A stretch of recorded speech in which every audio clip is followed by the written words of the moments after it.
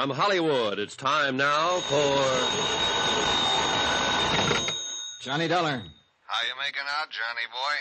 Who is this? You disappoint me, Johnny. You ought to recognize the condition, if not the voice. Joe Crayley? Yeah, the drunken reporter on the Daily Herald. I want to talk to you. Where are you? Oh, no, you don't. Not tonight. Why not? In 10 minutes, you'd have me shooting my big mouth off. About the rackets here? And the murder of the Honorable Chief of Police, and the peculiar morals of his lovely young wife, and... Joe, listen. And last but not least, the ethical and philosophical problems of an intellectual lush, a reformed idealist who once or even twice Joe, tried... an hour ago, in front of City Hall, somebody fired 5 shots at me. Joe, are you there? Beat it, Johnny. Grab a plane, train, bus, or walk, but get out now. When they put the finger on, it sticks. Greensport, boy, is a wide open town.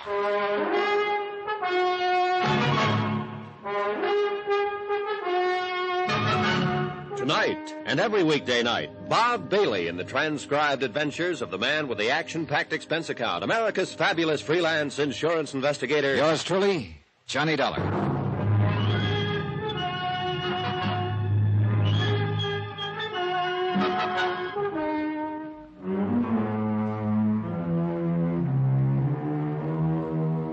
From Special Investigator Johnny Dollar, location Greensport, Missouri, to the Home Office, Great Plains Guarantee Company, Hartford, Connecticut. Assignment, the Open Town Matter. Expense account continued.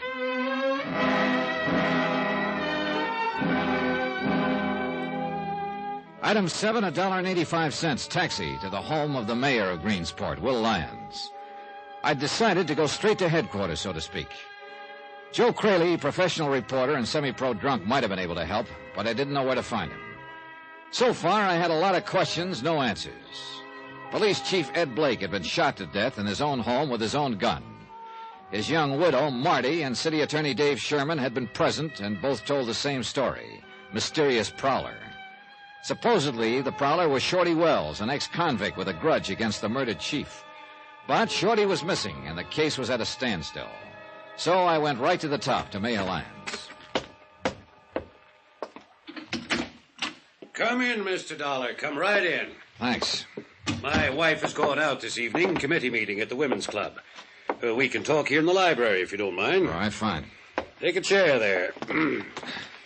Yeah, well, Mr. Dollar, I will say it's a pleasure to see you safe and sound. Oh, you heard about the shooting, then? I heard the shots from my office. Then the acting chief of police phoned me a few minutes later. Well, does he know yet who did it? Not the slightest. There were no witnesses. At least none who cared to talk. Car took off at high speed and then just disappeared. Like Shorty Wells. Fine. I sympathize with your feelings, Mr. Dollar. I'd feel the same way if I'd been made a target of. But you can rest assured, sir, that every facility of law enforcement in this town is working round the clock to bring the culprits to justice. Yeah, well, that's very comforting, Mayor. But actually, I'm not sure I was the target. What do you mean? Well, when I left you and Dave Sherman and came out onto the sidewalk, Marty Blake was waiting for me in her car parked at the curb. She'd been there about 20 minutes, she told me. Yes, but whoever fired those shots had the setup planned, worked out. And I don't think they could very well have planned it for me. Why not? My schedule wasn't predictable enough. They didn't know when I'd leave City Hall, whether I'd be alone or not, or what I'd do when I stepped outside. It's a point, all right. Marty, on the other hand, had been there for 20 minutes. Plenty of time to arrange the thing. But why? Why should anyone want to kill her? Well, there you got me. I don't know. After the shooting, of course, I had a police officer assigned to guard duty at her home, but I regarded it as merely a routine precaution. I was certain that the attempt was made on your life, Mr. Dollar. Well, those bullets came too close to both of us for very much peace of mind. Well, at least Mrs. Blake has protection now. Oh, yeah. Unless that police officer himself knocks her off. Well, you're joking, of course. Mayor, that's the worst thing about this whole case. I don't know whether I'm joking or not. But surely you don't think... And are you certain of which ones you can trust in the attorney's office, the police force, in your own department even? Not entirely, no. With the rackets as wide open as they are here, some of the men around you are bound to be involved. I know. It stands to reason. Every raid we've ever attempted has been tipped off before we even got started. Blake tried while he was alive. Dave Sherman tried. I even organized two myself. Told nobody about them. Brought in state police to carry them out. Same result. Say, what about Blake? He must have been in with the mob to live on that lavish scale he did. I suppose so. Dave and I suspected him at times, but we could never turn up any actual evidence. Were he and the city attorney friends? Ed and Dave? No, they couldn't get along at all. And yet, the night Blake was shot, Dave Sherman was staying overnight in his home. Yes, I know. I've thought myself it was a little odd. Dave says Blake had asked him to. Invited him to go on a fishing trip the next morning. A fishing trip. And yet they couldn't get along. I know. I can't explain it any more than you can. Any chance Dave Sherman was the intended victim that night instead of Blake? I really don't see how, Mr. Dollar, in view of the circumstances. Blake was killed when he heard a prowler and went downstairs to investigate. No one could have expected Dave to do something like that. No, I guess not. It was just an idea. I've thought of all kinds of outlandish possibilities myself, but it always comes back to the same thing. Shorty Wells. Yeah, the ex-convict who swore he'd get Blake when he went to prison. He was paroled just the week before, Mr. Dollar, and he was seen in town the day before the killing. And nobody has found hide nor hair of him since. Yeah, it adds up all right. But somehow I still can't buy it. Maybe it just adds up a little too well. 3/4 of the criminals who are sentenced make threats like that, but it's a rare one who carries it out. Rare, yes, but not unknown. Oh, true. I admit he's a strong possibility. But when I hit town this afternoon, I thought Marty Blake was a strong possibility, until the city attorney himself came up with an airtight alibi for her. Why did you suspect her, Mr. Dollar? Insurance. A $50,000 policy on Blake's life. His wife's the beneficiary. Well, I don't imagine $50,000 will last Mrs. Blake very long. Hey, tell me something, Mayor. Are she and Dave Sherman close friends? At one time, yes. In fact, Dave was pretty serious about her. But after she married Blake last year, Dave turned against her completely. I see. I don't think he'd risk an alibi for her out of friendship, if that's what you're thinking. Oh, I don't know exactly what I'm thinking. Mostly I'm just guessing. I've been doing that 2 years now, Mr. Dollar. Guessing, figuring, trying to spot the leader behind these rackets. Not knowing which officials I could trust. Mayor, is Dave Sherman one of those you can trust? I'm not sure.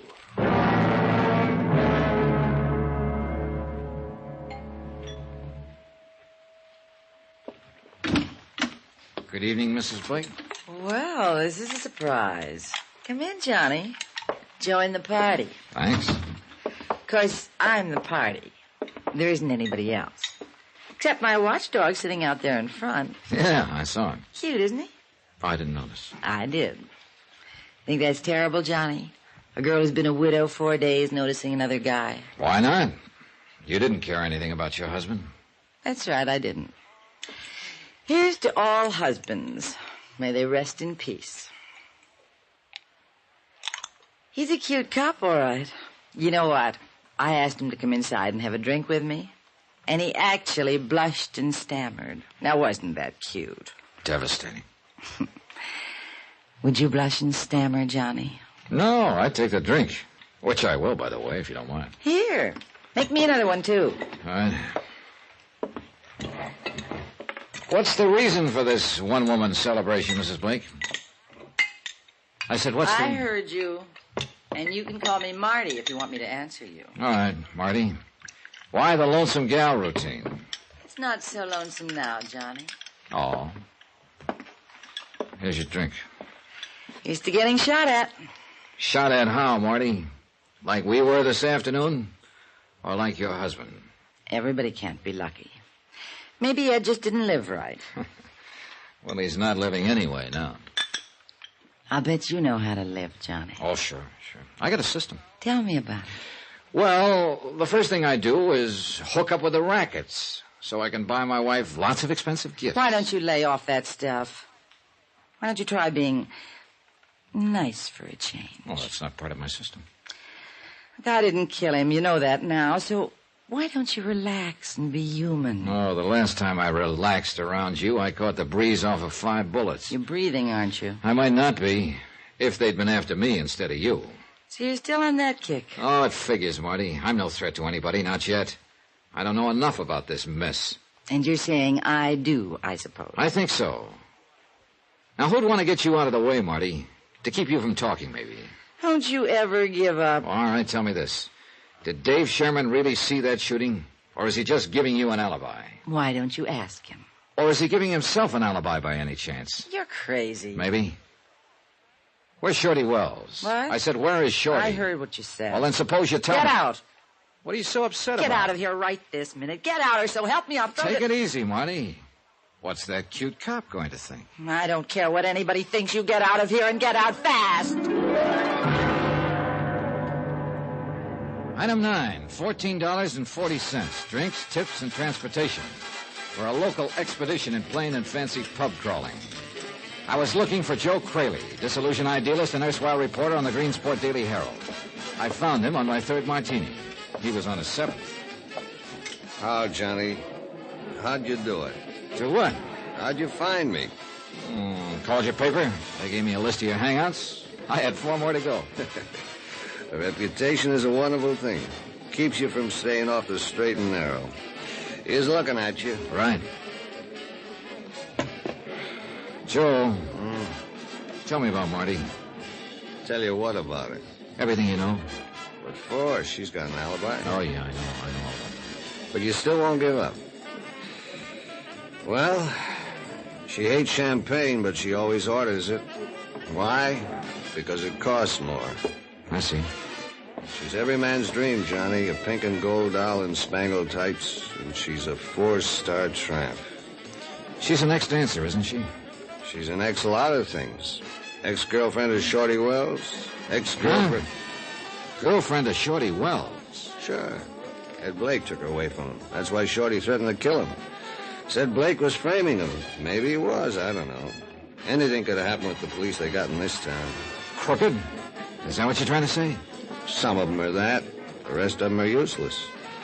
Like that business with the gun. What gun? That Ed Blake was shot with. They found it lying beside his body, his own gun. They just assumed he'd shot it out with the killer. It was 2 days before they realized he'd been shot with that gun. That Blake hadn't used it, the killer had. Wait a minute. Do you think Shorty Wells and Marty could have planned the thing together? Johnny, I wouldn't put anything past that dame. Why do you hate her so much, Joe? Guess again, my friend. I don't hate her. I'm in love with her, always will be. Joe. Yeah, before she met Shorty Wells, she used to be my girl. Gives you something to think about, doesn't it, Johnny?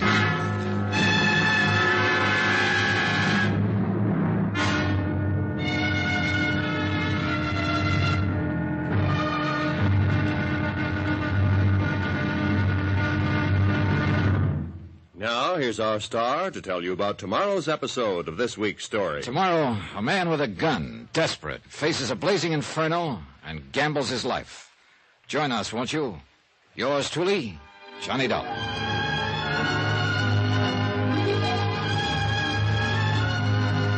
Yours truly, Johnny Dollar, starring Bob Bailey, is transcribed in Hollywood. Written by Les Crutchfield, it is produced and directed by Jack Johnstone. Be sure to join us tomorrow night, same time and station, for the next exciting episode of Yours truly, Johnny Dollar. Roy Rowan speaking.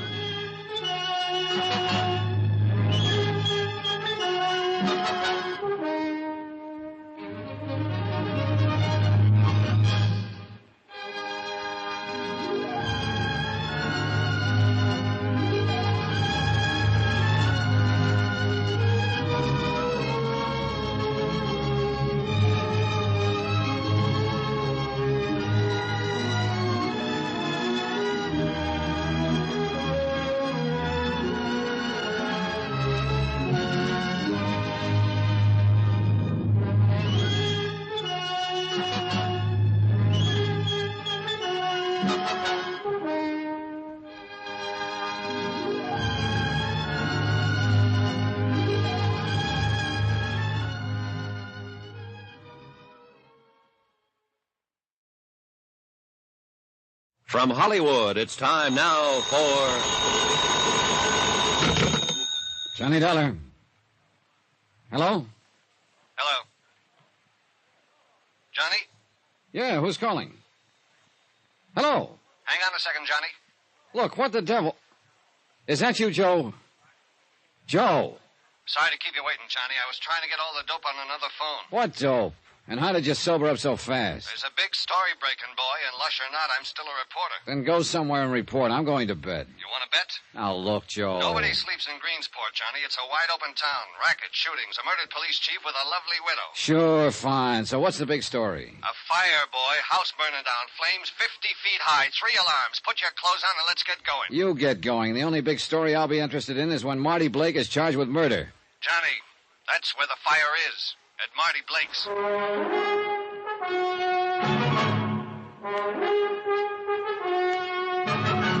Tonight, and every weekday night, Bob Bailey in the transcribed adventures of the man with the action-packed expense account. America's fabulous freelance insurance investigator. Yours truly, Johnny Dollar.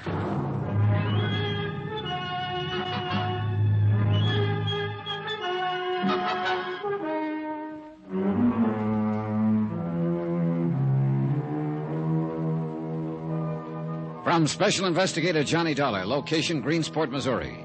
To the Home Office, Great Plains Guarantee Company, Hartford, Connecticut. Assignment, the Open Town Matter. Expense account continued. Item 10, $1.50 for a breakneck taxi ride to Marty Blake's home. Its location marked against the night sky by a pillar of flame visible for a mile. The fire didn't make sense, so it fit in nicely with the rest of the case. None of it made sense. Police Chief Ed Blake, Marty's middle-aged husband of 8 months, had been shot to death in his own home with his own gun. And less than 24 hours later, Marty had filed claim on his $50,000 life insurance policy. She didn't love him and admitted it. Good case. Except for one thing. The city attorney himself was present at the time of the shooting and backed up Marty's story of a mysterious prowler, supposedly ex-convict Shorty Wells. But Shorty was missing, and the whole thing was just a little too convenient, too pat, especially in a wide-open town. Joe Crayley was going to meet me at the fire, but I didn't see him around. The flames had taken a strong hold, and the whole outside of the house was blazing. The firemen couldn't do much except try to control it, keep it from spreading, and to hold back the clouds that had collected on the street and lawns. Well, how do you figure this one, Mr. Dollar? Among others present was City Attorney Dave Sherman. Well, you wanted to get things stirred up. Well, they seem to be stirred, all right. Were you here when this happened, Mr. Sherman? No, this time I'm not a witness for the defense. I arrived after the fire engine. Yeah? What about Marty? She's all right. She got out before it really caught. Sitting over there in my car. Then she was here when it started. Yeah. Alone? Well, so it seems. But there was a police officer on guard earlier. I thought you meant alone in the house. Yeah, he was out here in front. First thing he knew, flames were breaking out of the windows, and then Marty came running out of the house. No one had arrived or left? Well, not that he saw. Well, you're still trying to tag her, huh? Oh, I'm trying to tag whoever is guilty. She figures, that's all. Not on the shooting. No, not with the alibi you've given her. Mr. Dollar, look. She was standing 10 feet away from me in the second-floor hall when Ed Blake was shot to death in the dark downstairs. Now, that is not an alibi. It is a fact. Oh, yeah, sure, I know. Unless, of course, I'm lying. All right, are you? Why? For old time's sake, maybe. You were in love with her once, Mr. Sherman. Oh, I could name 24 guys around this town who were. Once. Yeah. Shorty Wells, for instance. That's right. That's why Shorty threatened to kill Blake when Blake sent him to prison. He claimed he was being framed out of the way to give Blake a clear field. Go on. Well, Shorty's a hoodlum. He was guilty as charged, all right. But Blake was in on the rackets, wasn't he? Well, it would seem that way. Then there's also Joe Crayley. Marty was his girl at one time, wasn't she? Yeah, that's when he started drinking, when she threw him over. Why did she throw him over? For the usual reason. Somebody knew. Who? Well, me, I thought. Took me 3 months to find out that I was running interference for Shorty Wells. All right, so Joe Crayley took to drink. What did you take to, Mr. Sherman? Law enforcement. I set out to break the rackets in this town and get rid of hoodlums like Shorty Wells and all the rest of them. Yeah, but the rackets are still here. And I'm still trying, Dollar. Now, look, I want to get one thing very straight. What? Ed Blake's killing. It happened just exactly the way I told you. That story is true. Marty didn't do it. Maybe not. But she's in it some way. She's bound to be. Well, that's something I wouldn't know. Everywhere you turn in this case, you keep hearing about Marty Blake. Marty Blake. She's the one link that ties everything together. Well, maybe. That fire there. What's the story on that? Well, why don't you ask her? I left him standing there, staring into the fire. Staring into his own past, maybe. I didn't know. To me, it was still a puzzle, a question mark. And I didn't have the answer to him. Not much else, in fact. If he was telling the truth, Marty Blake couldn't have killed her husband. And so far, at least, there was nothing to show he was lying. I pushed on through the crowd of spectators, the thrill-seekers, the morbidly curious, followers of fire engines, and walked toward Sherman's car. Marty was sitting there alone, subdued for once and quiet. And she looked scared. Hello, Johnny. Get in and sit with me. All right.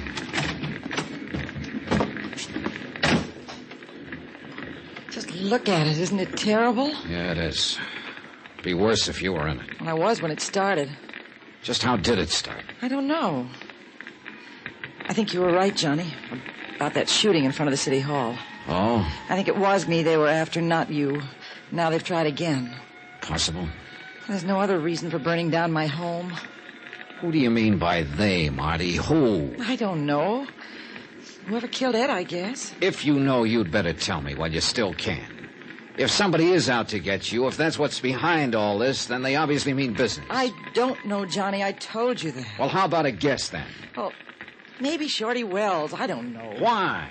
Why? The man he threatened is already dead. Why would he go after you? Maybe to get even. He told me he hated me when I broke off with him. It's just the kind of thing he'd think of doing. Or didn't you know he was in love with me once? Oh, I know. I'm asking you, how did the fire start? I don't know, really. After you left this evening, I lay down on the sofa. I've been drinking, as you know, and I guess I just, went to sleep anyway. No one else had been there after I left? No. Anyway, I woke up with smoke all around and flames and all. It was terrible, Johnny. I was just lucky I got out alive. You always were lucky, Marty. Joe, what are you doing here? How about it, Johnny? Are you glad I phoned or not? Oh, yeah, sure. Wouldn't have missed it for a million. Has she confessed yet? We can run a new headline on the Extra if she has. I can do without any remarks from you, Joe. Sure you can, baby. You're doing fine, just as you are. Get away from here and leave me alone. Can't do it, baby. I'm assigned to cover the fire. Got to get all the angles. Human interest. That's you, baby. You are human, aren't you? You stupid fool. Financial angles, too. Got one there you might be interested in, Johnny. Did you know the house is heavily insured against fire? Yes, I know, Joe. I checked through the company report before I left the hotel. Oh, what of it? What if it is? Most houses are insured against fire, aren't they? Sure they are, especially by prudent people like you. People who think of everything. Oh, take it easy, Joe. Get him away from here, Johnny. Only you didn't think of everything, baby. What? It's too bad your car wasn't in the garage instead of sitting out in the driveway. Then all your assets would have been converted into cash. Nice, green, bloody cash. Get away from here. Get away and leave me alone. Why, baby? You can afford me now. You couldn't a couple of years ago. That's why you're tied up with all the other... What the devil? They came from the house. Well, there couldn't be... Ammunition, maybe. Yeah, your husband must have kept boxes of cartridges around the house. Look, there by the cellar door. Somebody's staggering up out of the basement. Johnny, look. He's got a gun in his hand. I can't be. He's fallen down on the ground. Come on, Joe. Oh, man. When the dam breaks, everything goes. How could anybody come out of that thing alive? We Greensporters are tough cookies, Johnny. Lucky, apparently. He's passed out cold. Another minute and he wouldn't have made it. His clothes are smoldering there. Yeah. Let's turn him over and get that coat off. Right. Easy now. All right. Oh, good Lord. What's the matter? This is the boy everybody in town has been looking for. Shorty Wells. Room 604. Greensport City Hospital. Time, midnight. The time when the pulse of living starts to slow down. The beginning of the quiet time. When the city sleeps and the nurses and interns walk even more softly. When a ticking clock becomes a drumbeat in the ears of restless patients. The time of crises. When battles for life are fought in silence. And won or lost. A battle like that was being fought in 604. Witnessed at the moment by myself and City Attorney Dave Sherman.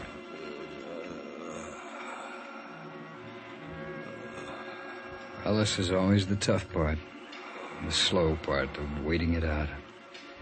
Maybe a long wait, Mr. Sherman. Nearly 3 hours, and he still hasn't regained consciousness. You know, I can't understand where he's been hiding out since Blake was shot. Yeah, Well, it's hard to tell. I've turned this town upside down, I tell you. I just can't understand it. Oh, I can't understand a lot of things. It's just another one of a lot of things about this case that are hard to figure out. Well, it's tied up with the rackets, that's I'm sure of. I'm not sure of anything about this mess. Yes, if we could just tag the person behind them, we could wrap it up. If we could only... Oh, excuse me. I'll get it. Dave Sherman speaking. Oh, yes, Mayor. Oh, Dr. Morton says he may hang on for a day or two, but as far as pulling through it, he hasn't got much chance. Oh, he hasn't been conscious at all yet. Yes, I'll keep in touch. I'll let you know the minute there's an... All right, Mayor. Good night. Mayor Lyons, huh? Yeah. He's a real fuss budget sometimes. He ought to go to bed. Wait a second. Hey, he's trying to talk.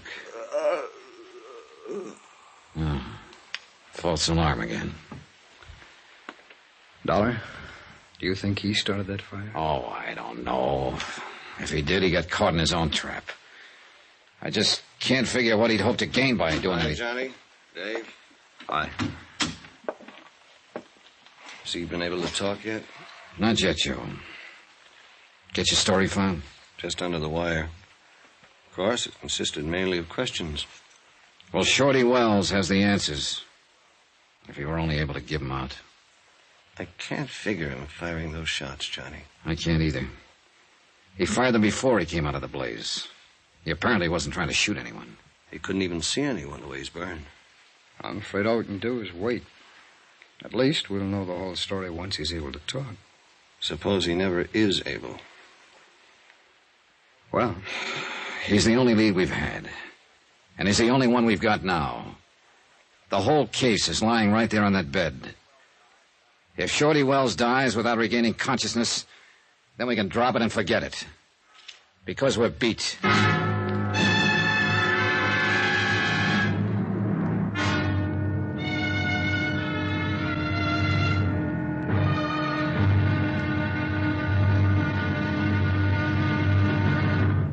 Now, here's our star to tell you about the final episode of this week's story. Tomorrow, death strikes again, lashes out violently, and mistakes its target.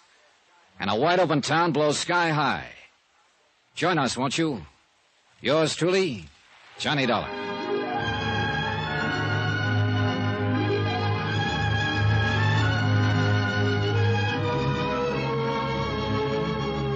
Yours truly, Johnny Dollar, starring Bob Bailey, is transcribed in Hollywood. Written by Les Crutchfield, it is produced and directed by Jack Johnstone. Be sure to join us tomorrow night, same time and station, for the next exciting episode of Yours truly, Johnny Dollar. Roy Rowan speaking.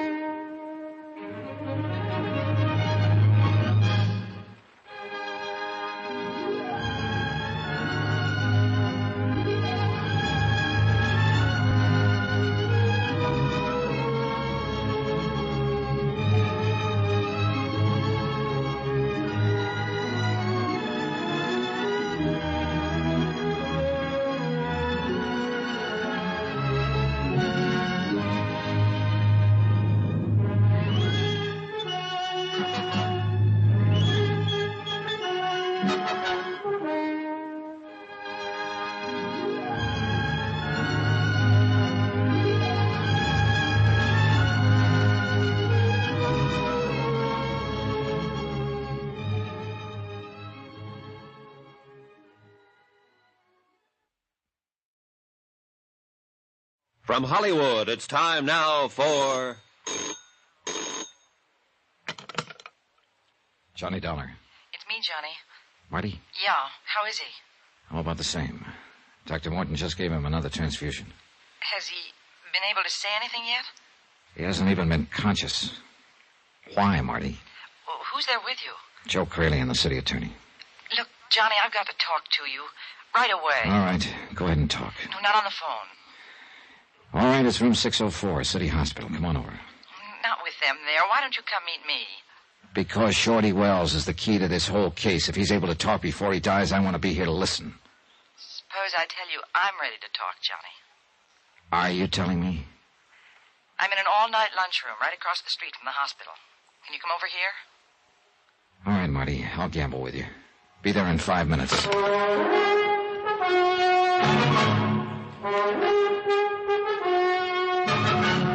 Tonight and every weekday night, Bob Bailey in the transcribed adventures of the man with the action-packed expense account.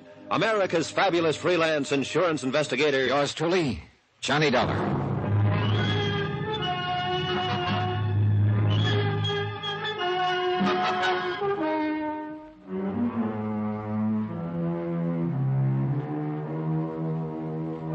From Special Investigator Johnny Dollar, location Greensport, Missouri, to the Home Office Great Plains Guarantee Company, Hartford, Connecticut.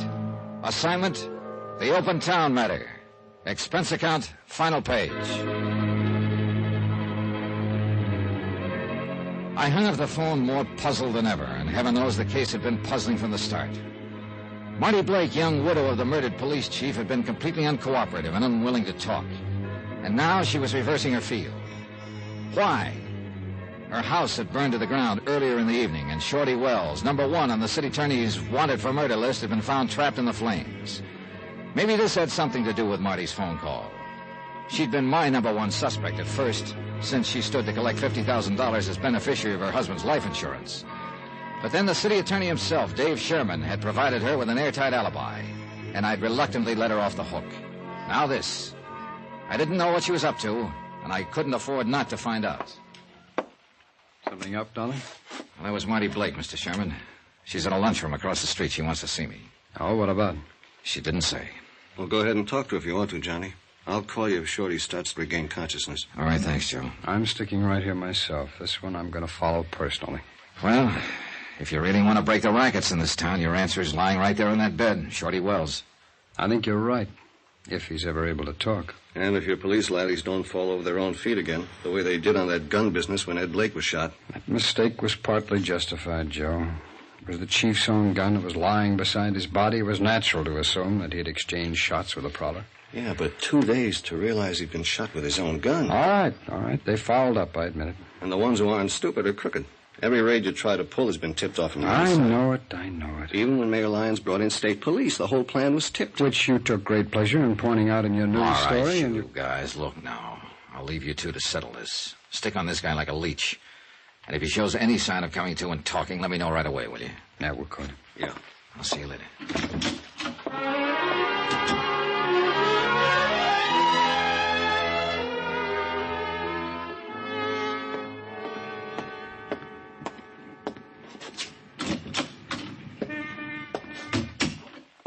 Back here in the booth, Johnny. Right.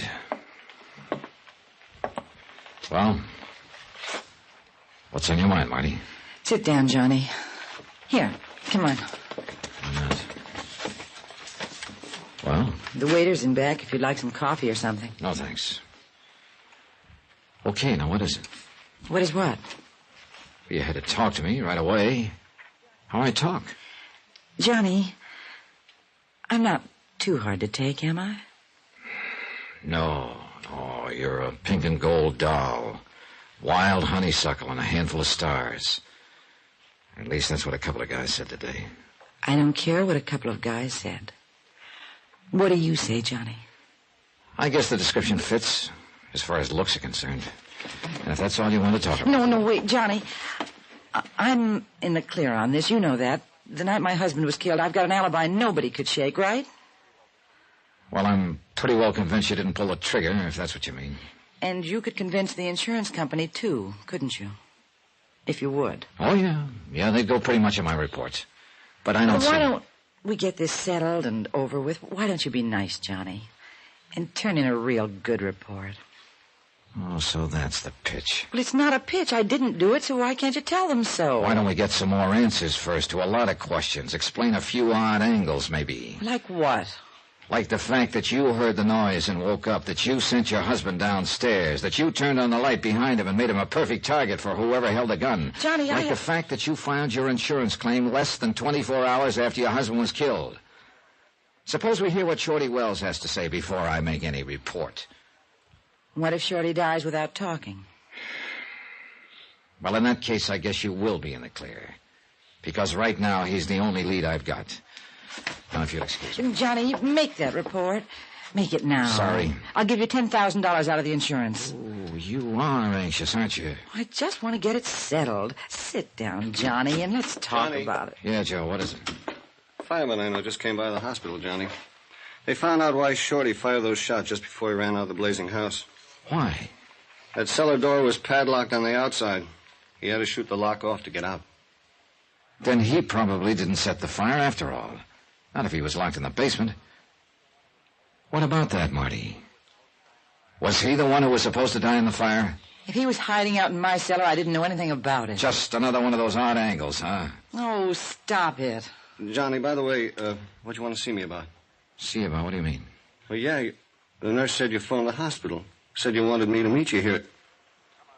You mean you didn't? Come on, Joe, let's get back there.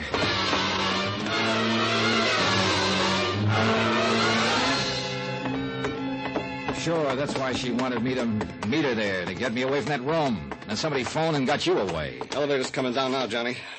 Shorty's the one big threat to whoever's guilty. They know that if he talks, they're tagged. You get up to his room. No, I thought... Mr. Sherman, leaving? Well, yes, somebody phoned. It's the mayor. He wants me to meet him across the street. Anybody out there with Shorty Wells? Well, the doctor will be back in a few moments. Come on, Sherman, back into the... Wait a minute! Look, I've got to meet Mayor Start it up, Lyons. Joe, start it up. 6th floor, number 6. May I ask what's going on here? I haven't got time to go back upstairs. I I'm told afraid you... you'll have to take time, Mr. Sherman. It was all right to leave, Dollar. Shorty wasn't showing any signs of coming to. Did you make sure of that? Did I... Look, Dollar, I don't get what you're driving. All right. Come on now, let's go. Would somebody please let me in on this? Let's take a look at Shorty first, Mr. Sherman. Johnny, what happened to the cop who was on duty? Well, he was here in the hall when I left just a moment ago. Oh, you gotta walk down to... Did you leave that door ajar, Mr. Sherman? Why, no, of course not. Come on, Why do you... but quietly. What the devil? Are we interrupting something, Mayor Lyons? What's he doing with that pillow? Nothing. I wasn't doing a thing. You were holding it down over Shorty's face. Get out of the way. I think you were Shorty's dead. You smothered him with that pillow. No, he was dead when I came in. I was just moving the pillow, Dave. Did you have to get us all out of this room and then send the police guard away just to move a pillow? Mr. Dollar, are you suggesting... Well, that I I'm might have- suggesting it for one. Dollar, I've been sure for months that Mayor Lyons was back of the rackets here, but I didn't have any way of proving it. Until now, perhaps? Until now, Mayor. Very well, don't move, any of you. Oh, now, wait a minute. That gun isn't really your answer, Mayor. There are 3 of us, you know. You can't get us all. Stay back, Dollar. Tell me something. Why did you have Ed Blake killed? Wasn't he one of your own boys? I can tell you why. Now, Ed Blake was going to pull out of the rackets, Dollar, and spill the whole setup to me. That was the reason for that fishing trip. Then it must have been Marty who tipped off Mayor Lyons. Sure, it figures. She loved that racket money that Ed was bringing home, and Shorty Wells was in town with a grudge against Ed already. Well, it was real convenient for you, wasn't it, Mayor? As a matter of fact, Dave, it was very convenient. Then Shorty hid out in the cellar of Marty's house until she decided things would be less complicated if she locked the cellar door and burned the house down. Marty was a weak link, you might say. Stay back, Dave. Now, you better give me the gun now, Mayor. No, get back. Do what he says, Mayor. You haven't a chance. I'm warning you, Dollar, if you try Yeah, I hear you. But I doubt if you can... Let go of it, Mayor. Drop that gun. Let go of it. No. Thanks. Now, if Look you... out, he's getting away. Lock the doors. You never stop me for... Look out, that window. He's trapped.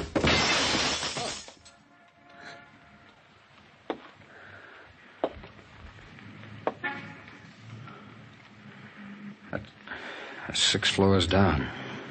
Yeah. Well, he got out of being prosecuted. As a matter of fact, there's nobody left to prosecute. You want to bet?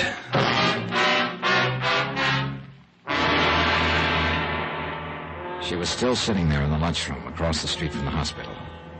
And she'd heard what had happened. I knew it the second Dave and I walked in, from the half smile of triumph on her face, and from the way she greeted me. Too bad, Johnny. You should have taken my offer because I don't need your help now. Your company's going to have to pay off. I'm really in the clear now. You are, huh? And poor Dave, with nobody left to prosecute. He still has you, Marty. Accomplice to your husband's murder. Johnny. Shorty died without talking. Mayor Lyons is dead. No witnesses, no case. Sorry, Marty. There is a witness. Oh? Who? You. What are you talking about? What's that paper? Well, you intended it to be an insurance claim. But actually, it's more of a confession. Signed and witnessed. What? You were over-anxious, Marty. And you filled it out in complete detail.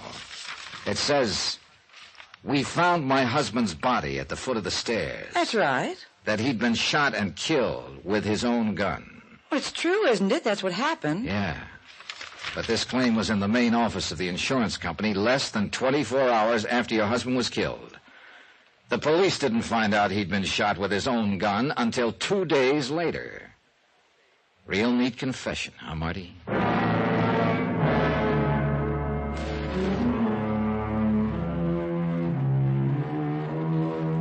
Expense account item 12, $310.45. Incidentals in Greensport and transportation back to Hartford. Expense account total, $516.20. End of account, end of report. Remarks? Marty Blake never was able to explain how she knew about that gun. She sure tried. Yours truly, Johnny Dollar.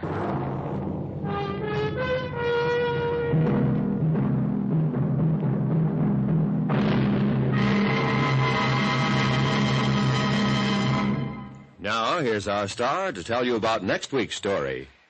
Before I do that, please let me say thanks to all of you who are so kind about writing and telling us how much you like Johnny Dollar.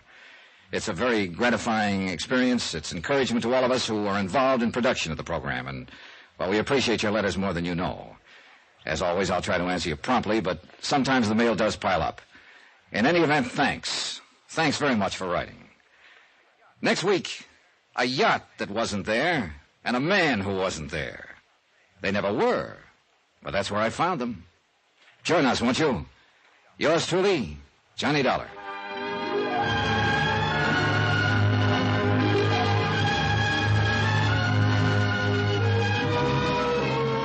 Yours truly, Johnny Dollar, starring Bob Bailey, is transcribed in Hollywood. It is written by Les Crutchfield and produced and directed by Jack Johnstone. Heard in this week's cast were Gene Tatum, Paul Dubov, Joseph Kern, Stacey Harris, and Russell Thorson. Musical supervision by Amerigo Marino. Be sure to join us on Monday night, same time and station, for another exciting story of Yours truly, Johnny Dollar. Roy Rowan speaking.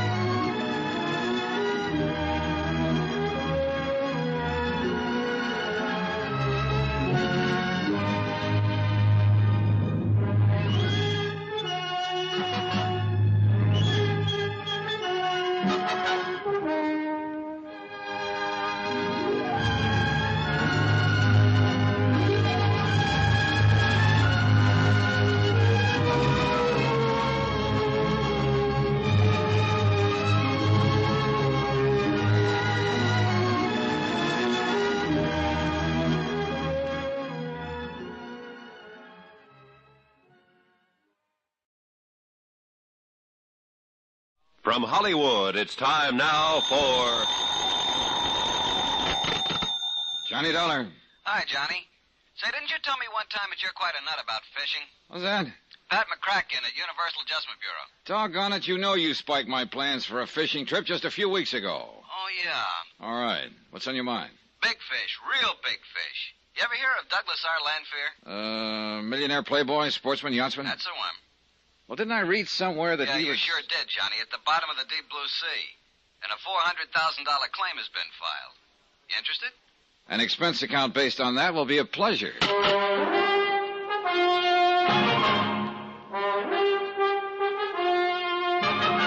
Tonight and every weekday night, Bob Bailey in the transcribed adventures of the man with the action-packed expense account, America's fabulous freelance insurance investigator. Yours truly, Johnny Dollar.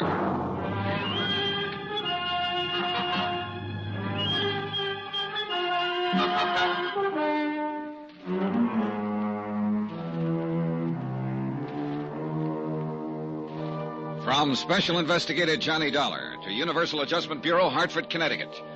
Following is an accounting of expenditures during my investigation of the Sea Legs matter.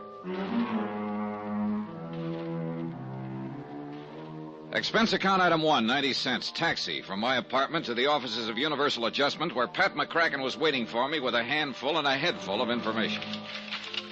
2 claims, Johnny, both filed by Constance Landfear, the wife. Here are copies of them. How come 2, Pat? Now, number 1 is against Douglas Landfear's life policy with Greater Southwest Life and Casualty Insurance Company, $250,000. What's the other? $150,000 International Maritime Organization for the loss of the Landfear yacht. 400,000 claims. That's right. Okay, what's the story? Well, Landfear was making a trip along the coast of Central America in his yacht, the Sea Legs. He ran onto a rock or something, the boat sank, and he and his crew of 1 went down with her. Well, do you have any reason to question the validity of the claim by Mrs. Landfear? 2.5 years ago, Landfear himself filed a claim with International Maritime. It seems he lost a power cruiser in exactly the same place, near the Baldaro Islands off the coast of Nicaragua. $85,000. Total loss? Happened in a spot where not one bit of the wreck could be salvaged. Oh? Where'd you learn that? Local authorities in his small Nicaraguan seaport, and Mrs. Landfear, she was with him on that trip. But she wasn't with him on this one, aboard the Sea Legs. No, or presumably she wouldn't be around to file the claim. Where's Constant Landfear now, Pat? Home, as far as I know, lives on their small estate on Long Island out near the town of Cutchogue. You want to call her, talk to her? No. I think I'll go down there. Item 2, 2120, fare and miscellaneous to Cutchogue, Long Island. Item 3, $1 even for a taxi from the little station to the Landfear estate. Estate, did you call it, mister? Well, isn't it? Well, it used to be, before the Landfear sold off a lot of it. Oh, that's so? Yeah, guess there wasn't nothing else they could do to keep up with that high way of living. Keep talking, fella. Well, the old man, Landfear's father-in-law, well, he had plenty, I guess. But after he died, all the kids seemed to do was spend it. You know what I mean? Fancy yachts, lots of polo playing, Florida in the winter, Maine in the summer, all that sort of thing. Oh, there's a place now, right up ahead there on the right. I looked, and what I saw apparently bore out what the taxi driver had said. A big stone wall surrounded what had evidently been the original, rather vast property belonging to the estate. Square in the middle of it sat what was probably once called a mansion. But small, new, modern homes were crowding in on the old house.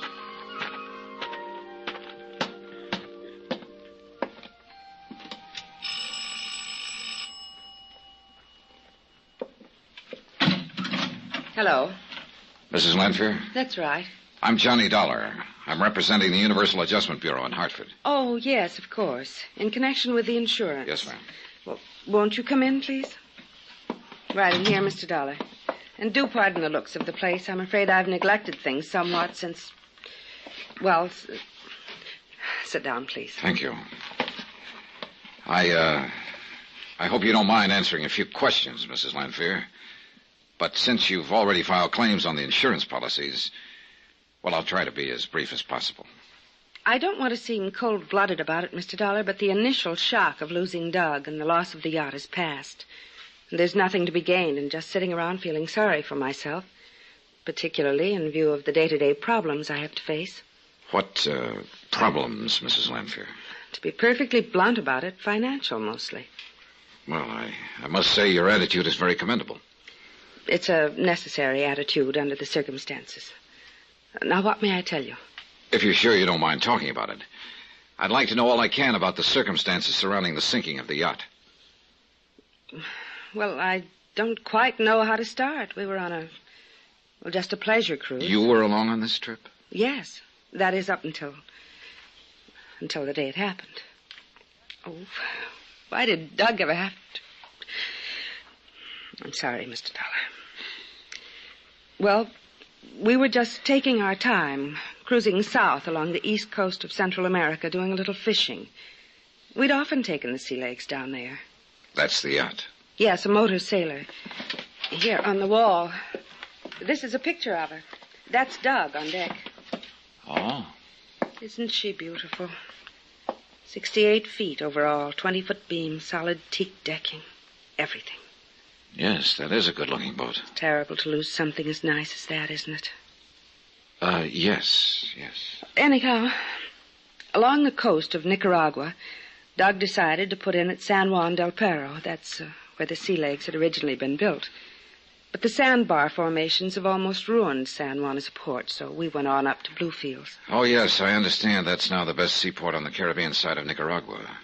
You know that country down there? Only from what I've read. Oh. But go on, please. Well, while we were there, he had some work done on our radio equipment. We'd had trouble with it on the way down. Uh-huh. When the work was finished, of course, he wanted to try it out. He'd found a radio amateur in Puerto Gardo, so he asked me to stay on shore while he and the skipper went out to sea. We kept in contact every few minutes while he headed her out toward the Boldero Islands. The Boldero Islands. Isn't that where you lost a power cruiser a couple of years ago? Yes, the Connie O, named after me, and I begged him not to go out there again. Why, Mrs. Lanfear? Because of the treacherous currents between the two little islands, the great deep that lies between them. A terribly dangerous spot with pinnacles of rock that reach up almost to the surface. Well, why did he go out there again? To prove a point. That's all, to prove a point. Look, I'm afraid I don't follow you. Doug had blamed the loss of the Connie O 2 years before on poor seamanship by the man at the wheel. He wanted to prove that he could take a boat through there safely. Oh. Kind of looks like he was wrong, doesn't it? His last words over the radio were that a rock had torn the bottom out of the sea legs. Oh, Mr. Dollar, before the signal stopped, I could hear the crunching of the hull and the sound of the water as it swept in and over, and it was terrible. You sent someone out there right away, of course. Oh, yes, but it was no use. The sea legs was gone. And with it went my husband, and the man with him. And the bodies were never recovered? No.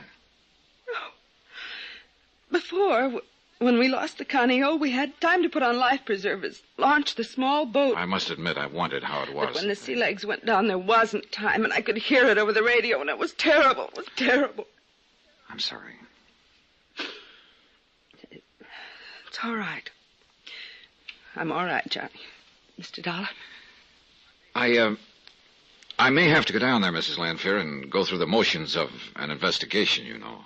But then your companies will pay the claims. I sort of see no reason now why not. It's terrible to have to be so frank about it. But I do need the money, Johnny. I was telling the truth. I didn't see any reason why the claim shouldn't be paid. Perhaps Connie Lanfear's explanation of why she wasn't grieving over the loss of her husband was true. But more than once I wondered if she weren't far more concerned over the loss of the yacht, or about how soon she could collect on the policies. Then that deliberate slip in starting to call me by my first name. Just what are your plans, Mrs. Lanfear? Plans, Johnny? I don't quite know what you mean. Well, suppose the companies make prompt payment on these claims. That'll mean $400,000. Well, really, Mr. Dollar, aren't you overstepping bounds a little bit? Maybe. But if it'll make you feel any better, or if it'll help to hasten the settlement, I'll tell you. I'll sell what is left of this property and leave the country. Leave for where? Somewhere in Europe, on the continent.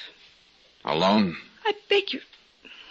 Of course, alone. Sorry, I just wondered. Doug and I were too close to even think of my having boyfriends, or whatever you want to call it. The more I think about it, the more I resent that question. No particular implication meant, Mrs. Lanfear. Next thing, you'll start implying that the sea legs wasn't wrecked at all, that Doug is still alive somewhere, and that if you can't dig them up out of the sea, your precious companies can somehow contrive to keep the money that is rightfully mine, can get out of paying off on what I thought was a legitimate... The more she talked, the more I became convinced that something was very wrong about this case. I let her vent her fury on me. It was simulated fury, I thought. Then I called the taxi again and left. Oh, no, sir, mister. You're all wrong. Them Lanfears, they was thick as two peas in a pod. Say, tell me, did you ever notice any particular friends either of them may have had? Well, there was always throwing them big parties. That's what you mean. Big society-type brawl. No, I was thinking of girlfriends for him or boyfriends for her. Oh, no, sir. No, sir. He was her, she was his, and no playing around. Not like most people in that set. And I know. I know everything goes on in Cutchalk. Back in New York, I found that the best immediate routing to Nicaragua was by plane to Dallas, then to Mexico City, and finally to Managua on the West Coast. I made a reservation on the Dallas plane immediately, that's item 4, and then spent $1.40, that's item 5, on a phone call to Pat McCracken back in Hartford. Well, sure, Johnny. If you think it's important enough, you have my full permission. Yeah, I've already made my reservation for the first leg of the trip. Well, then don't go overboard on the expense account. Pat, how you talk. But you really smell a rat, huh? Well, look, according to report, the Landfears were real buddy-buddy. She loved him, he loved her. Yet only a couple of weeks after his death, she's a lot more concerned over the loss of their boat than she is over him. Oh? You think perhaps... I don't know what to think. Meantime, if you can afford it, why don't you have somebody keep a check on her? Well, sure, Johnny, but with what specifically in mind? I don't know. After all, I didn't have any real concrete reason for feeling that this case was fishy. It was more a hunch than anything else, but a real strong one. And I felt that after my visit to her, Connie Landfair would do something. Just what, I hadn't the least idea. But whatever it was, I wanted to know about it. It was a couple of hours later that I started to pick up the telephone to order a cab to the airport. Johnny Dollar. This is Pat again, Johnny. Oh, hi. I ordered a man to keep tabs on Connie Landfair. Good. It's your old friend, Detective Randy Singer. Fine. Hey, but you know what? What? She seems to have left town in a hurry. No trace. Uh-oh. You still going to Nicaragua? Yeah, but keep looking for her. Right. Expense account item 6, $475. Taxi and tip to LaGuardia Field, where my ticket and seat reservation were waiting for me. Within a few minutes, I was comfortably ensconced in my seat by the window. The passenger door was closed, and the big plane's engines were warming up for the trip to Dallas. Then suddenly, the cabin door opened again. A feminine figure skipped lightly in and plunked herself down on the seat next to mine. Well, how nice. Mrs. Landfair. Surprise, Johnny?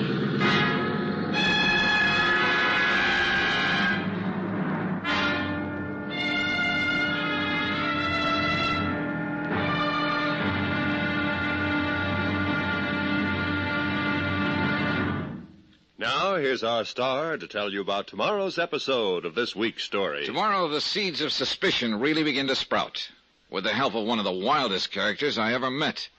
Join us, won't you? Yours truly, Johnny Dollar.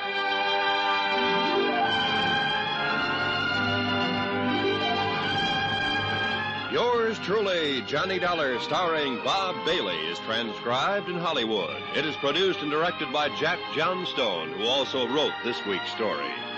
Be sure to join us tomorrow night, same time and station, for the next exciting episode of Yours truly, Johnny Dollar. Roy Rowan speaking.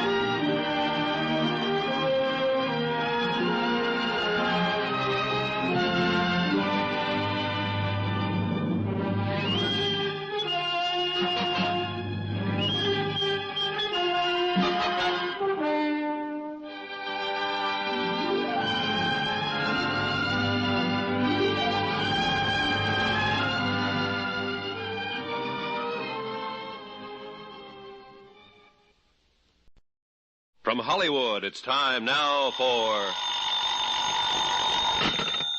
Johnny Dollar. Here's your call to Hartford, Mr. Dollar. Go ahead, please. Hello? Pat McCracken. What'd you get me out of bed for this time? I'm calling from the airport in Dallas. Does that mean you're going on to Nicaragua? Yep. All right, then I know why you're calling. The answer's no. We still haven't found any trace of Constance Landfair. So why don't you come on back here and start from scratch? Because I have found some trace of Connie Landfair. Oh, it's Connie now, huh? It sure is, brother. And what's that supposed to mean? Pat, she just happened to occupy a seat aboard the plane right next to mine. Look, Johnny, why don't you work on the facts of the case for a change instead of on the woman involved? Patrick, ever hear of killing two birds with one stone?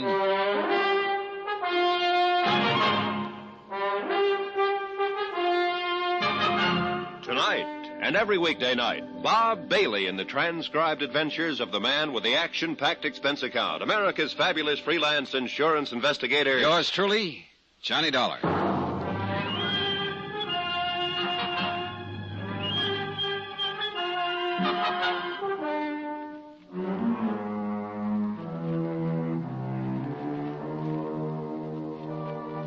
From Special Investigator Johnny Dollar, location Bluefields, Nicaragua, to the Universal Adjustment Bureau, Hartford, Connecticut.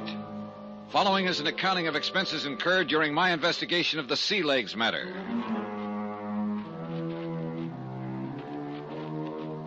Expense account item 8, 525. Late supper at the Dallas airport for Connie and myself during the wait for our midnight plane to Mexico City, which we finally boarded and which finally took off. And on this trip, I learned no more, no less from Connie than I had on the flight from New York to Dallas. For instance... Doug and I were so close in everything. Same friends, the same interests. That's why we always took the long yachting trips together. Did everything together. As a matter of fact, I felt that her somewhat overdone assurances of how much she loved her late husband could have been to throw off any suspicion I might have that she'd done him in. Another, for instance. I still can't get over the coincidence of our both deciding to go to Nicaragua at the same time. But believe me, Johnny, Mr. Dollar, I'm just as anxious to clear up this whole thing as you are. The more I thought about it, the more certain I was that it was not just coincidence that had put her on the same plane with me, and the more leery I felt. I know the country so well, too. I think I told you the Sea Legs was built in a small shipyard in San Juan del Paro. That's south of Bluefields. Yeah, that's at the lower end of the East Coast, isn't it? You do know something about Nicaragua, don't you? Oh, only what I've seen on the maps. Oh. Now, let's see. We can get a plane from Managua to the East Coast? Oh, yes. Nicaragua boasts 2 or 3 commercial airlines. I'm sure at least one of them makes a direct flight to Bluefields. That's where we put in with the Sea Legs, you know, before the beautiful thing went down between those awful Boldero Islands. And took your husband with her. Oh, yes. Poor Doug. There it was again. More apparent concern over the loss of the Sea Legs than over the husband she claimed to have loved so much. And still no explanation of why she decided to go back to Nicaragua. Her decision must have been sudden, too, right after I'd seen her at her home on Long Island. From Mexico City, we took a deluxe 4-engine plane to Managua, but the last leg to the city of Bluefields was in a 2-engine something that looked like war surplus tied together with baling wire. At midnight, we signed in at the Providencia Hotel, and after a hearty meal, retired to our respective rooms to make up for lost sleep. I had not planned to wake up at 6 a.m., but fate decreed otherwise. What? Ha! You're still in bed. Yeah, sure. Just a minute, I'll get up and open the door. No. Do not disturb yourself, dear sir. Huh? There, you see, there was no need to disturb yourself. Well, now, just a minute. Who are you? Oscar Patrick Vladimir Posquero. At your service. Oscar Patrick, what? Hey, you, my dear Mr. Dollar, may just call me Oscar, now that we are working together. Working together? Whatever gave you... Welcome to Nicaragua. And no matter what your needs, I, Oscar Patrick Vladimir Pesquero, will provide them for you. For a small financial pittance, of course. Here, let me straighten your pillow. Hey, look, wait. There now. Wait a minute. Where did you get the key you just used to open this door? As you can see, Mr. Dollar, I am prepared for everything. That is why I can be of such unestimable service to you. Oh, now who the devil is that? The breakfast I ordered for you, of course. Here, my good man, I will take the tray. You may collect the tip some other time. Get lost. Is this a gag of some kind? Mr. Dollar, how can you say such a thing after I just saved you paying that menial servant a big tip? Here now. Tomato juice, orange juice, cream, chip beef on toast, eggs, Benedict lamb chops, scrambled eggs, little sausages, toast, honey, jam, and coffee. You expect me to eat all of that? If I am to be of help to you in this important campaign, I must keep my strength up. Oh, I beg your pardon. And at my expense, of course. Of course. After all, nowhere else in Central America can you get such invaluable help as I can give you. Yeah, well, just what gives you the idea I may need your help? A good question. Oh, here, let me prop you up on your pillow so that you can enjoy this delectable food. Oscar. There you are. Oh, now, the chip beef and toast. It doesn't look so good this morning, so I shall take that. And the lamb chop. Oscar, would you please... Now, to business. While you enjoy your breakfast, that is. No. Please don't wait for me, Mr. Dollar. Look, to begin with, how did you know my name? Easy. You signed the hotel register. Okay, but then how did you know? And who has not heard of the famous freelancing insurance instigator with such a lovely, big, fat expense account, huh? Lucky man. Ah, so that's what appealed to you. Yeah, of course. And who am I? Oscar Patrick Vladimir Pasquera, yeah. Exactly. Who am I that I shouldn't learn a couple of tricks or two from such a great man? Oh, brother, seems to me you've learned plenty already. Thank you. And that is why I shall be of such magnitudinous assistance to you in the sea legs matter. For a pittance, you understand. Say, $100 a day. How about 10? 90. 20 then. 70. 40? 30. 50? 20 a day and not 1 penny more. Sorry, Oscar, but you are not hired. Oh, Mr. Dollar, you bleed me to the quick. How else could you solve this case without me? Do you really know something about the sea legs? And how did you know I came here to investigate it? In the second place, what else would such a distinguished instigator be doing than the case of the American boat lost in the Buldara Islands, especially coming here with Mrs. Lantier? All right, go on. And in the first place, because I know all about it. All right, Oscar, tell me this. Do you think there's anything phony about the loss of the sea legs? I am sure of it. It was a crime of the first and second water. Why? Because you are here. Oh, you can do better than that. All right. Because I am always sure there is something crooked going on until the guilty ones are proved otherwise, or until the innocent ones are proved whatever is left, which is besides the point because I was sure of it in the first place. Yeah. Anyhow, the first thing for you to do is make a trip to Portugaldo. The last point of contact with the sea legs before she was wrecked. Exactly. I have a plane ready and waiting for your own personal use. A plane? Yeah. How else? 150 miles by ox cart? Or boat? Well, no. First, however, I'd like to contact the authorities here in Bluefields. Wait, what do the authorities know about crime? Me, I know all about it. Yeah, I'm beginning to think you do, Oscar. Too much, probably. Thank you, Mr. Dollar. I respect your high opinion of myself. All right. I don't know yet what your racket is, but... That I can make plain to you in 2 words. Money. Okay, look. If you can get me a small plane... Here, good sir, is the address to give to the taxi driver when you are ready to go to the airfield, where I shall be waiting for you. Oh? Not the big airport? No. That is where the lady, Mrs. Lanfair, would expect you to look for transportation. Oscar, you are the craziest. Thank you. I knew you wouldn't want her coming along, and if she ever gets in your way during your campaign... You'll keep her out of my way. Yes. At my expense. What else? I'll tell you something, Oscar. If there is a wrong angle to this case, I can't help wondering if she isn't a part of it. You read my mind. You see, we are like brothers under the chin. You say you have a plane all ready to go, A charter plane. Then we can be on our way before Mrs. Lanfear knows we've left. Hey, you want to set the tray over there so I can get up? Oh, yes, of course.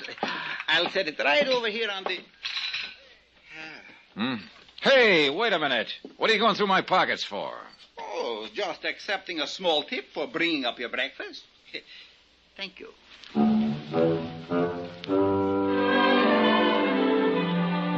If only half of what Oscar said was true, it was conceivable that he could be of help to me. I checked with the hotel manager and the local police. They knew Oscar well and told me that he pretty much lived on the occasional American tourist who showed up. That he acted as guide, chauffeur, pilot, anything for a price. That he could be trusted implicitly by whoever happened to be paying him at the moment.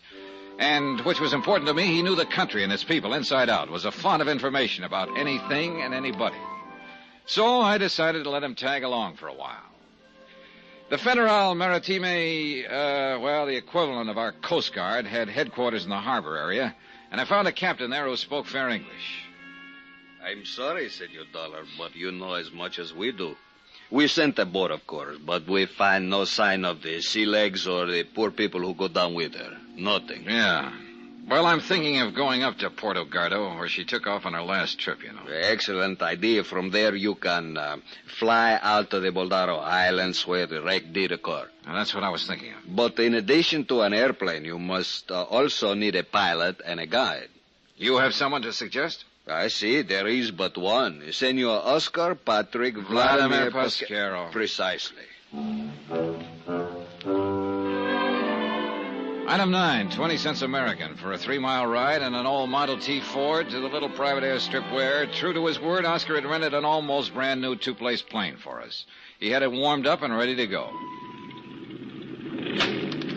So fasten your belt, Mr. Dollar, relax, and enjoy it, and we will take off. You sure you can fly this thing, Oscar? I am the finest pilot in Nicaragua, maybe in the whole world. I'm even a co-pilot. Just how much is the use of this plane costing me, Oscar? For me, a special rate, so don't worry about it. Here we go into the... How much? Well, the usual price is $35 a day, American. But me, I always have a deal. That's on account of I give the field so much business. So now that is settled... Oscar, how much? $45 a day. Do you see what a beautiful view we have from... 45? Look, the bay and the Caribbean on one side, and the flat, empty marshes and plains on the other. Now, wait a minute, And look. there, If $35 a day is the regular rate, what's so special about $45 for me? Oh, no, Mr. Dollar. For me, surely you wouldn't expect the finest pilot in the whole entire world to work for nothing. Why, you... Okay. But what took you so long getting to the airfield, Mr. Dollar? Oh, a couple of calls I wanted to make is all. Why? Why, you have disappointed me. And all the time, I thought you had the uttermost confidence in me. Now, what's that supposed to mean? First, you tell me you do not want the lady to know you're awake and out and going. Mrs. Lanfear? Yes. And then what happens? You tell her all about it. What makes you think that? Why else did she come tearing out to the airfield while I was waiting for you? Wait a minute. To rent herself a plane and take off in it. What? She took off just a couple of minutes before we did. Connie Lanfear, chartering a plane. Why? And to go where? And after her offer to stick by me and help me, why would she do it without letting me know? There were a lot of questions to be answered in this case, and most of them to be answered by Connie Lanfear.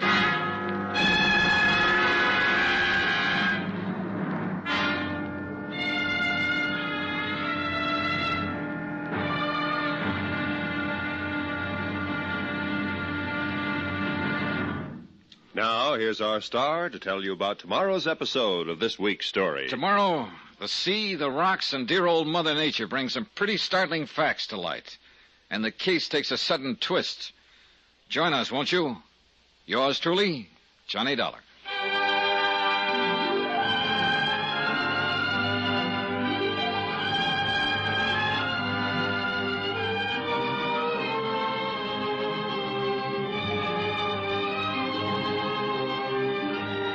Yours truly, Johnny Dollar, starring Bob Bailey, is transcribed in Hollywood. It is produced and directed by Jack Johnstone, who also wrote this week's story. Be sure to join us tomorrow night, same time and station, for the next exciting episode of Yours truly, Johnny Dollar. Roy Rowan speaking.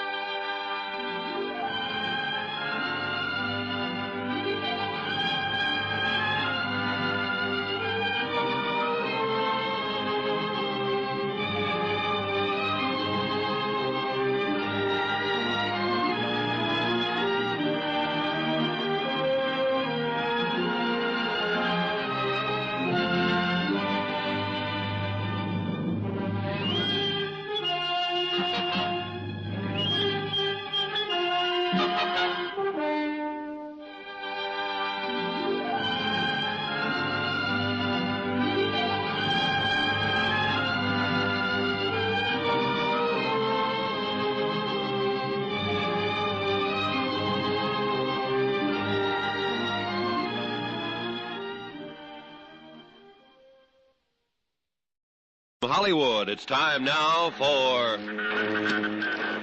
Johnny Dollar. You hear me?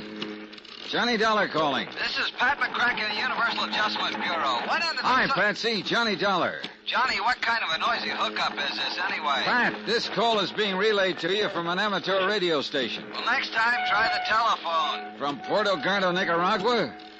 Oh, now you're coming in quite clearly. Port of what? It's a little spot on the Caribbean coast, the last port of call for the Sea Legs before she was wrecked. Mrs. Douglas Lanfear still with you? No, and I don't know where she's gone, which is why I called. So? She acted just as surprised as I was that we both took the same plane down here. And, Pat, I still don't know why she decided to come here at all. Maybe she doesn't like the idea of your going down there to investigate the case. She wouldn't admit it, of course, but that's what I think. You think she may try to obstruct your investigation? Right now, I don't know, because she suddenly chartered a small plane and disappeared. To work her way back here to the States? Your guess is as good as mine. Look, why don't you hire a watch on her place on Long Island? And if she shows there, call me at the Hotel Providencia. It's in the city of Bluefields. Nicaragua. Right. In any event, you think her claims for insurance on the sea legs and on Douglas Lanfear are fraudulent. Pat, at this point, I don't know what to think.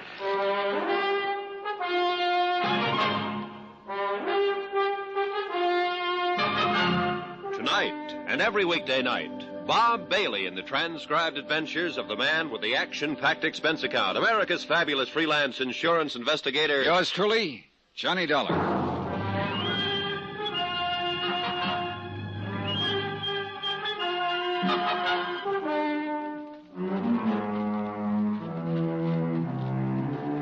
From Special Investigator Johnny Dollar, location San Juan del Perro, Nicaragua, to the Universal Adjustment Bureau, Hartford, Connecticut. Following is an account of expenditures and report of activities during my investigation of the sea legs matter. Pat, I lied to you during that radio contact a few minutes ago. I do think Connie Lanfear's claims for $400,000 insurance are fraudulent. Fraudulent as the very devil. But just why I think so is beyond me. At any rate, the assistant who's foisted himself on me down here is a real weirdie whose name, believe it or not, is Oscar Patrick Vladimir Pasquero. He rented a plane and has flown me here to Puerto Gardo, a half-baked little town on Nicaragua's east coast. Here is where a radio amateur made the last contact with the sea legs before it smashed up and sank off the Baldero Islands. And who is the operator of this ham station? Oscar Patrick Vladimir Pasquero.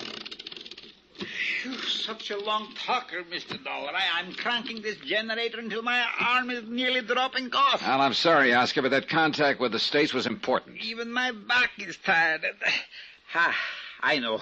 I'll make an expense account to you. Say $10. You try that, and I'll fly back to Bluefields without you. Oh, please, Mr. Dollar, no joking, please. Who's joking? What, without me, you would be a lost soul in this vile country. Hey, tell me something. Why did you ever set up a transmitter in this isolated fishing village? I should set it up in Bluefields? Ha! They even wanted me to have some kind of license up there. Disgusting. And a waste of money, too. Now, that reminds me. Do you have a pilot's license? Who needs a pilot's license when those little planes practically fly themselves?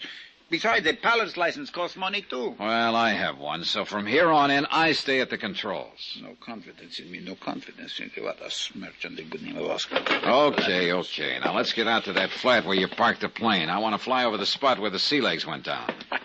You see how invaluable I am? Huh? Without me, you wouldn't even know where to look for the Baldero Islands. You know darn well, all I have to do is look at the charts in the cockpit of the plane. But, Mr. Dollar, that wouldn't be fair.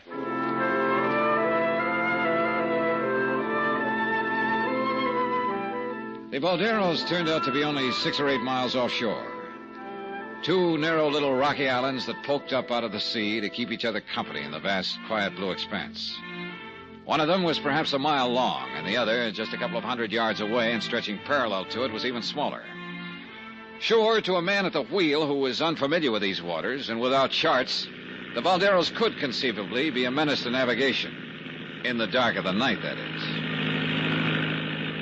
Oscar? Yes, sir? Do you remember what time of day it was when the sea legs went down? Of course, I remember anything. Names, dates, places. Well, how about the sea legs? Of course, I was talking to her by radio. Well? Such a lovely day, too, just like today. You know, Mr. Lanfear even promised to take me fishing after we finished the radio contact testing. What time? He even promised we would... it was exactly 10:21 a.m. when the radio signal from the yacht suddenly cut off. You're sure of that? Yes, sir. We were talking away back and forth, and then pip! Nothing. 10:21. One question, a couple of real good answers. A day like today meant it was clear and calm, and 10:21 a.m. meant full daylight. The Balderos must have stuck out like a sore thumb. Hang on, Oscar. I'm going to make a tight circle over those islands for a closer look. You sure you wouldn't like for me to steer, Mr. Dollar? I'm sure. But if you do all the work, how am I ever going to earn the handsome restrainer you're going to pay me? Wait a minute. Yes, sir? That channel between the islands is as smooth as a mill pond. Sure, it always is, except during a storm. And so clear you can see way down into it. Oscar, I thought there were a lot of pinnacles of rock sticking up in that channel. Oh, maybe at low tide, 1 or 2 on the east side, that is shallow. Otherwise, like you see it now. And what's supposed to make the channel so dangerous? The current that runs through it when the tide is changing, Mr. Dollar. It's how you say, a dilly. Like now, when the tide is coming in. Enough to wreck a boat like the Sea Legs? If the skipper wasn't watching the road. You should see how the current wobbles and squirms. Hey, look, there's a packing case down there floating around. You see? First one direction, then the other, shifting around like a crazy. Yeah. Oscar, I think that packing case is going to be a big help to us. Maybe there's something in it that might be worth money or something. Oh, stop thinking of money. Then how? We're going to see just where the current delivers that packing case. You want to know where that packing case will be ending up? That's what I said. Then steer back to Portugaldo, to the beach in front of my superlative radio station. Huh? Sure. How else do you think I got all the lumber and furniture and stuff from my radio shack?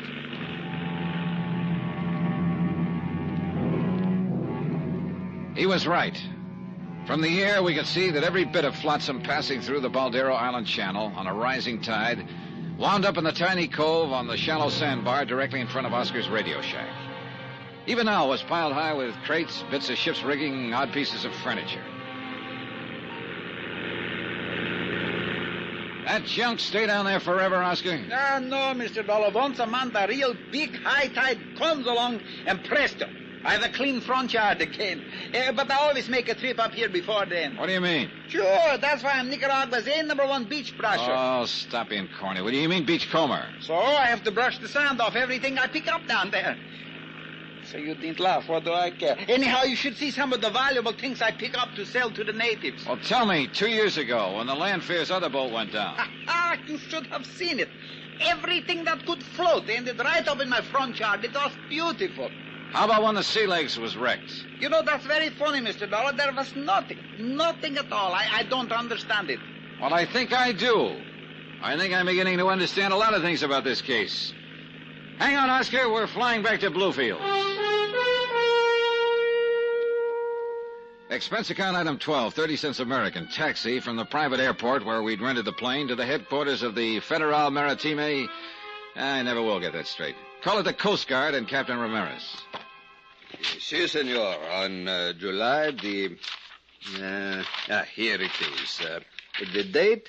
And at 10:21, Captain. See, the tide at 10:21 was just after what you call neap. So it was neat. It was pretty. What does that mean? Oh, shut up, Oscar. Yeah, I see, Captain. Neap tide at 9:40. So it was coming in, rising, huh? Si, senor Dollar. Rising, up. Good. Thanks, Captain. Here, buy yourself a cigar. Buy yourself a whole box. Gracias, senor. Gracias. Come on, Oscar. Sure, Mr. Dollar. Nothing for me? Later. Come on. We're going back to the airfield. And from there, we're going to fly down the coast again. But, Mr. Dollar... And I feel so good, I may even let you fly that plane this time. For a small pittance, even? For a small pittance, even. Now, drag out your best dialect and call that taxi over here.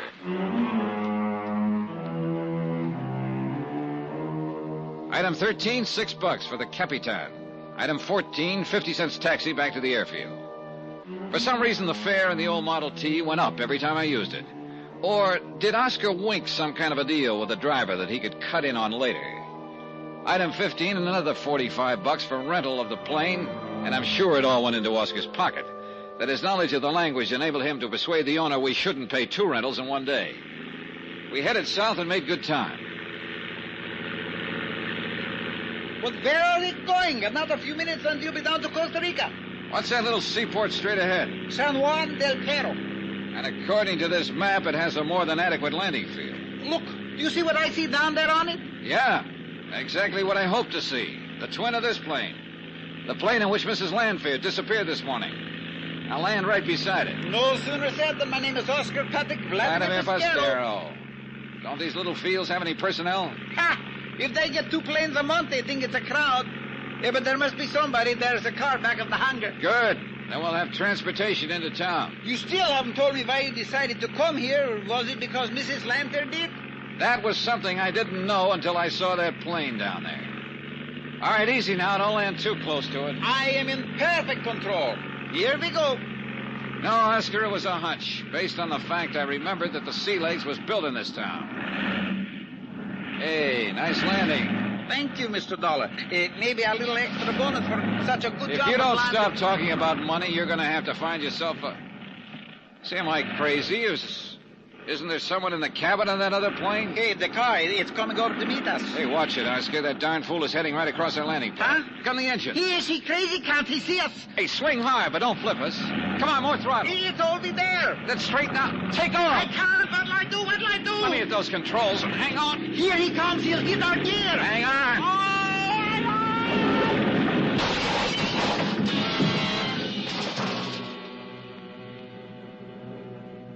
For a long moment, there was nothing but a vague blackness all about me, and the sound of our crack-up seemed to roll and echo almost dreamily back and forth in the deep recesses of my mind. Then, slowly, hazily, I seemed to hear some of the sound. Yeah, like an engine far off. An engine of a plane starting up and lazily moving away. Sure, yeah, of course I did hear it. It was the other plane, the one that had been parked on the landing strip. Then as my mind began to clear, I realized I'd seen something, someone else. I'd caught a glimpse before the car struck our landing gear of the man behind the wheel of it. A man whose picture I'd seen briefly at the home of Constant Landfair.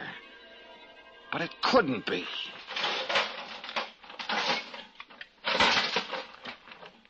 Oh, Mr. Dollar. Am I still alive? Yeah, Oscar. I'm afraid you are. Thank you. But did you... Oh! Did you see who was driving that car?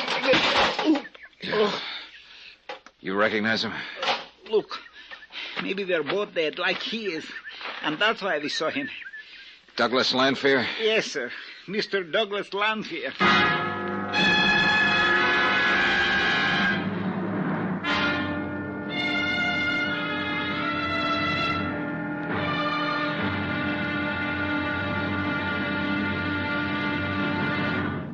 Now, here's our star to tell you about tomorrow's episode of this week's story. Tomorrow, the dark back streets of San Juan del Perro yield some valuable information and a threat of sudden death. And believe me, it isn't an idle threat. Join us, won't you? Yours truly, Johnny Dollar.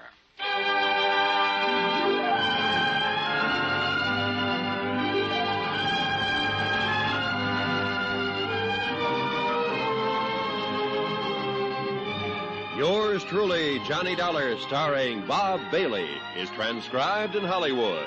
It is produced and directed by Jack Johnstone, who also wrote this week's story. Be sure to join us tomorrow night, same time and station, for the next exciting episode of Yours truly, Johnny Dollar. Roy Rowan speaking.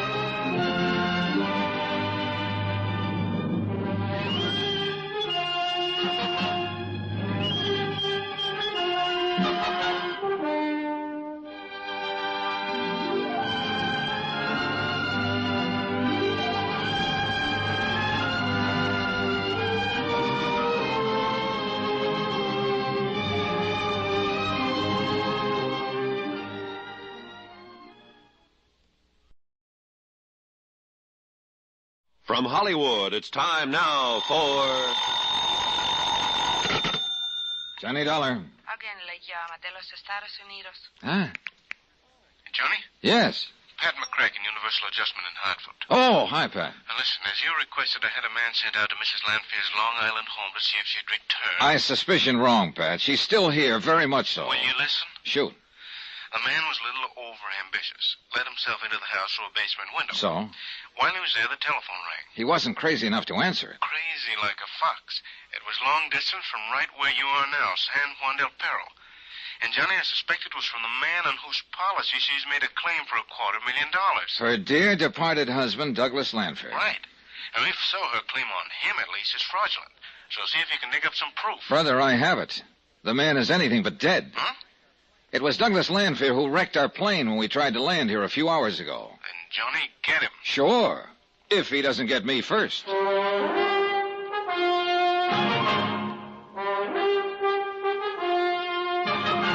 Tonight and every weekday night, Bob Bailey in the transcribed adventures of the man with the action-packed expense account.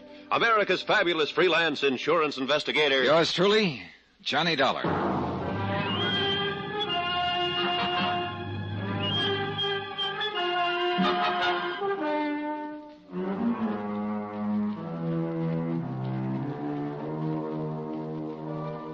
From Special Investigator Johnny Dollar, location San Juan del Perro, Nicaragua, to the Universal Adjustment Bureau, Hartford, Connecticut. Following is an accounting of expenses incurred during my investigation of the Sea Legs matter. $250,000 insurance claimed by Mrs. Constant Lanfear for the death of Douglas Lanfear. An additional $150,000 for the loss of the yacht, the Sea Legs. Claim number 1 now proved to be fraudulent. As for number 2, the claim on the yacht. Expense account item 14, $2 American. To the banana plantation worker who pulled us out of the small plane that Douglas Lanfear wrecked as we tried to land. And another $1 to said plantation worker for a ride into town in his ancient truck. I must admit that this is one time that my ubiquitous assistant, Oscar Patrick Vladimir Pasquero, came in handy through his knowledge of the Spanish Indian dialects spoken in these parts. Apparently, San Juan del Perro had once been a fairly busy little seaport. But over a period of years, the sea had slowly, inexorably washed in shallow sandbars, and only a handful of small cargo and fishing boats now negotiated the narrow channels that led out to the Blue Caribbean. The town itself was scattered around a small marketplace near the docks. There were a few stone and brick buildings, including the San Andrea Hotel, but most of them were weather-beaten frame structures. An occasional aged American car kicked up the dust, but most of the street traffic was ox carts. Item 15, $2 American, to a doctor with an unpronounceable name who came to our room at the San Andrea and patched us up. And about 7 p.m. he left after instructing us to spend the rest of the night in bed. Item 16, another $2 for a sumptuous dinner brought to our room. American dollars, I learned, go far in this place. Unless, of course, Oscar gets his hands on them. You should let me handle all the bills for you while you're here in Nicaragua, Mr. Dollar. Yeah, sure, and let you take a 50% commission on all of them, huh? No thanks. Oh, but, Mr. Dollar, When the poor fellow who rented us that plane to get down here starts patching it up, my expense account is going to take a big enough beating. Have no fear. I will supervise the repairs on the plane myself. Yeah, for a small pittance. Yeah, of course. What a wonderful dinner. Now, to sleep it off. Well, you sleep all you want to. I got work to do. Work? Yeah. Besides, you still haven't told me why we flew down here in the first place. I still don't understand. Listen, Oscar, a couple of years ago, Lanfear lost a power cruiser off the Boldero Islands. I know. I told you I helped him and his wife and his captain get to shore. He collected $85,000 for that boat from his insurance company. I saw the boat. It was worth the $85,000. So he should have insured it for more, maybe $100,000. Made himself a profit. A very poor businessman. Will you listen? The ease of collecting on that loss must have given him ideas. What's more, he could do with some money. The parental estate was running low. Anyhow, a few weeks ago, he brings a yacht, a motor sailor down here. The Sea Legs. Right. This one's insured for $150,000. And his own life is insured for $250,000. Aha. Maybe he's not such a bad businessman after all. He takes the Sea Legs out to the very same place where he lost the first boat. This time, he leaves his wife ashore. He and the skipper go out alone, presumably to check on some new radio equipment he's installed. Sure, we made the radio contact from my own personal sender on shore at Portugaldo. But the contact was suddenly cut off. I heard it. And the next thing we know, Mrs. L is back at her home on Long Island claiming a total of $400,000. Well, why not if she thought he went down with the boat? Because I don't think she did. What's more, I'm going to prove... Of course I knew it all the time. Because if he drowned off the Boldero Islands, what was he doing here today, driving the car that wrecked our plane? Unless he was dead. And do you know something, Mr. Dollar? I don't believe it. Oscar, there was somebody in the cabin of that other plane waiting to take off with him after he smashed our landing gear. You didn't see who? No, but I'll give you odds it was Constant Lanfear. Another thing, she said that when the Sea Legs went down, she heard it go over the radio. You said that the signal just suddenly cut off. Mr. Dollar, you don't think the yacht was wrecked at all? Not any more than I think Lanfear went down with it. Then where is it? Well, I have a hunch it's right here in San Juan del Perro. Yes, but wouldn't everybody know the boat? Oh, Oscar, one of the oldest insurance rackets in the world is to fake a shipwreck, take the hull to some obscure foreign port, dress it up in new paint and rigging, then put it to sea again. Now, why didn't I think of such a good Now, if I remember rightly, I spotted a couple of old shipyards down here when we circled the land. Yeah, sure, but there's only one that does any work. Do you know where it is? Of course I do. You see how invaluable I am to you? Then that's where we're going right now. But, Mr. Dollar, what if you do find the boat? What do you mean? Mr. Lanfear has already flew the goose. He took off in that other plane after we cracked up. Look, we'll take things as they come along. Right now, while we're here, I want to look for that yacht. I saw an excellent picture of it, and I'm sure if I find it, I can identify it. And if we do find it? We will have twice the case against the Lanfears. Mr. Dollar, I am fortunate to be working for such a sterling, silver, 14-carat genius, for the most outstanding, intelligent, instigator... Get your hands out of my pockets. There's one other thing I'd like to find. One person, unless Lanfear murdered him. Who? His one-man crew. Oh, Ramon Gonzalez. The same man as on the first trip. Well, if he was allowed to live through the first wreck, he was probably in cahoots with Lanfear and therefore is still around. Would you recognize him if you saw him? Maybe so, maybe not. The first trip he was big and fat. The second trip he was skinnier. He wore a beard on his face. If he's changed again, yeah. Oh, you're a lot of help. I thought you never forgot a name or a face. But, Mr. Dollar, him I never made any money off of. Well, come on, get into your clothes and let's prowl around the shipyard.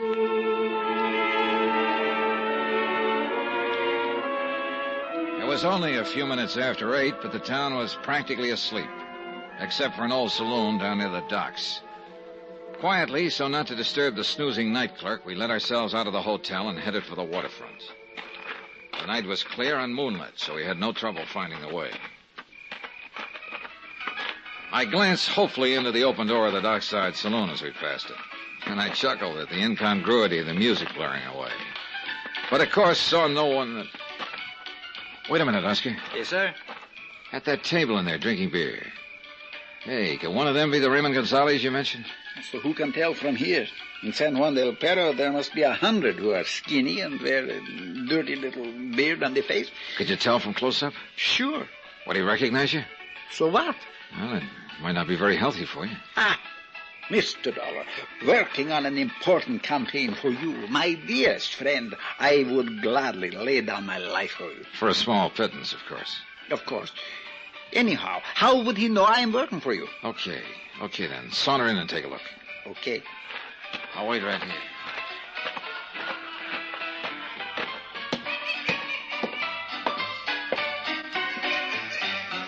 Good evening, gentlemen. It's a nice weather we're having, huh? Es buen día, no?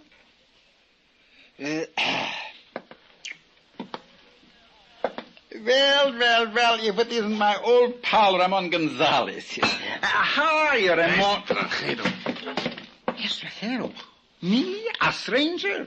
Why, I'm one of your oldest and dearest friends. Es mi amigo, remember? Sálgate, extranjero. Get out. But I am Oscar Patrick Vladimir Pesquero. You know, just a fine old Spanish name. Who helped you ashore that time when you... No. Put on that bottle. Salga, lárgate de aquí, o si no te mato. No. Te mato.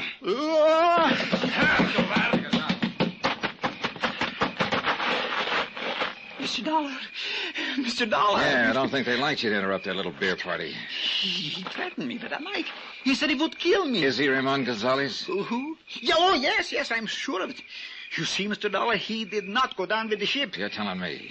Well, aren't you going to do something about him? Later, if I locate the sea legs.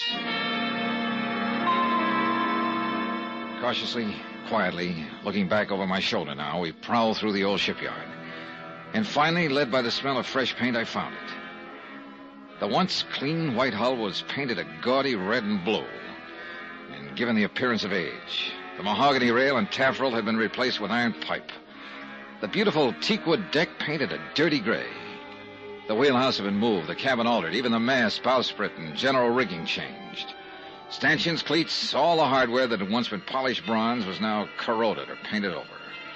All in all, a quick, very thorough job of disguise, of change, From a graceful, expensive yacht to a rather weary-looking fishing schooner. But it was the sea legs, all right. I would never believe it, Mr. Dollar. I never would have recognized it. Are you sure? Wind your hand over the transom here. Hmm? You can feel where the lettering has been painted over. Don't strike a match, I can see. Better not. Somebody... It's too late now. But do you see where the outline of the lettering is underneath this last coat of paint? Sea legs. But it was such a beautiful boat. And now it looks like a dirty old tramp. Well, what do we do now? Go back to that saloon and latch on to Ramon Gonzalez. Make him talk. Sure. Only, I'll wait for you. Huh? Well, he's so big and strong, Mr. Dollar, and that knife in his belt. Why, I thought you said you'd lay down your life. Sure. But what could he tell you that you don't already know now? Where the Landfair's headed when they took off in that plane. Come on. But Okay, you lead. Alto, senor. Mr. Dollar, it's him. You light a match to show me the way. Gracias. I was afraid of that. Look, the knife in his hand. Oscar, if he makes one move to throw it, pull the trigger. Trigger? What trigger? Have I gone? No, I swear But I have a couple of fists.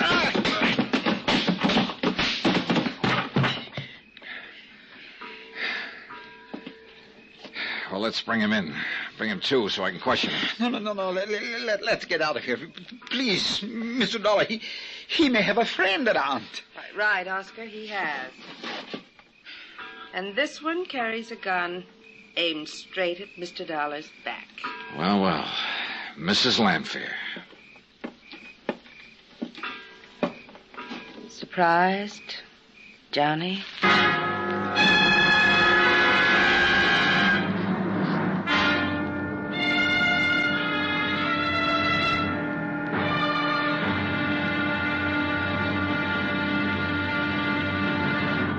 Now, here's our star to tell you about the final episode of this week's story. Tomorrow, sometimes when you wind up a case, things take a turn, a sudden switch that makes you wish you hadn't won.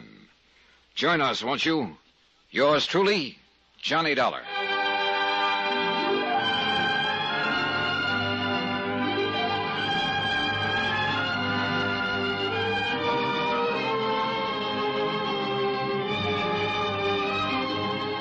Yours truly, Johnny Dollar, starring Bob Bailey, is transcribed in Hollywood. It is produced and directed by Jack Johnstone, who also wrote this week's story. Be sure to join us tomorrow night, same time and station, for the next exciting episode of Yours truly, Johnny Dollar. Roy Rowan speaking.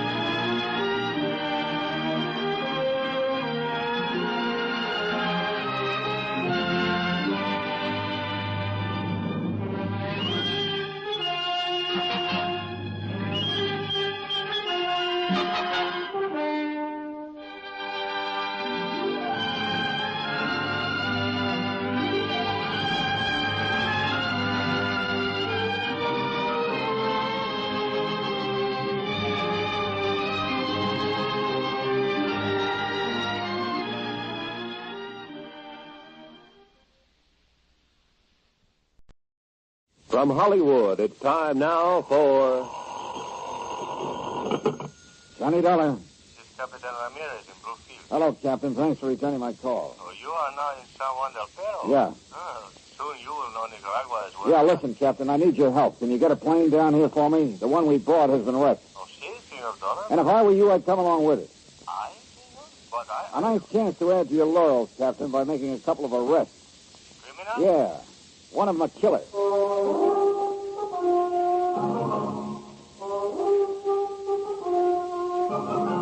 Tonight, and every weekday night, Bob Bailey in the transcribed adventures of the man with the action-packed expense account. America's fabulous freelance insurance investigator. Yours truly, Johnny Dollar.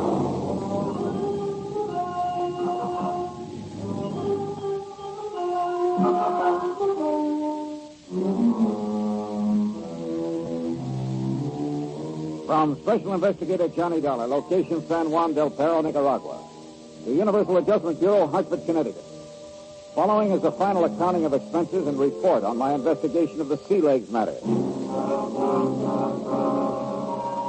Expense account item 18, $1 American. Phone call to Captain Jose Ramirez to the Federal Maritime... I still can't spell it. Call it the Coast Guard.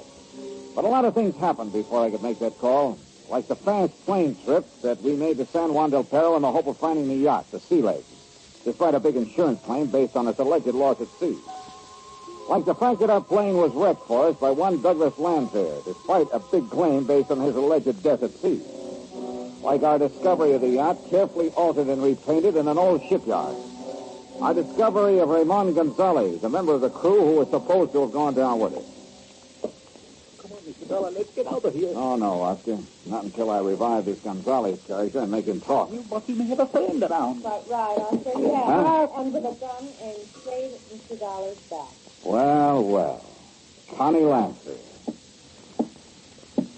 Try, gun. Not particularly. Stand still. I won't hesitate to pull this trigger. No, I guess you wouldn't. So you found the sea legs. Did Oscar help you? Oh, then you're familiar with Oscar Patrick Vladimir Pasquero. Ask him, the chiseling money grabber. Please, how can you say such a thing about such a Oh, spell? shut up, Oscar. Thank you. Nice job you did at disguising the sea legs, Mrs. Lancer. If Oscar hadn't shown me where to find it, my husband and I would have it out to sea again. In new clothes, under a new flag. Oh, yeah, sure. One of the oldest games in the business. And in the meantime, you would have collected $150,000 on its supposed loss, in addition to $250,000 on your husband, Douglas. Why did you have to come along, Johnny? I'm afraid you asked for it when you filed your claim. $400,000. We had to.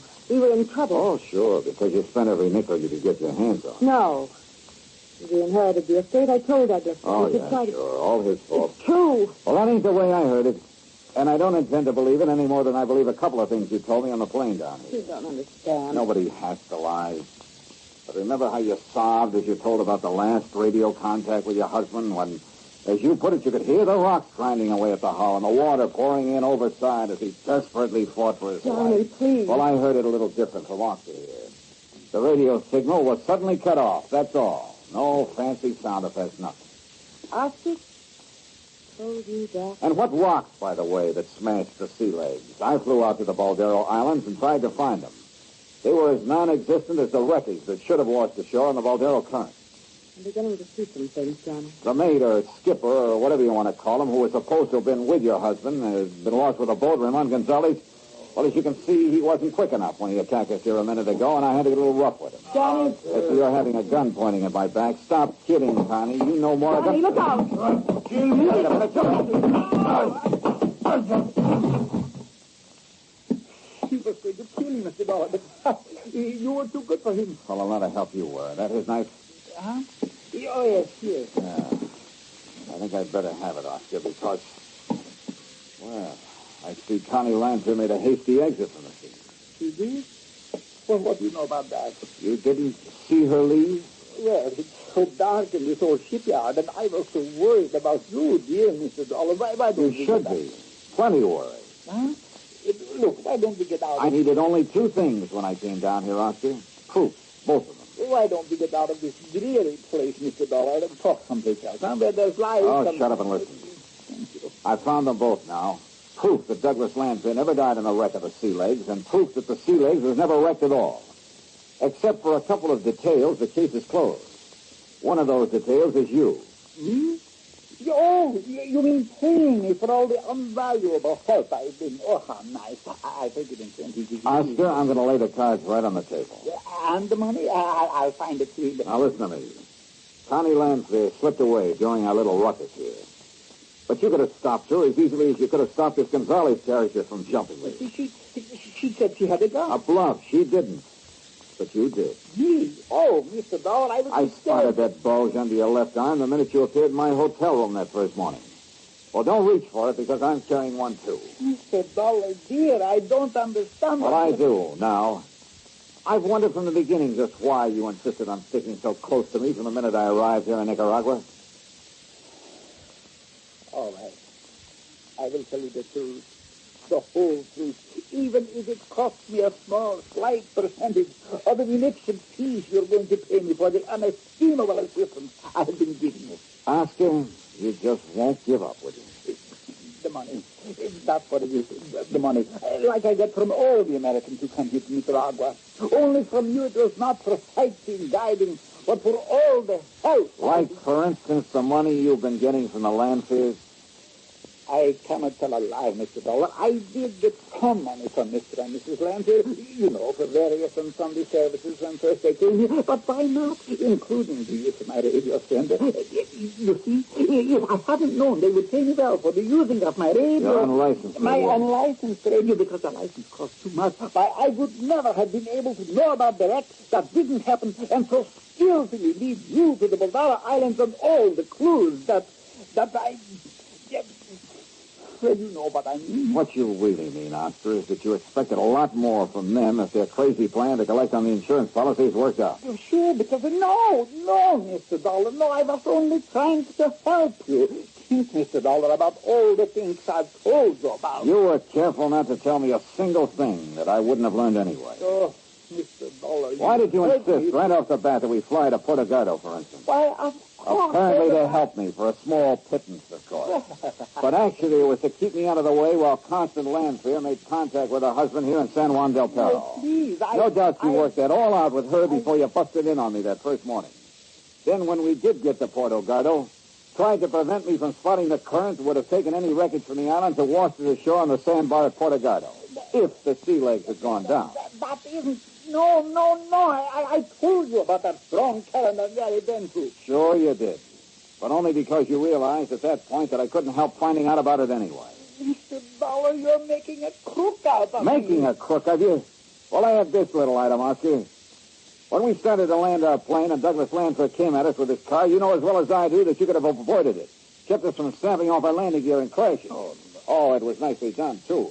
So that you wouldn't get badly hurt, but still be up and around to collect from Lanfear for it. Oh, Mr. Dollar, how can you even implicate such a horrible thing? You, my dearest, my undying Because friend. of your little suggestion along the way that I unfastened my seatbelt and relaxed, while you, I noticed, kept yours tight. One thing after another. And finally, of course, armed as you are, you not only let Gonzalez attack me, but you let Connie Lanfear escape as well. And all for money. Money. That's all you've talked about. How did you figure to collect for all this?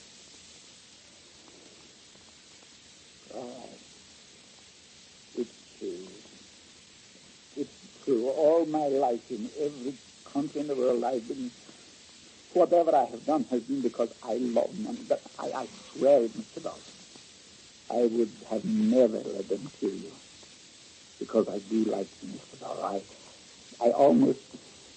Even with all the money I could get from them, I almost gave it up. Yeah. For whatever you could get from me. Yes. And because you're such a nice man, I guess I'm not used to being around nice. Mr. Dollar. Well? Mrs. Lanfear. What about her? Don't be too hard on her. It was all his doings. He had such a strong hold over her. The way he treated her, sometimes I almost thought she wished he had gone down in the rest of the boat. What are you talking about? She's still in it. Because by now she's so far in, she has to stick with him. Don't you see? Oh, yeah, I suppose that does make sense. All right, what else? That's all. I opened up my whole entire heart. Well, Mr. Dollar, for once in my life, I'm telling the truth. I thought maybe I could persuade you to pay me more than they could. Then I could be on your side, on the good side, just for once. But now, I guess I can only beg for your mercy. One thing you haven't told me, where Douglas Lanfear is. You must know. Well, do you? Yes. Well? For maybe enough of a small pittance to get out of this country. Can't get over it, can you? Well, you haven't much of a choice this time. You will help me maybe just a little bit if I say. We'll see. I'm living on hope, Mr. Dollar, so I will tell you. Mr. Lanfield. Mr. Lanfield is right here. And well armed, officer, ready to blow your brains out for what you just told this nosy insurance investigator. Be careful, please. Mr. Dollar, he has a gun. Yeah, I see. So have you, Oscar. Yes. Yes, I have. Careful, Oscar. And if it is the last thing I do, the man who got me into this is going... Oh, no, you don't. No!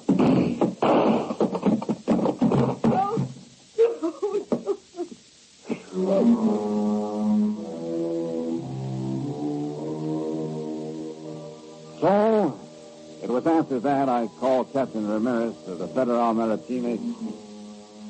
Someday I'll learn that word. And let him take charge. Extradition proceedings for Connie are underway. The U.S. courts will have to take over with her.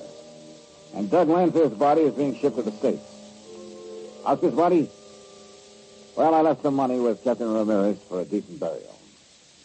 Expense account total, $841.95. Remarks? I wonder what kind of a deal Oscar Patrick Vladimir Pasquero was able to make at the pearly gates, or wherever he was headed. And you know something? I kind of hope it was a pretty... Well, at least I hope it wasn't too bad a deal. Yours truly, Johnny Dollar.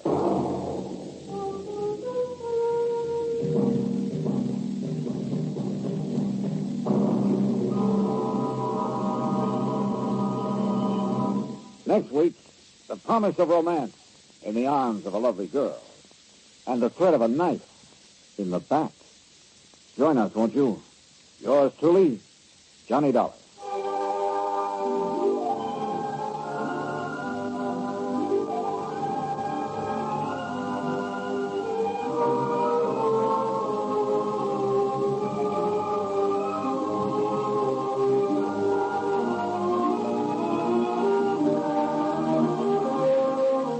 Yours truly, Johnny Dollar, starring Bob Bailey, is transcribed in Hollywood.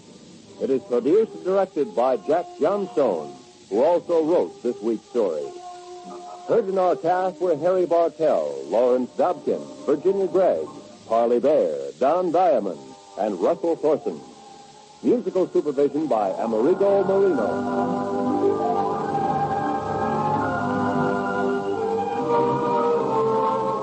Johnny Dollar has come to you through the worldwide facilities of the United States Armed Forces Radio and Television Service.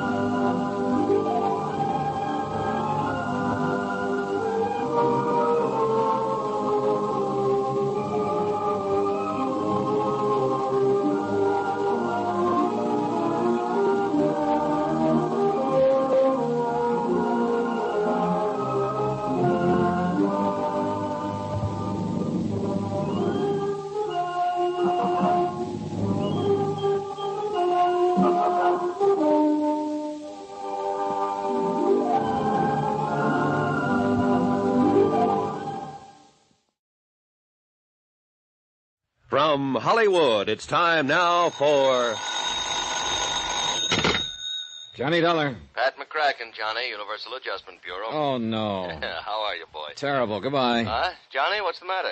Well, the last one you handed me was that phony spiritualist case, and it's still haunting me. Before that, it was Laird Douglas of Heatherscope. Oh, you made money on him, didn't you? Yeah. I nearly lost my mind. Well, all right. I've got one for you now that'll surely make you lose your mind.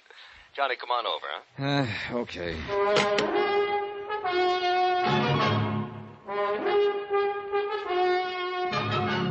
Tonight and every weekday night, Bob Bailey in the transcribed adventures of the man with the action-packed expense account, America's fabulous freelance insurance investigator. Yours truly, Johnny Dollar.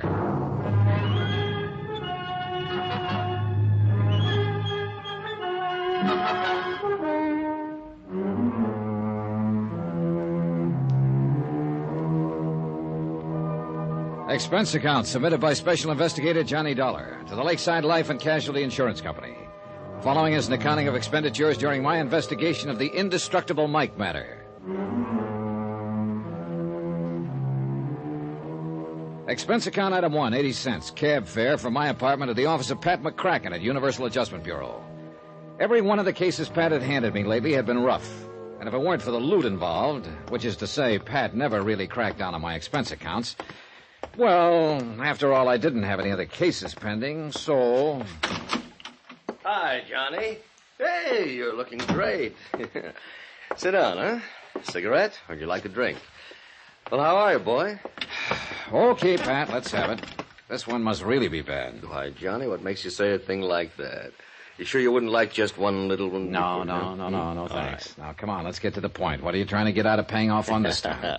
You want the truth, Johnny? Nothing. Nothing at all. Just a favor for a friend of mine down in New York. Yeah, who? I want you to go down and see Peter Branson. Branson? Any relation to that worrywart Harry Branson of Philly Mutual? Well, his brother. Whoops. Get yourself another boy, Pat. No, Johnny, he's as different from Harry as day is from night. Well, he better be. That literal-minded stick-in-the-mud Harry nearly drove me crazy on those 2 cases I handled for him. Pete is different as day is from night, honest. Now, will you see him? Expense account item 2, 21 even, train fare and all the incidentals I could think of, Hartford to New York.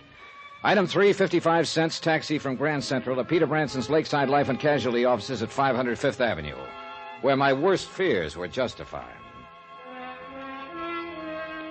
That is correct, Mr. Dollar. I am not only Harry's brother. Don't tell me. You're his twin. Why, yes. How could you have guessed it? Oh, but now, wait a minute. Did you say you took a taxi for the 3 blocks over from the station? Yep. At least that's what goes on the expense account. Oh, dear, my brother was right. You are expensive, and yet he seems to have the utmost confidence in your abilities. Yeah, but now the amazing way in which you settled that case... Harry, Pete. Yes? What's the case that's bothering you? Isn't that interesting? I don't know yet. Tell me about it. I mean, you're starting to call me Harry because of my twin. Oh, yeah. Better tell me about the case. You know, a great many of our mutual friends... What? Oh, yes, of course. Michael Jeremiah Flynn, a terribly serious matter. If this sort of thing ever gets out of hand... Who's Flynn? John, he is a bum. Aren't we all? A regular, typical, movie-type version of a Bowery bum. So? And unfortunately, he holds a $50,000 policy. Well, he must have seen better days to carry that much insurance. Never, I'm sure of it. No human being could degenerate to such a state in a mere 47 years. And he looks and sounds like 67. Also, by the way, his policy is only 2 months old. Well, what's happened? Somebody knocked him off? No, but I am sure somebody is going to. Well, then why did you insure him? It was Martha who was really responsible. Who's she? Martha Ingersoll, the girl I had working for me here in the office at the time he applied for the policy. I was out sick for a couple of weeks, and I'm afraid that when I came back, I did not pay sufficient attention to the application she'd accepted. At least so far as Flynn's policy is concerned. You better tell me about it. Oh, of course, he passed his medical all right, though heaven knows how. And his cash payment of the premium was all right. Yes, cash. But I still should have investigated myself before allowing the policy to be issued. Look, you still haven't told me what's wrong. Now, of course, it's too late. Pete. Mm-hmm. Oh, of course. Well, it's simply this. The home address that we have for him has turned out to be the Glad Hand Rescue Mission, just off Fulton Street, near the Fulton Market. Yeah, biggest fish market in the world, isn't it? Well, yes. A fascinating place. Ships loaded with fish from all the 7 seas, colorful characters speaking a dozen different tongues. Yeah, well, I'm sorry I interrupted what you were saying about that's Michael. That's all right. I'm quite a connoisseur of seafood, you know. Real epicure, if I do say so. Have you ever tasted Boston Scrod? Yeah, sure. Now, let's get back to the case.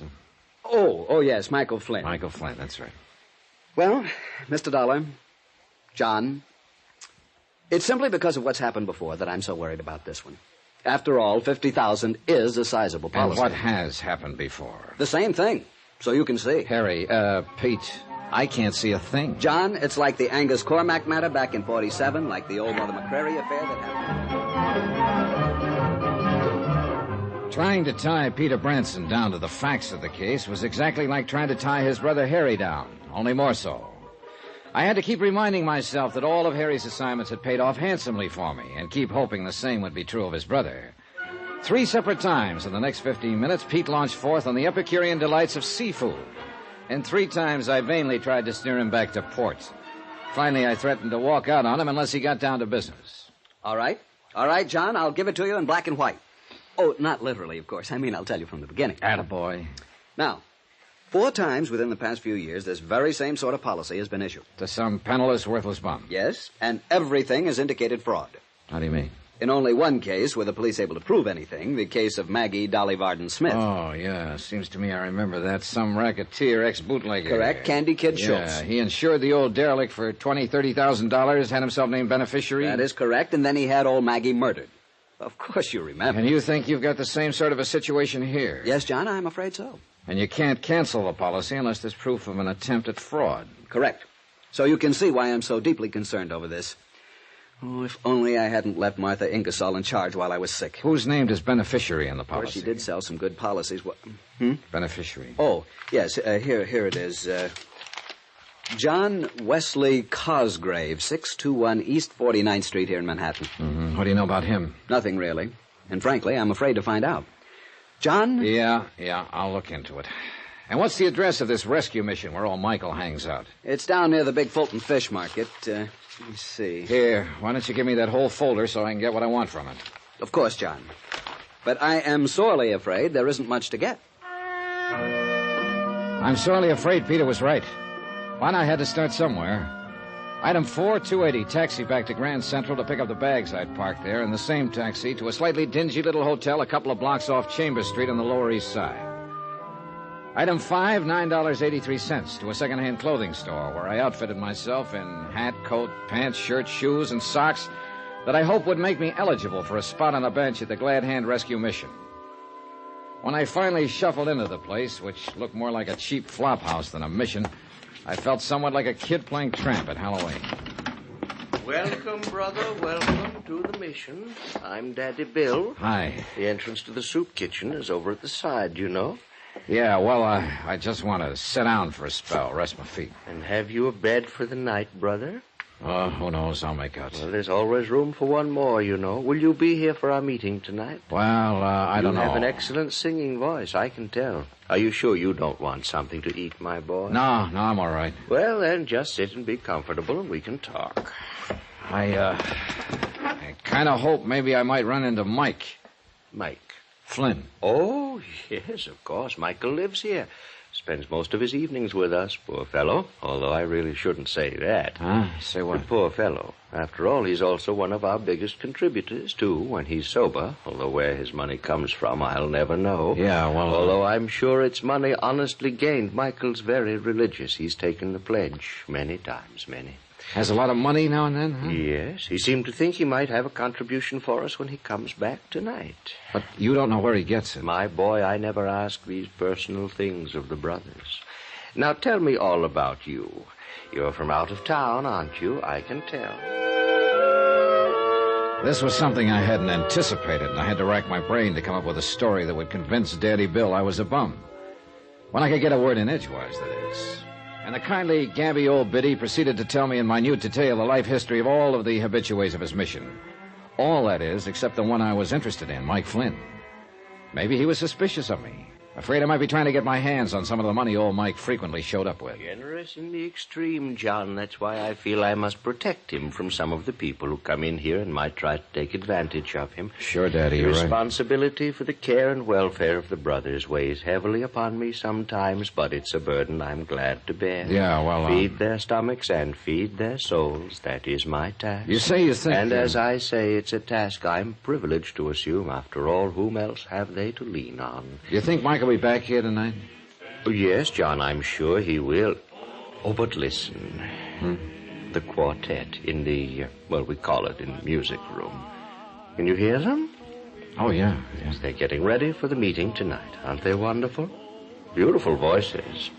They ain't bad at that. You're sure you won't join them? Oh, no, some other time, huh? Now, when Well, Mike... whatever you say, but if you're going to stay here long, my boy, with that wonderful voice of yours, I can tell. I will insist that you join one of our singing groups. Yeah, about Mike again. Oh, dear, did you hear that? Someone hit a sour note. Poor boys, they just can't get along without my help. You'll just have to excuse me, John, while I go back there and lead for them. I'll come back later. We'll talk.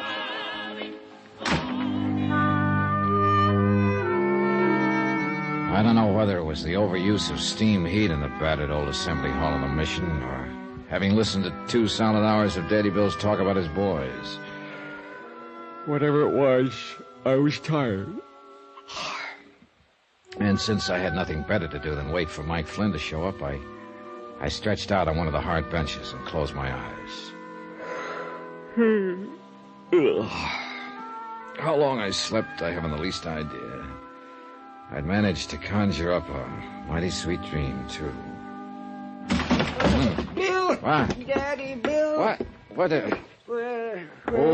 Bill? Oh, there. Oh, hold it, fella. Hey, you've had a couple too many. Yes, I guess. Hello. Bill! Oh, he's out back working with the quartet now. Come on over here and lie down. Yes, I guess old Michael.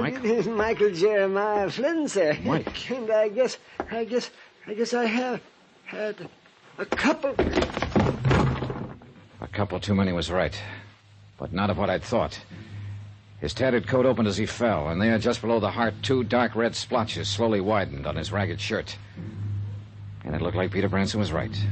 The beneficiary of Michael Jeremiah Flynn's life insurance policy was anxious to collect.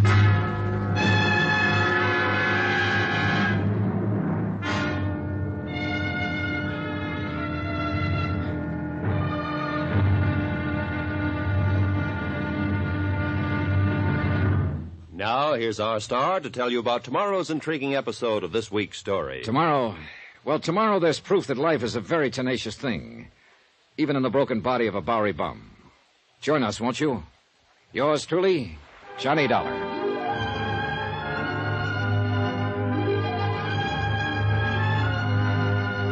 Yours truly, Johnny Dollar, starring Bob Bailey, is transcribed in Hollywood.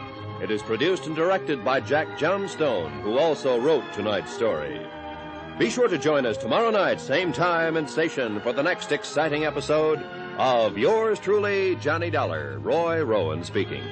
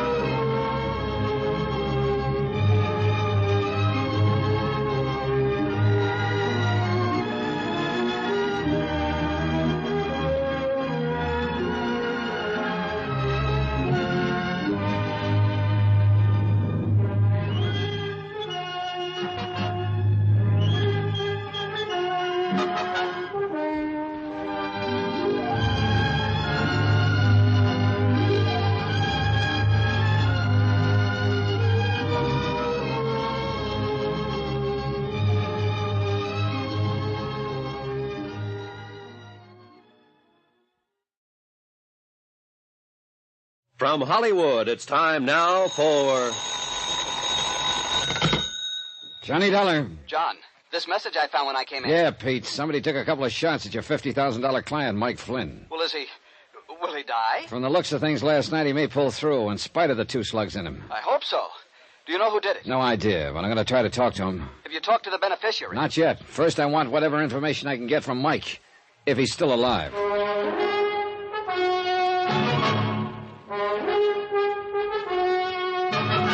Tonight and every weekday night, Bob Bailey in the transcribed adventures of the man with the action-packed expense account, America's fabulous freelance insurance investigator. Yours truly, Johnny Dollar.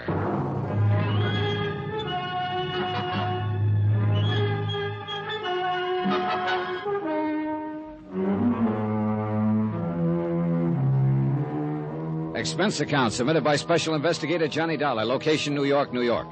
Attention, Peter Branson, Lakeside Life and Casualty Insurance Company. Following is an accounting of expenditures during my investigation of the indestructible Mike matter.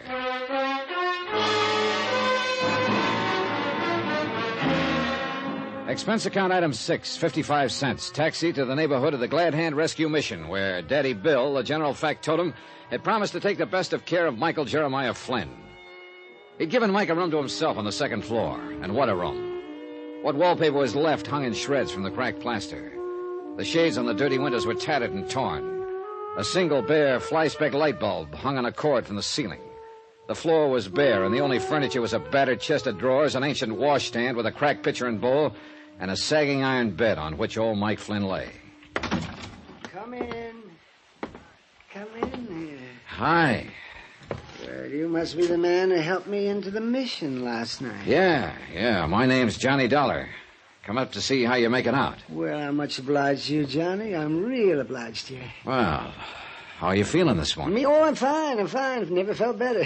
Sit down. Well, what did the doctor that Daddy Bill got for you have to say? The doctor for me? Oh, now, Johnny, you must be joking. Joking? After you had a couple of slugs tear through you? Here, let me help you. Oh, you want to see him? Sure. Now, wait a minute. Now, just look for yourself here. You see? They just went through my side here, in the front and out the back. Holy. Oh, see, aren't they healing up nicely? Why, that one couldn't have missed your heart by more than 3 inches. But it did. Yes, it did. Not nearly so close as this scar, though. Want to see this scar? Look at it right here. Hey, was that a bullet wound, too? No, Johnny. That was just an old ice pick or something. Huh? Somebody in the crowd during that fire down at the battery line. Oh, wasn't that a beautiful fire, Johnny? Did you see that? Oh, but what did these slugs do to you inside? You must be... To me? Oh, not a thing. Well, I'm so durable. Wait a minute. Did you say there was another attempt on your life last week? No, of course not. Just an accident like those shots last night. You think that was an accident? Why, don't you? Do you know who fired them? Oh, Johnny, I haven't the least idea. Well, where did it happen? I was right here in the mission, and I didn't hear any shots. Oh, dear, no. I was down near my private place. Where's that? Where's that, Mike? Well, I'll tell you, Johnny. It's this way. Daddy Bill and the others here at the mission are real nice to me. Oh, they're real nice. You can see by this lovely private room that they fixed up for me. Yeah. And they'd like for me to stay here all the time. I guess Daddy Bill thinks if I'm here most of the time, I might not drink so much and keep getting into those kind of... Say, do you ever enjoy a little drink, Johnny? Well, on occasion. But you were going to tell me... Sure. Oh, here. Now, I've got a little bottle tucked under the mattress here. Here it is. What under the sun is that? That color, that pink? Yes, that's my favorite, that pink. Straight whiskey costs so much. Even when I have the money now and then. You know something? I like a little bit more kick in mine. I guess it's kind of a hangover from Prohibition days. So I mix a little kick into it. Here, Johnny, I want you to try this. Well, that yeah, pink... Go ahead. Oh, you'll like this. Oh, what a wallop. Well... What the Saville? Yes, what that sterno. That's what I add to it. Just a little bit of sterno. Mike, this stuff will kill you. Oh, I've been drinking that for years. Look at me, the picture of health. Oh, Mike, just listen take a little to me. sip. I'm going to get you a doctor. No, you're not. I won't stand for it. But you've been shot. Oh, no. Just gave me a little twinge or two last night, but now I feel fine. Well, you fell flat on your face when you came in here. Oh, now listen, Johnny. Don't you tell Daddy Bill, but I'm afraid it wasn't the bullets last night. It was overindulgence. Oh, brother, I give up. No, don't say that, Johnny. Oh, all right, then how did it happen? Well, I was on my way back here when the car drove by. Oh? Yeah, it sounded to me like a couple of backfires or two, but then I felt this little sting on my side. And that's it. And you call that an accident? Well, of course, the men in the car were probably just having a little friendly argument. How many men? Well, I'm not sure. I think there were only 2 of them. I waved at them. What kind of a car? Black. Well, what make, could you tell? Well, it was shiny and it was new. See, I wish I had a car, Johnny. Well, look, Mike, I'm on a level with you. Oh? I'm an insurance investigator. Insurance? Well, say, that's interesting, John. Say, let's have a little drink on that while you tell me about this. No, thanks. And there isn't much to tell. Except that I'm here to try to save your life, among other things. Well, no, I don't understand. I'm getting along all right. I've been living it up here in the Bowery for years. Maybe you were getting along okay until you took out that big insurance policy. Yeah, oh, say, wasn't that nice of Mr. Cosgrave? Now, all my life I wanted to have some life insurance. You know, it gives you kind of feeling of importance and security. So when he came down here one night and I told him that, why, say, his eyes just lit up, and he said he was going to make me a present of some insurance. Who is this Cosgrave? How much do you know about him? Oh, he's wealthy. I know that much about him. He has a beautiful car and a chauffeur. Does he come down here often? Oh, now and then. Just now and then. Why? Now, I've often wondered about that, Johnny. So one time I asked Daddy Bill, and he said that years ago, when Mr. Cosgrave was young, he came to the mission for help, and Daddy Bill gave it to him. Well, what does he do when he's here? Oh, he brings some food for the brothers. The brothers, that's what Daddy Bill calls us. And some money, and he always gives jobs to a couple of men who've drifted in here. What kind of jobs, Mike? You know, that's something I don't know. You see, they never come back here again. Maybe it's because they can't. What's that? What'd you say, Johnny? Mike, I'm going to give it to you straight. To me, the whole thing smells to high heaven. To me, this Cosgrave sounds like a racketeer. Oh, no, I may be no. wrong. I'll know better when I meet him. And I intend to do that as soon as possible. But right this minute, I bet that he comes down here for only one purpose. To recruit help for some sort of illegal job. Oh, that's a terrible thought, Johnny. When he heard you say you'd like insurance, he jumped at the chance. And why not? Let you name him as beneficiary and then have you knocked off. Oh, now, John. That ice pick in your side was no accident, Mike. No more than the shots at you last night. But he's been so nice. Sure, of course he has. He can afford to. After all, your body's worth $50,000 to him. And that's what you're going to be, Mike, just a body. Unless I can do something about Oh, it. and such a nice man, too, really. How has he been getting this money to you? In an envelope. By mail? Usually it's just left here at the mission. By whom? Well, nobody ever seems to know. It's just a plain envelope. It's dropped in the mail. No It's return address? No. But I'm sure it comes from Mr. Cosgrave. Say, come to think about it. Say, there was one due yesterday. Every Monday, you know. But Daddy Bill said it didn't arrive. Well, maybe it'll be here today. And you know something? I'd like to see it delivered. No, you can't kid me, Johnny. You'd like to see who delivers it. Oh, say, why don't we go downstairs and wait and see? No, easy there, Mike. You're a sick man. Oh, You can't... stop talking that way, sick. Up we go. Oh, no, you can't. In All it, right. in it. Here, let me give you a hand. No. I'm all right. Oh, say, look at that. Daddy Bill left my shoes here by the bed for me. Oh, brother, now I've seen everything. I put my shoe in. That's gonna do it. There. Now, there we are, all dressed. I don't know how you do it, Mike. Shall we go downstairs? Sure. Lead the way. All right, here. Well, the envelope should be there, because it always comes in the morning when there's nobody here.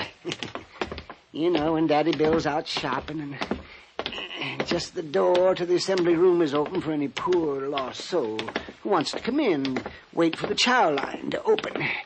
Well, we'll see. And then we'll go to my private place. You see, there are two things I like, Johnny. Yeah? Solitude and crowds of people.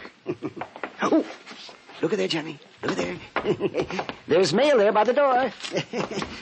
You see? Here's my envelope. And my name's on it, too. Wait, Mike. It's all right. You see there, Johnny? A $20 bill. Whee! Let me have that envelope for possible proof. Oh, yes. Here you are, Johnny. Now we can go out, you and I, and we can have a real...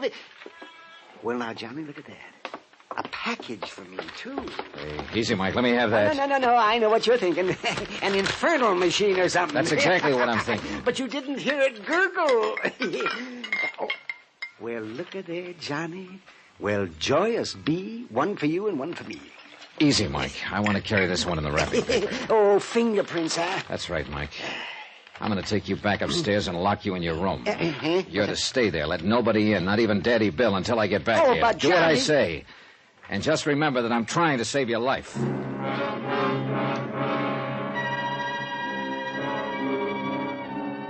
Item 7, 270, cab fare uptown to the 18th Precinct Station. The lab boys took over 3 hours while Randy Singer and I talked about cases that we'd handled together in the past. I asked him to dig up whatever he could for me on John Wesley Cosgrave, the man named as beneficiary of Mike's insurance policy. This he promised to do. Finally, a slim, intelligent-looking lieutenant walked in and handed Randy a neatly typed report of the lab's findings in connection with the liquor bottle and envelope I'd given him. Oh, Randy? Not much, I'm afraid, Johnny. Apparently the only prints were those made by the old man and you. Proof that somebody's been pretty darn careful not to be identified. Yeah, that's what... Hey, wait a minute. Huh? Seal on the bottle had been tampered with, so the lab boys opened it. That bottle contained enough wood alcohol to kill an army. Now, if that old boy drinks the way you Good said... Lord, Randy, see you later. Item 8, $10 even. Taxi fare and tip back to the Glad Hand rescue mission. I don't know how the driver did it, but he skinned through practically every red light on the route. And I soundly cursed myself for having left Mike with the other bottle. The place was apparently still empty when I pounded up the stairs to the second floor in Mike's room. At least he kept his room locked as ordered. Mike! Mike! Mike, are you all right? Mike!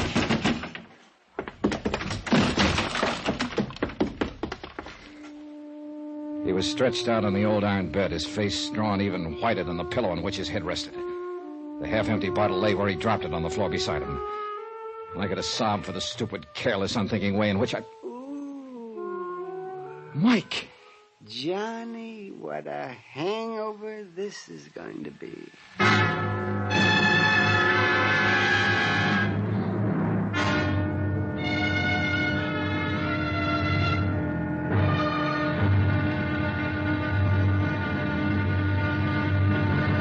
Now, here's our star to tell you about tomorrow's intriguing episode of this week's story. Tomorrow, the would-be beneficiary of Indestructible Mike turns out to be a very interesting and dangerous man.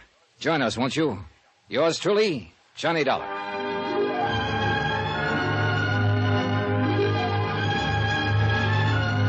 Yours truly, Johnny Dollar, starring Bob Bailey, is transcribed in Hollywood. It is produced and directed by Jack Johnstone, who also wrote tonight's story.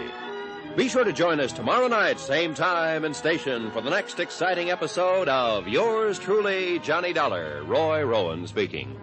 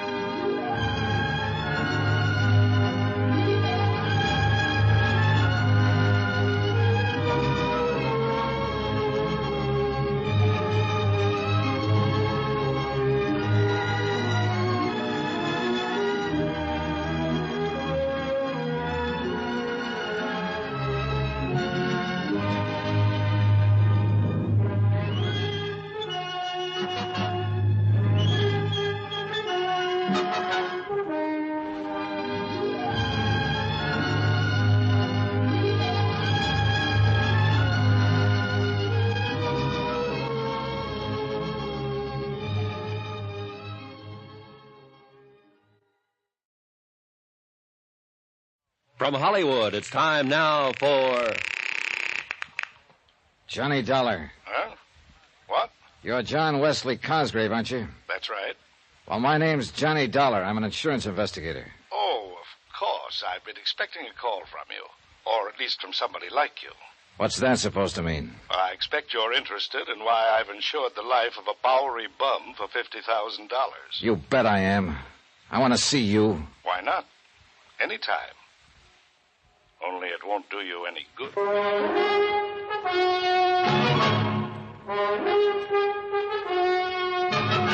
Tonight, and every weekday night, Bob Bailey in the transcribed adventures of the man with the action-packed expense account, America's fabulous freelance insurance investigator. Yours truly, Johnny Dollar.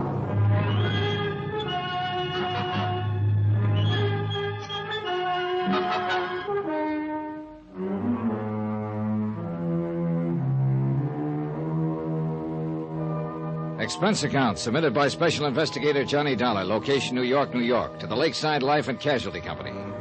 Following is an accounting of expenditures incurred during my investigation of the Indestructible Mike matter. Expense account item 9, 10 cents. The phone call to John Wesley Cosgrave from my dingy little hotel on the Lower East Side. Item 10, 270. Taxi uptown to see Sergeant Randy Singer, Detective Division, 18th Precinct. You get back to that Glad Hand rescue mission in time? After all, when the lab boys discovered that so-called whiskey was almost pure wood By alcohol. the time I got there, Randy, the poor old coot had drunk nearly half the bottle. Oh, that's too bad. Well, I better arrange for him to be hauled down to the morgue. Old Mike's still alive? And happy. Oh, that's impossible. You don't know the half of it. A week or so ago, somebody stabbed him with an ice pick just below the heart. Result? He said the scar itched a little bit. 2 days ago, somebody drove a couple of 38 slugs through him. He said it gave him a slight twitch in his side for a few hours. Johnny, come on now. Now he goes and drinks nearly half a bottle of wood alcohol. Poison. Result? A bit of a headache. Indestructible Mike. Indestructible Mike. Where is he now? Locked up in my room at the Brakely Hotel, with orders to eat the groceries I picked up for him and to let nobody in. Good, good. But whoever's trying to get him isn't going to give up. Hey, did you dig up anything on the beneficiary of his $50,000 life policy? Cosgrave? Only enough to scare you to death. Listen to this. John Wesley Cosgrave, formerly known as John W. Gordon, John Dutchy Gordon. What? Alias Skippy Grant, alias Dutchy Smith. Wait a minute. 18 arrests with only one conviction, back in 1938 for possession of narcotics. Randy. Ever hear of Murder Incorporated? Well, sure, but this... Apparently they had a subsidiary. Apparently your friend Gordon, or Cosgrave, or whatever you like to call him, was one of the big shots in it. But outside of the narcotics bit, the department was never able to really pin anything on him. But this guy's address is... Here, let me see. 621 East 49th Street. Yeah. That's not only a respectable neighborhood, but pretty plush. That's right. Well, how recent is his record? What's he doing now? Last pickup was in 1944. Numbers game and bookmaking. Charges dropped for lack of evidence. Then, apart from the record, is he still in the rackets? He is. Nobody can prove it. Like in the old days, he masterminded and let somebody else do the dirty work. It's listed here as a, quote, retired, unquote. Well, my money says he's still in business. Well, if you can prove it, the department and the DA's office will love you dearly, but I don't think you will. Every time we dragged in a stoolie who could give us what we wanted, something happened to him. Like what? Jump bail. Well, you should have known better than to let him have bail. One of them poisoned in his cell in the Tombs, one breakout, his body was found in the East River, even one suicide. Like to bet I can't tie him in with these attempts on Mike Flynn's life? Well, now, that's something else again. Maybe it's something we should handle. No, hands off, and I mean it. All right, don't get testy about it, John. I like the old guy, and anybody who tries to hurt him has to answer to me. And somebody's tried.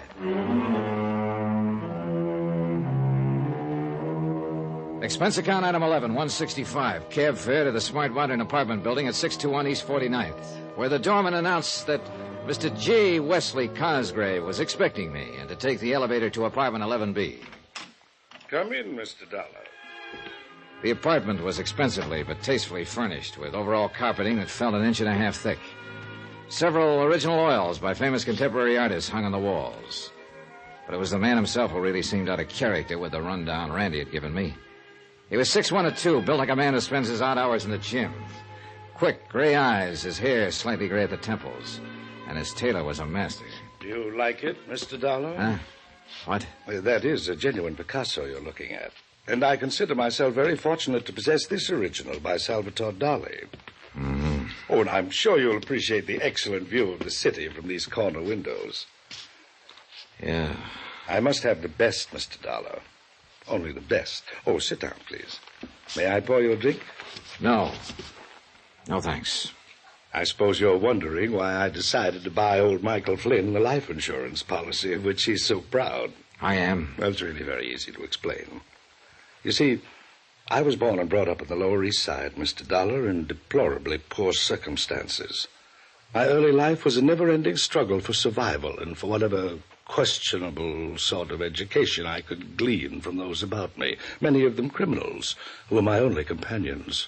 That's all very touching, Mr. Cosgrave. And I'm afraid I did little to lift myself out of the gutter until one winter night, hungry and broke, I wandered into the Helping Hand Rescue Mission. Yeah, I understand you still go around there now and then. Oh, yes, I do, in the hope that somehow I can help the poor unfortunates there the way the mission and Daddy Bill helped me. Repay some of the debt I feel I owe. Is that the only reason? What do you mean, is that the only reason? You've given jobs to some of those poor unfortunates from time to time, haven't you? Oh, yes, I have. What kind of jobs? What business? That's hardly a concern of yours, Mr. Dollar. I've contributed much to the mission. I've tried to make life easier for some of the deserving habituaries of the mission. What? It's the least I can do after so much was done for me. In the case of Mike, why, his greatest desire in life was to be the proud owner of life insurance. Why, I don't know. I do. Because you sold him on it. That's a lie. That's a dirty... Is it? Then why make him name you as beneficiary instead of the mission or some other deserving cause? That, Mr. Dollar, was his own idea. And since it made him happy, I didn't protest. I suppose the real reason for this particular desire was his feeling that it might give him dignity. Yeah. Now tell me something. Where does all your money come from, Dutchie? Dutch?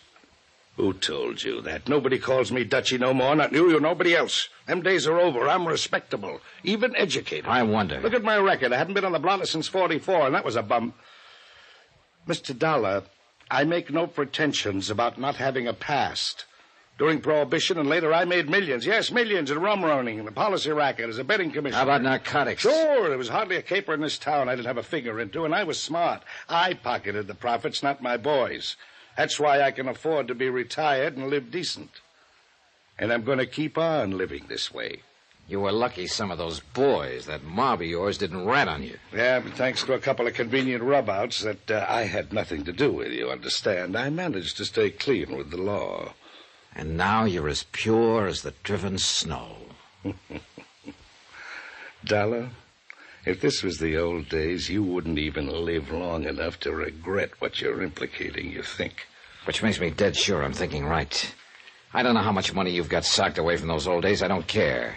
But from what you've just admitted... To you, Dollar, not to any judge or DA. Right. And I'll never believe that a clever mind like yours is smart enough to keep you out of the pen. Oh, flattery won't get you nowhere. I refuse to believe you could turn down a chance to make a crooked buck. I don't know what kind of jobs you sent out those poor suckers from the mission on, but the fact they never came back makes that look pretty bad. You can't. And along came Mike Flynn, poor old alcoholic Mike. Where the talk of insurance came from, I don't know, but it was too good to pass up. Insure his life for $50,000, have him name you as beneficiary, give him a few dollars so he could spend his last days in a happy alcoholic haze, then rub him out and collect the 50 G's. Listen, Dollar, if Mike gets knocked off, neither you nor anybody else is going to be able to tab me with it. And one other thing. Yeah, what's that? As a friendly piece of advice, if I was you, I wouldn't even try. Is that a threat? Oh, Mr. Dollar, you made a miserable host of me. Come, let me pour you a drink, the finest 25-year-old Scotch. And we can talk of pleasant things. For some reason or other, I did have the drink with him. But he knew what was in the back of my mind, and I'm afraid I knew what was in the back of his. Something along the same line as a couple of convenient rub-outs. Once or twice his veneer of education slipped, but all in all, he made a fair conversationalist. Finally, I left. And all the way down to the street, I kept wanting to look back to see if I was being followed. Somehow, somewhere, there was a way to get this Cosgrave. But I could see it would have to be through someone else, someone working for him. And whoever that might be could very well be out to get me first, or Mike. Item 12295, taxi back to the Brakely Hotel, where I hoped the old boy was still locked up in my room.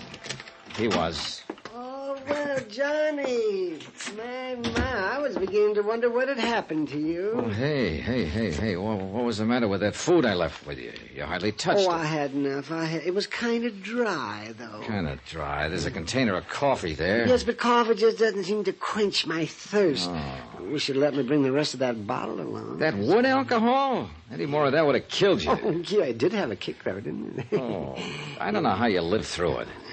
Well, look, now, I want some lunch. And, Mike, I'm going to take you along with me. Oh, that'll be fine. Could I have maybe a little drink, too? Oh, sure, you can have one. Oh, that's nice. Good. Of course, the size of the drinks they serve nowadays. Oh, just one now. Come on. Oh, that's fine. One will be... See, there's a lovely saloon just around the corner, you know. Come on. Even sandwiches for those that want them, I understand. These stairs. Maybe we could just bring a bottle back with us to your room if we are going to come back. Sweet, funny old soul. I loved him. And I knew that without me, he'd be a dead one so fast. So far, the attempts on his life had been made by persons unknown. Unless the mission. Daddy Bill. Could Daddy Bill be somehow tied in with Cosgrave's operations? I wondered. I paid the check. That's item 13285, and we started walking to the Glad Hand Rescue Mission along some of the back streets. I wanted time to think it out, if I could think, over the incessant, pleasant chatter of I'm my... really enjoying life now that I have money now and then. Why, sometimes I get on the subway and I just ride all over town all day long. Yeah, you told me. See, why don't you try that sometime, John? It's really one... Say, there's a bar there on the corner. Why don't we just pop in? No, let's pass that one. John, why do you feel that you have to look after me this way? You know darn well why I... Hey, watch that curve. Why I'm looking after you. It's because somebody's on... Mike, look out! Mike, listen to me. Hey, can you hear me, Mike? What happened to the... Hey, mister, get a cop, an ambulance. You mean for him or what's left of him? Yes, hurry. Oh, what's the matter with you? Use your eyes, buddy. It's too late.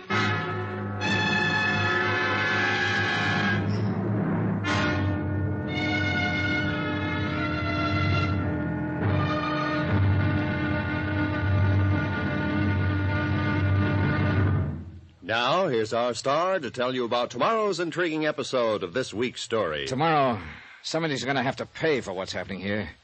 Yes, that's a promise. From yours truly, Johnny Dollar.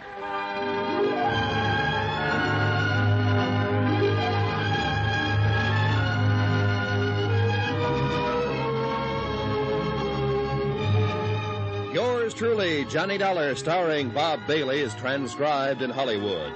It is produced and directed by Jack Johnstone, who also wrote tonight's story. Be sure to join us tomorrow night, same time and station, for the next exciting episode of Yours truly, Johnny Dollar. Roy Rowan speaking.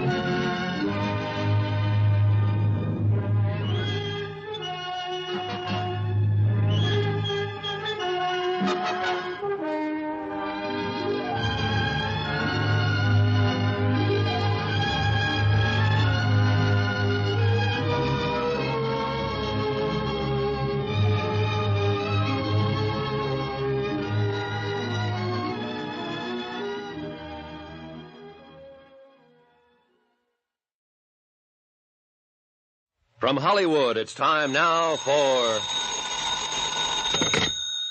Johnny Dollar. Johnny, this phone number you left for me to call. Are you at Bellevue Hospital? Yeah, Randy. What's wrong? Are you at headquarters? Yeah. A truck ran over Mike Flynn, and I'm sure it was deliberate. But he's alive, I hope. He was 4 hours ago when I dragged him in here. Indestructible Mike. I'm not so sure this time. What about that truck? Did you get the license? Yeah, the boys at the 1st Precinct are working on it. Check with them, will you, while I stay here at the hospital? Sure, Johnny. And one other thing. Yeah? Find out how long that Glad Hand Rescue Mission has been in existence. Place where old Mike's been living? Yeah. Why? I don't know yet. But do it, will you? Sure, and you let me know when Mike's out of danger, huh? Johnny? Better pray a little bit, Randy.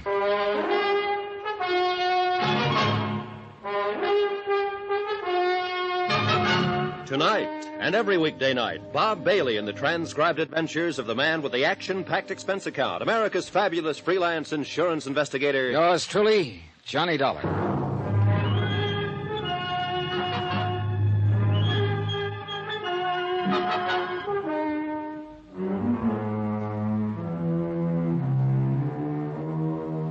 Expense account submitted by Special Investigator Johnny Dollar, location New York, New York, to the Lakeside Life and Casualty Company. Following is an accounting of expenditures incurred during my investigation of the indestructible Mike matter. The veneer of class and education assumed by J. Wesley Cosgrave just wasn't thick enough to hide the fact that he was better known a few years ago as Dutchy Gordon. And to the old-time racketeer, it looked like a cinch. Pick up a Bowery bum like Mike Flynn. Insure his life for $50,000. Give him a few weeks of high living. Then knock him off and collect the insurance. Yeah, real cinch. Especially for Cosgrave, who'd learned as far back as the early days of Prohibition how to employ hired thugs to do the dirty work, while he sat back and collected the profits. I knew as surely as I'm sitting here that Cosgrave was behind the knifing, the shooting, and now this accident to old Mike. But how to prove it? Yeah, sitting here in the waiting room of the hospital, waiting for some word of Mike's condition. Mr. Dollar? Oh, yes, Doc.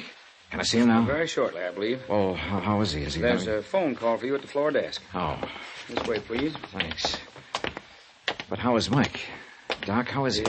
You'll be able to see him shortly. Here you are. Oh, thanks. Johnny Dollar. Ah, Mr. Dollar, I was quite sure that you would be there at the hospital. This is J. Wesley Cosgrave. What made you think that? Why, because of the accident to Michael Jeremiah Flynn. How did you know about it? I kept it out of the papers. I find it helpful to know about a lot of things that don't get into the papers. Well, your boy goofed, Cosgrave. Mike is still alive. My boy? You know as well as I do, Dutchie, that one of your mob was at the wheel of that truck that ran him down. You better keep your yap shut, Dollar. I thought I made it plain to you earlier that I no longer have any connection with the doings of the, shall we say, underworld. Oh, sure. As for poor old Mike, I understand it was an accident, very unfortunate. Knock it off, Cosgrave. I was there when it happened. Oh? Yeah. Pretty stupid of a would-be killer to try that with an investigator right next to Mike, wasn't it? Did you see the driver of the truck? Suppose I did. You say he wasn't one of your boys, so what difference would it make to you? Why, none at all. Did you see him? Why don't you worry about that for a while? Again I waited, sat and waited, and paced the corridor of the hospital. Outside, the sun sank slowly behind the horizon of skyscrapers, and the busy clamor of the day's traffic segued to the softer, muffled, but still busy traffic hum of night. And I waited, and smoked, and waited.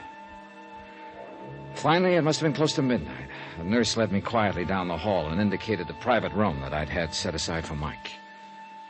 After brief instruction about not staying too long, she pushed open the door for me and she tiptoed away. And there, lo and behold, in all his glory, his head swathed in bandages but wearing a smile a mile wide, sat indestructible Mike. Hi there, Johnny. Mike! Oh, Mike. You old reprobate. I guess there is something in prayer after all. How about this, Johnny? Isn't this swell? Isn't this the finest place you ever saw? Oh, Mike, you're going to be okay, aren't you? Gonna be? Yeah, I am now. But I guess I had those doctors scared. Oh, my, Johnny. You just should have seen the way they fluttered around. And those nurses, Johnny. I never saw such beautiful ladies in all my life. And so nice. And doesn't it smell good in here? The disinfectant they use in here is much nicer than Daddy Bill has at the mission. And you know something? I haven't seen a single bed bug. Not even a cockroach. Oh, Mike, I'm so glad to see you in one piece. Oh, sure I am. But an old bum hasn't any right in a pretty place like this. You had no more business living through that accident than... Oh, Johnny, how you talk. Yeah, and you mustn't talk so much. No matter how good you feel, you need rest. Time to heal up whatever got broken. Broken? Oh, me? Well, you still need rest and quiet. Here, I'll turn off this light. I'll see you in the morning. Oh, but, Johnny... Yeah? Johnny, how can I just sleep? Oh, too much pain, huh? Want the nurse to give you a hypo? Oh, they filled me up with more needles than you ever saw, but there's only one real painkiller, you know. Yeah. I'll see you later. If the administration of Bellevue Hospital ever found out that I was back in Mike's room a few minutes later, and why, they'd probably have my neck. But I didn't leave the whole bottle with him, I swear it. Only about 3 fingers in his water tumbler. And the blissful expression on his face as he closed his eyes to sleep made me sure I'd done right. Item 15180, taxi back to my dingy little hotel. And I thanked whatever gods may be that old Mike had pulled through. He'd been right. They just couldn't seem to kill him. So far. But I knew they wouldn't give up. Not with $50,000 at stake. $50,000 more to line the pockets of Dutchy Gordon, who I was sure was just as much of a racketeer as ever, despite his present name of J. Wesley Cosgrave and his pretense of gentility. Because his henchmen had always feared to squeal or died violently before they could, the police had nothing on him. My job was to find one of the mob, make him sing. But how? I guess I was still thinking or dreaming about it when my phone rang the next morning. Hello, J. Dollar.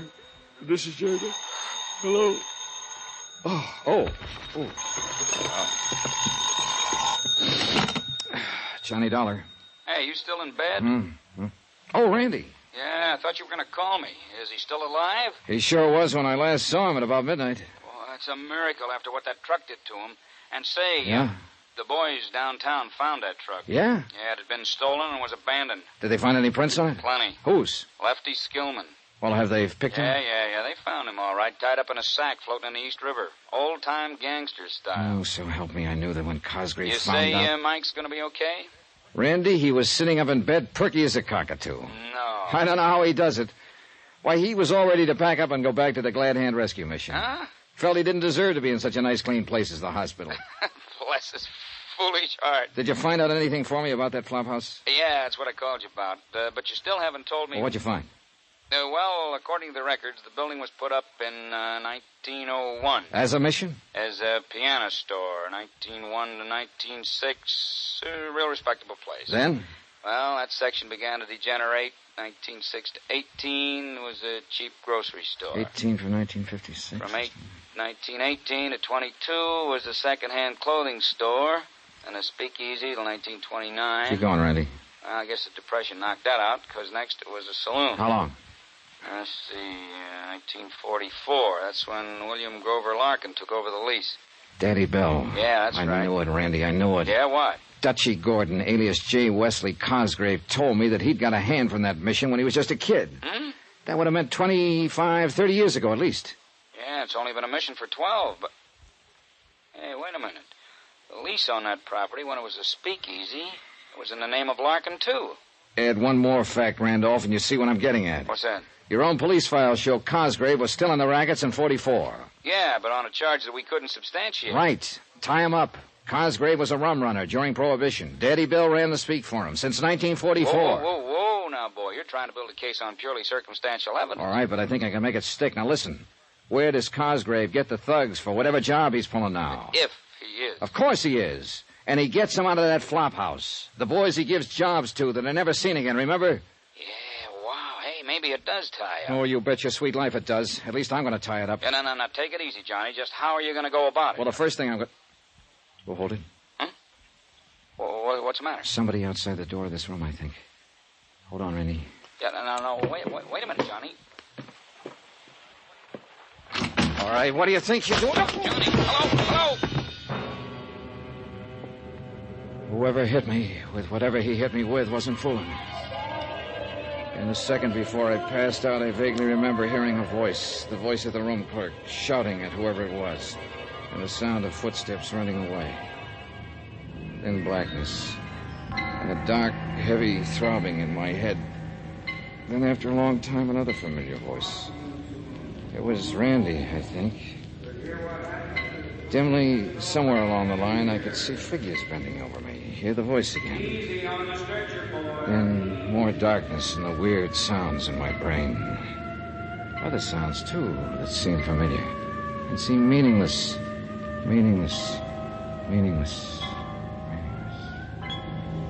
Finally, after an eternity of jumbled sounds and shadows, a cold, bright light pierced into my slowly returning consciousness. And momentarily, I could see a man in white and women in... Yeah, a hospital. These were the doctor and the nurses. I tried to speak to them. I couldn't. But slowly a realization of what had happened came to my muddled mind. Randy on the telephone had heard the attack on me and had brought help. An ambulance had brought me here. For a brief moment, I saw the glint of a needle poised above my arm. Then blackness again. But a soft, quiet, peaceful blackness.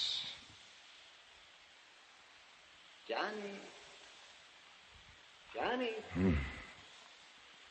Johnny? Oh, wow. Well, what is... Johnny! That's the boy. Wake up. Mike? That's right. Isn't it nice they put you in the same room with me? Yeah. Oh, Mike. Your policeman friend saw to it. And he told me something, Johnny. And he's right. You've got to be careful. They're out to get you, too.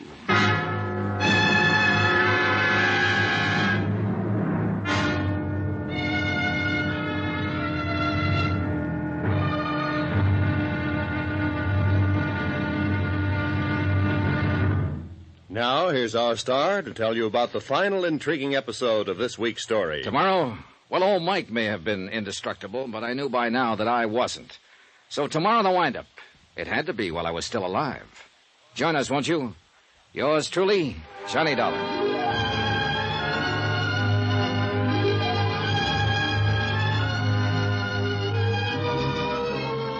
Yours truly, Johnny Dollar, starring Bob Bailey, is transcribed in Hollywood. It is produced and directed by Jack Johnstone, who also wrote tonight's story.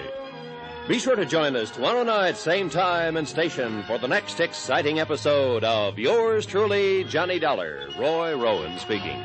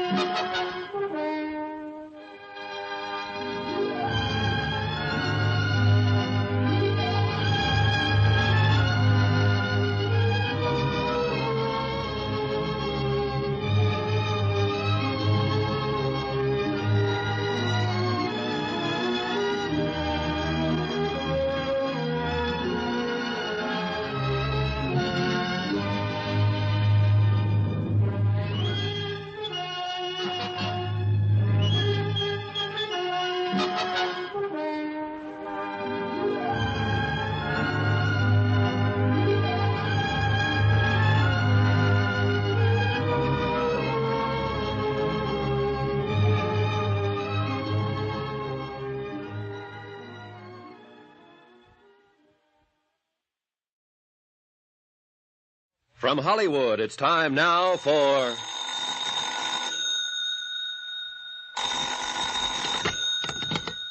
Johnny Dollar. Randy Singer, Johnny. How you feeling? Thanks to you and having got me here, pretty good. Bellevue's a good hospital. I'll be released within the hour, so will Mike Flynn. And?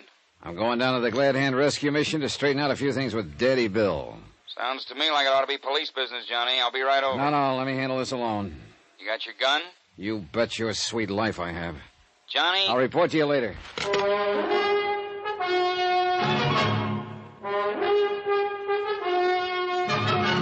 Tonight, and every weekday night, Bob Bailey in the transcribed adventures of the man with the action-packed expense account, America's fabulous freelance insurance investigator. Yours truly, Johnny Dollar.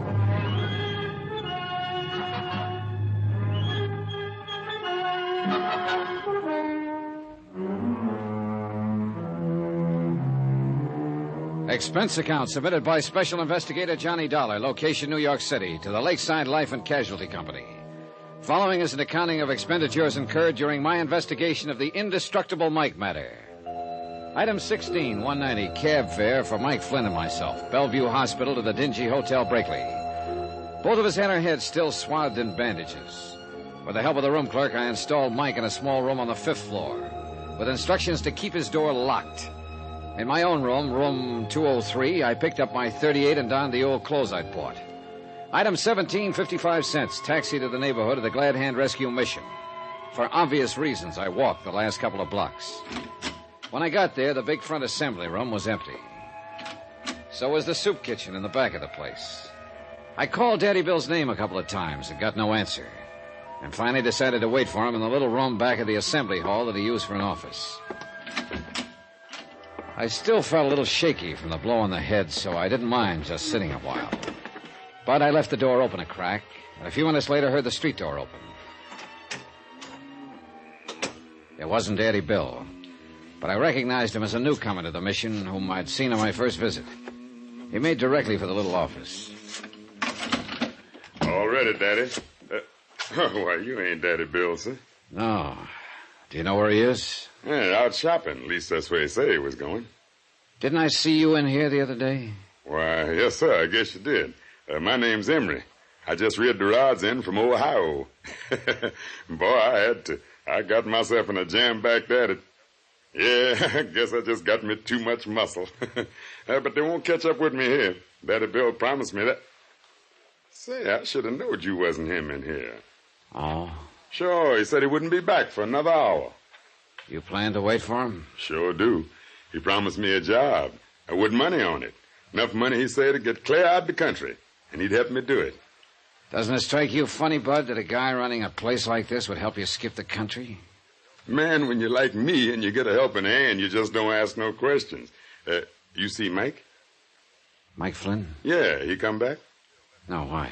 Daddy Bill left me a package for him. For him or Johnny if they come back here. Well, I'm Johnny.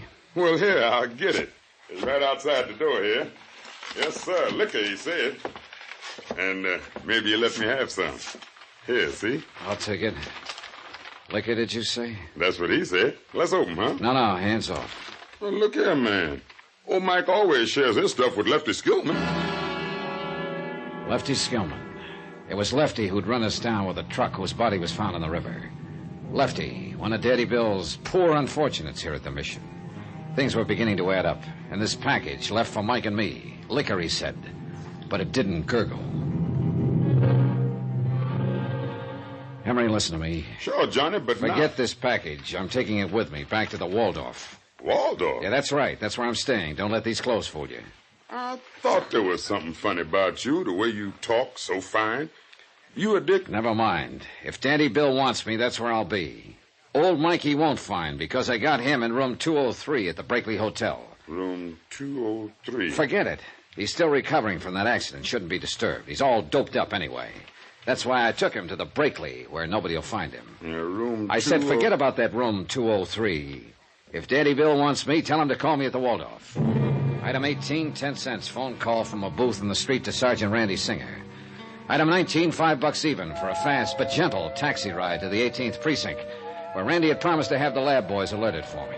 Oh, is this it, Johnny? Yeah, and handle it softly, please. Okay. You gonna stick around no, till the lab? I'm going back to the Brakely to make sure Mike is all right. Yeah, now look here, Johnny. Call the Waldorf for me. Get me registered there. Instruct the desk that if there are any calls for me, I'm eating lunch or something, and I'll be back in my room in, say, an hour. What? Do it. I'll see you later.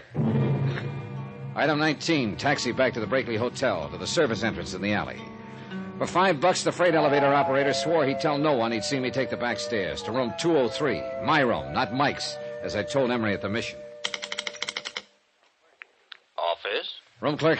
That's right. This is Johnny Dollar in 203. Oh, yes. Are you still working on Now listen, that case? listen carefully. If the police call me, put them through. Very well. But to anyone else who calls or comes looking for me, I'm not here. I never was here. You never heard of me, understand? Oh, yes, indeed, Mr. Dollar. We've worked with police and private investigators before. Okay, but if anybody wants to know about Mike Flynn, I want... Flynn? Yeah, the old bum I had you put in the room up on the 5th floor. Oh, yes. If anybody asks for him, tell him he's in this room, 203. Oh, very well. You sure you got that straight? Yeah. My watch said I still had time to kill, so I ran upstairs to Mike's room on the 5th, and carrying a 5th. Well, bless my soul, Johnny. And look what you've brought me. On one condition, Mike. Oh, yes. Oh, anything you... Oh, you've been so good to me. I want you to promise that no matter what happens, you'll stay right here in this room until I come back. Why, of course, Johnny. Anything you say. Especially now that you brought me this bottle to kind of keep me company. Say, wouldn't you like a little nip before you go? No, thanks. Oh, and keep this door locked. Oh, now you sure you wouldn't like just one little bit? No. Oh, I hate to think of me having it all alone when you probably need it as much as I do now. Oh, say, Johnny. Yeah? When are you and I going to be able to take these awful-looking bandages off our heads? We'll talk about that later. I got to get back to my room. Yeah, now you sure I can't tempt I'm you? sure. Now lock this door. All right, Johnny. But if you decide you want a little nip with me... Quickly and quietly, I went back downstairs to 203 and cautiously let myself in, leaving the door unlocked. Nobody been there. I'd made it in time. But now all I could do was wait.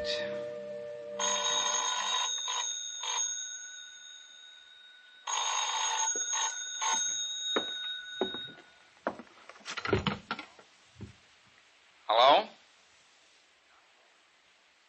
Johnny?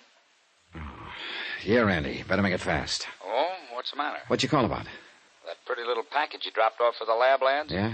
You sure were right about it. A bomb, huh? If you or Mike had opened that package by now, you'd be spread all over the island in tiny little pieces. Look, Johnny, come on, let me in on it, huh? What are you up to down there? I'll tell you when it's all over. That is, if what I think is going to happen does happen. You sure you don't want some help? No, I think I can... Gotta go. I'd heard footsteps out in the hall. Quickly, I slid into the bed, leaving nothing but my heavily bandaged head showing. The footsteps passed. And then, far down the corridor, I heard a door open and close. I lay still and waited. And lying there thinking, I began to wonder if I'd been right in turning down Randy's offer of help. Yet how could he help with footsteps again? And this time they stopped outside my door.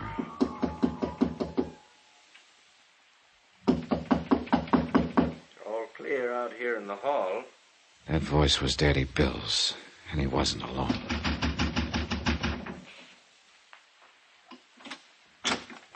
Mike? Mike? You want on the light? Mike? Oh, he's in here, all right. Smell that booze? He's there on the bed, asleep. You mean drunk? Close the door. Hey, see him? Dead to the world. Are you sure this is going to be safe, Dutchie? Why do you suppose I took so long to case the joint? Yeah, but what about Dollar? I told you, Bill, at the Waldorf. You sure? You talked to him? No, he was in the coffee shop. Now, shut up, get this over with. Yes. Always we do the dirty work for you. All right, this one I'll do myself. Who's... Shut up. Johnny. Oh, Johnny. Wait a minute, that's Mike. And who's on that bed? Shut up. All right, Dollar. You can get up out of that bed and take it in the chest or lay there and get it in the back. All right, Cosgrave. Touchy. Both hands up high. Drop that gun. Sure. Johnny. Shut him up out there, Bill. Yeah, Daddy Bill. Quiet, Dollar. You'd better do something, Cosgrave. You'll have two witnesses. The man who always kept his skirts clean, huh? Quiet. Bill, let him in. We'll knock them both off, make it look like a fight between them. Something... No, wait, boss. Johnny, is something... I'm coming in. Oh, no, you Get don't... back right!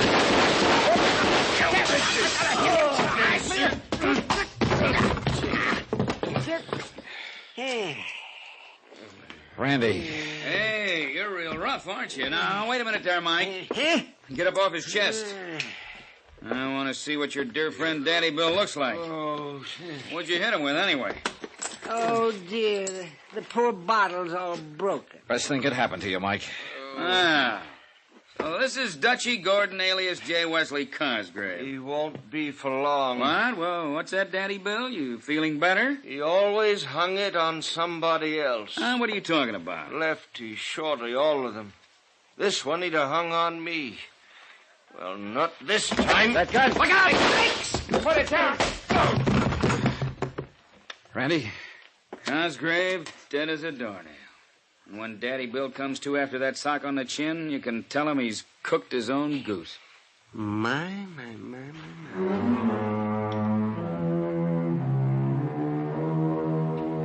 The world will be a bit better without Dutchie Gordon, alias J. Wesley Cosgrave. And, of course, the courts will take care of Daddy Bill Larkin. Plenty. Mike? Indestructible Mike? Well, he'll probably outlive the rest of us. I hope I can get down to see him now and then. Talk over our great adventure together. Expense account total, $1,126.50, which is a lot less than the $50,000 you might have had to pay off on Mike. Yours truly, Johnny Dollar.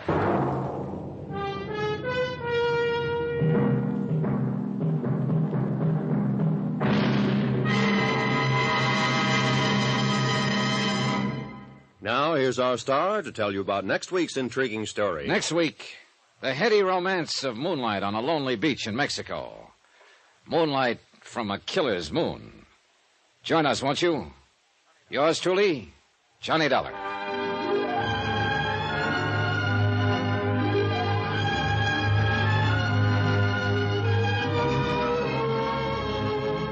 Yours truly, Johnny Dollar, starring Bob Bailey, is transcribed in Hollywood. It is produced and directed by Jack Johnstone, who also wrote this story.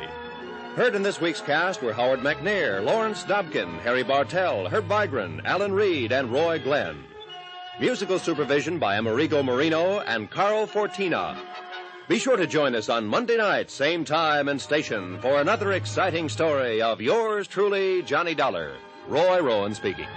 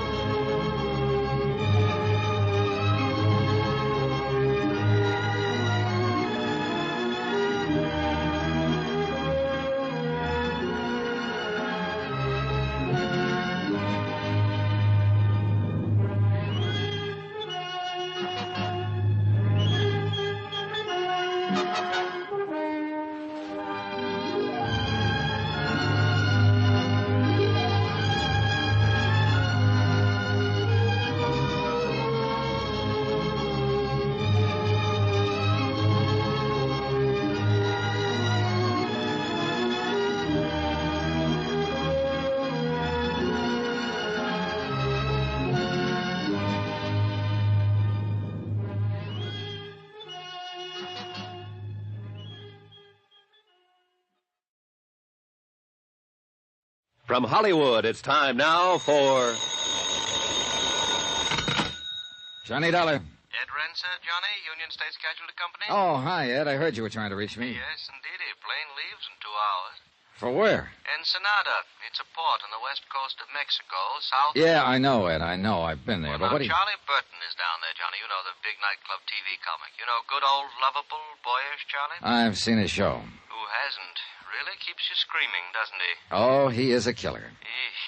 So what do I do? Go out there and scream it up for him? You go out there and keep him alive. Someone's threatened to murder him.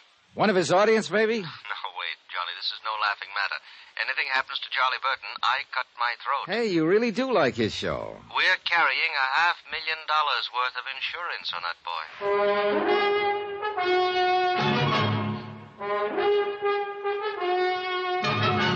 Tonight, and every weekday night, Bob Bailey in the transcribed adventures of the man with the action-packed expense account, America's fabulous freelance insurance investigator. Yours truly, Johnny Dollar.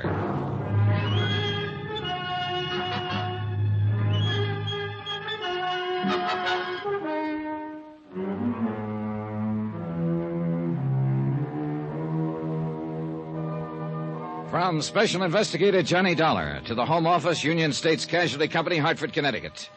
The following is an accounting of expenditures during my investigation of the laughing matter. Item 1, $221.50. Transportation by scheduled airline to San Diego, incidentals there, and charter plane for a flight 80 miles south into Mexico. To Ensenada.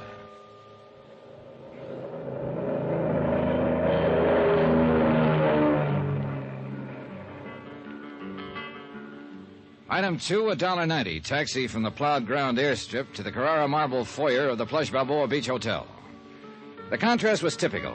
Ensenada is 2 towns, really. The tourist town is a glittering belt of pseudo-swank resorts around the south end of the bay. Bald-headed men in flowery sports shirts and fat women in shorts, loaded down with cameras, souvenirs, and U.S. dollars. The loafing town. And next to it, the rows of warehouses and docks, the fishing fleets and freezer plants, narrow dirt streets and slums. Soft-eyed Mexicans and the gentle liquid sound of Spanish. Native town, the working town.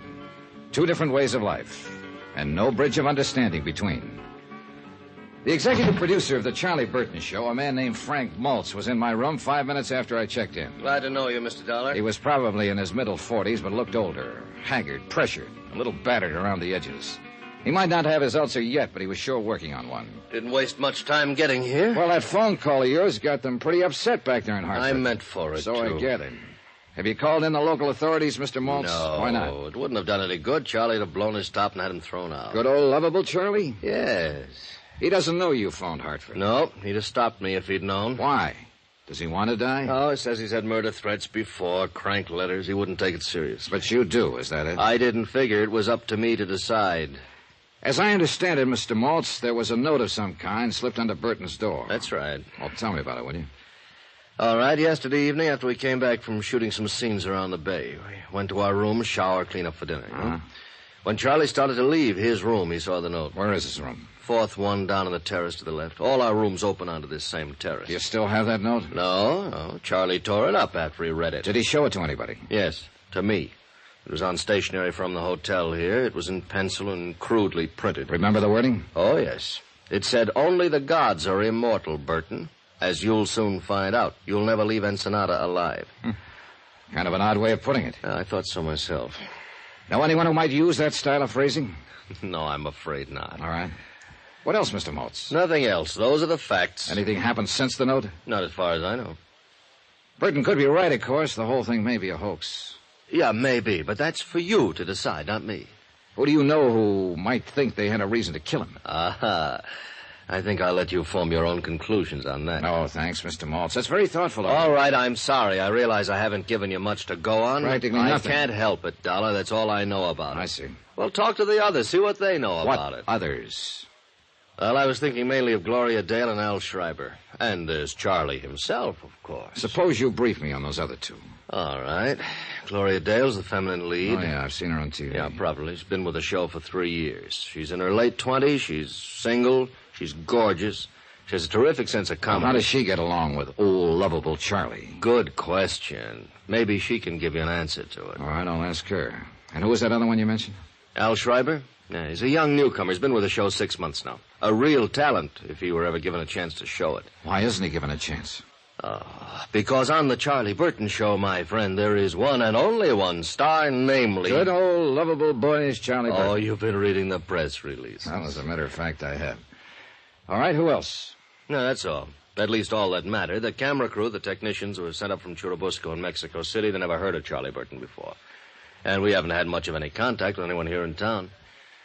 Now, I think that note was written by somebody right here in the family. That's another reason I sent for you instead of the local police. Just why did you send for me, Mr. Maltz? What do you mean? How do you feel about Charlie Burton? Haven't you guessed? More or less, I think. Well, I'll spell it right out for you, Mr. Dollar. I hate his guts. And what do you care whether he's murdered or not? Care, I'd get roaring drunk to celebrate it. And yet you're the one who phoned an SOS to Hartford. Well, sure. If Burton does get it, I want an expert around.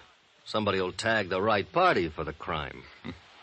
A matter of justice. Is that it? Why not? Oh, because it's usually just a word people talk about. What they really want is to win. Ah. Is that what you want, Mr. Maltz?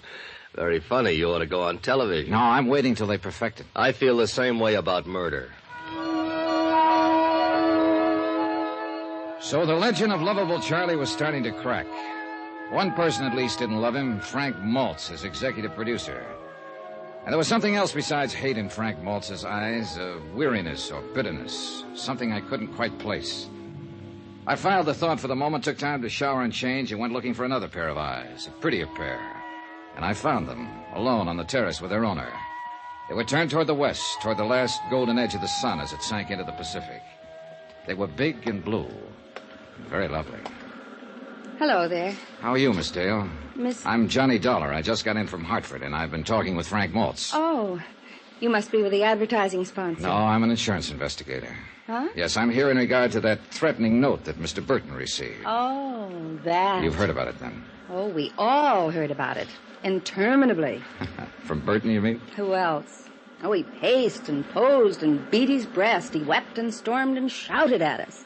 Harangued, accused, and monologued us. Our base ingratitude after all he'd done for us. Done to us, he should have said.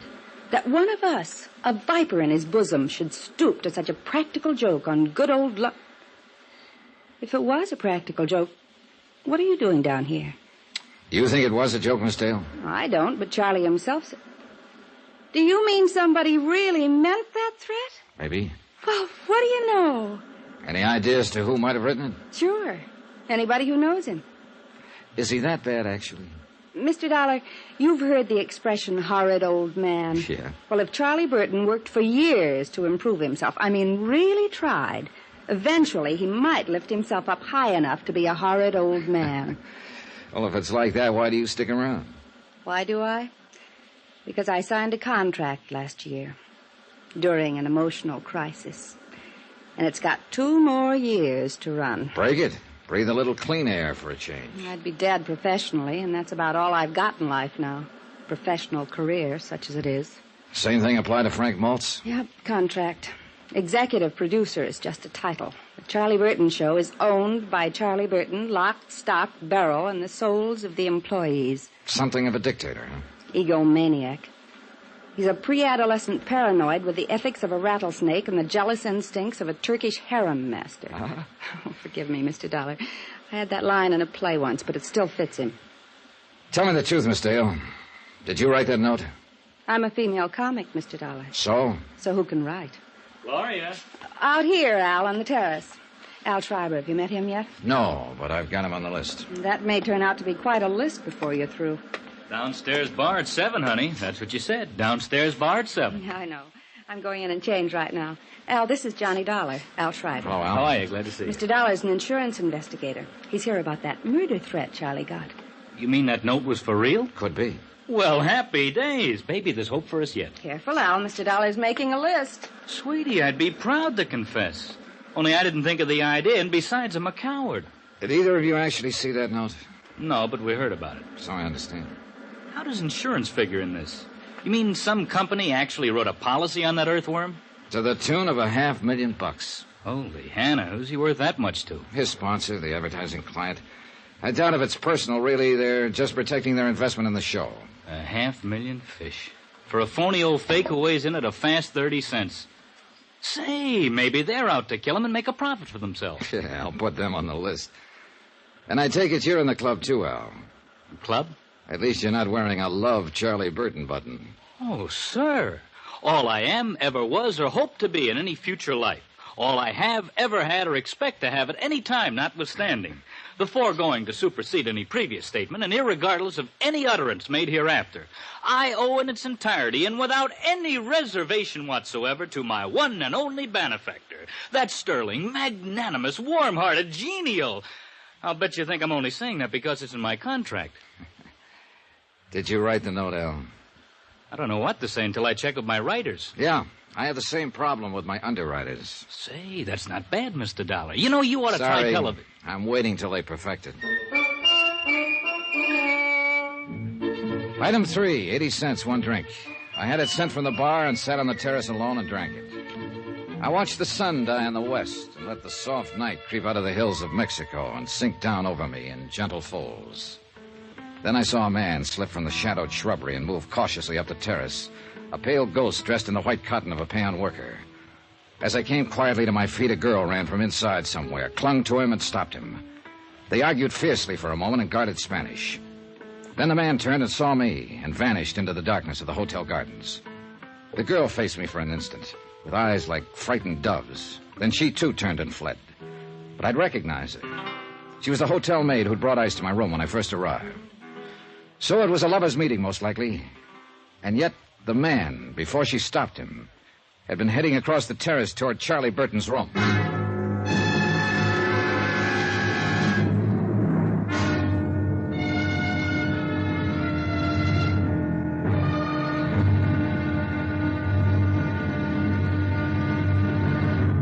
Now, here's our star to tell you about tomorrow's intriguing episode of this week's story. Tomorrow, the great man condescends and shivers a little, too. And a girl's hidden hate is blacker than the sea-wet rock she vents it on. Join us, won't you? Yours truly, Johnny Dollar.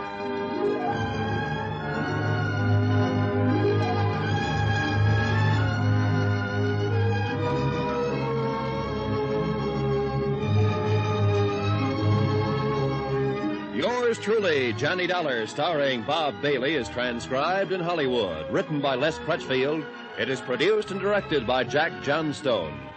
Be sure to join us tomorrow night, same time and station, for the next exciting episode of Yours truly, Johnny Dollar. Roy Rowan speaking.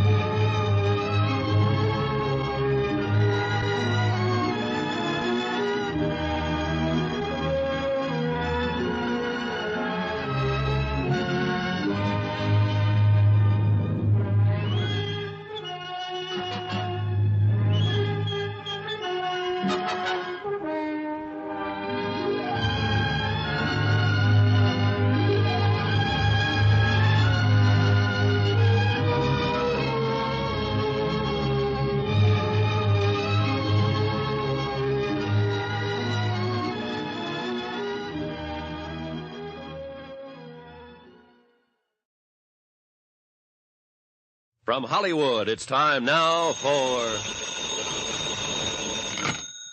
Johnny Dollar. This is Charlie Burton, Mr. Dollar. Oh, yes. Was hoping you'd come out of seclusion. Seclusion? I arrived in Ensenada at 4 o'clock this afternoon. It's now 10 p.m., and I still haven't been able to see the man I'm supposed to protect. I did not invite you here, Mr. Dollar. I do not need any protection. Well, my insurance company doesn't agree with you, and they've got $500,000 riding on your life. Look, my life has not been threatened. That note was a mere bit of buffoonery perpetrated by one of those nearest and dearest to me. One of those to whom I have unstintingly devoted my entire... knock it off, Burton. I know the good old lovable Charlie legend, and I've seen your TV show. Well, naturally. Look, are you going to talk to me, or do I wire my company to cancel your policy and notify your sponsor that you've refused to cooperate with us? Mr. Dollar, you may come down to my room in 10 minutes. I'll be there in an hour, Burton. You wait on me for a change.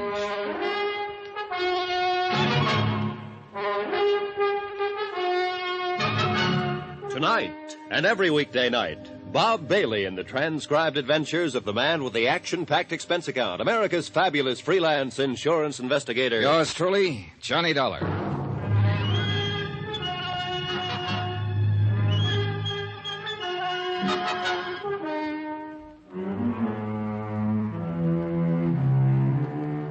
From Special Investigator Johnny Dollar, location Ensenada, Mexico. To the Home Office, Union States Casualty Company, Hartford, Connecticut. Assignment, The Laughing Matter. Expense account continued. Item 5, $1.40. Taxi from the hotel in the village to the Commandancia of Police on Frente Avenue. I wanted a rundown of one of the maids at the hotel, a girl named Velena Morales. I'd seen her on the hotel terrace shortly after dark near Charlie Burton's room. Seen her arguing with some man who'd managed to slip away from me in the darkness. Captain Peral said he'd check with me later and politely avoided asking what it was all about. If he had, I couldn't have told him. The Charlie Burton comedy show was on location at Ensenada, Mexico, and Frank Maltz, the producer, had frantically phoned Hartford and claimed Burton's life had been threatened. Burton thought it was a practical joke. Maltz didn't know. Neither did I. But I was there to find out.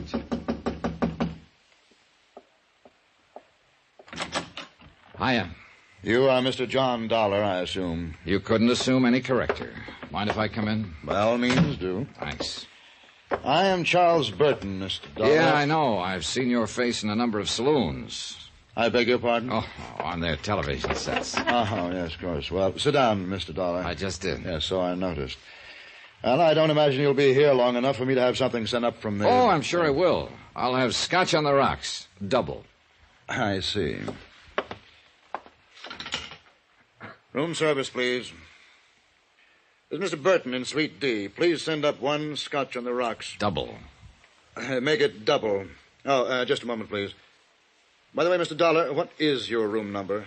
I can't seem to remember it at the moment. Why don't you just charge it to yours and then bill me for it later? If you think your room service, cancel that order. Yes, I said cancel it. I will not tolerate this high-handed attitude from a hireling, sir. But not your hireling, Burton. Now, let's get a few things straight right now. From what I've heard about you up to now, I don't like you. And when I get to know you better, you like it or not. And I certainly do not. And there's nothing you can do about it. Oh. Try throwing your weight around with the insurance company, and they'll cancel your policy. And if that happens, you'll have sponsor trouble right up to your neck. If you think you can I think you're not going to let it happen, Burton. You can't afford to. So cut out the kidding and let's get on with it. You know, I like you, Dollar. You're so uninhibited. I'm going to buy you that... Nope, sorry. Why not? I didn't want it in the first place. It was only a way to get your goat, break down that phony guard. But have one yourself, though. Now, drinking is not one of my vices. Oh, so that explains it. Explains what? It wasn't one of Hitler's vices, either. You're so delightfully insulting, you know. One can hardly take offense. Too bad. I'd hope for better results. Would you mind telling me just who exactly is responsible for this prejudiced opinion you have of me? Well, as I remember, it was fairly unanimous. As I know, you talked to Frank Maltz. Maltz, of course, is bitter because he hasn't been given complete control of my show. Or any control, the way I hear it. As long as it's the Charlie Burton show, Mr. Dollar, Charlie Burton intends to run it. Only the gods are immortal. Isn't that what the murder threat said? I'll get to that. Then there's Gloria Dale, my leading lady. Dear Gloria. I suppose she told you I've treated her very badly.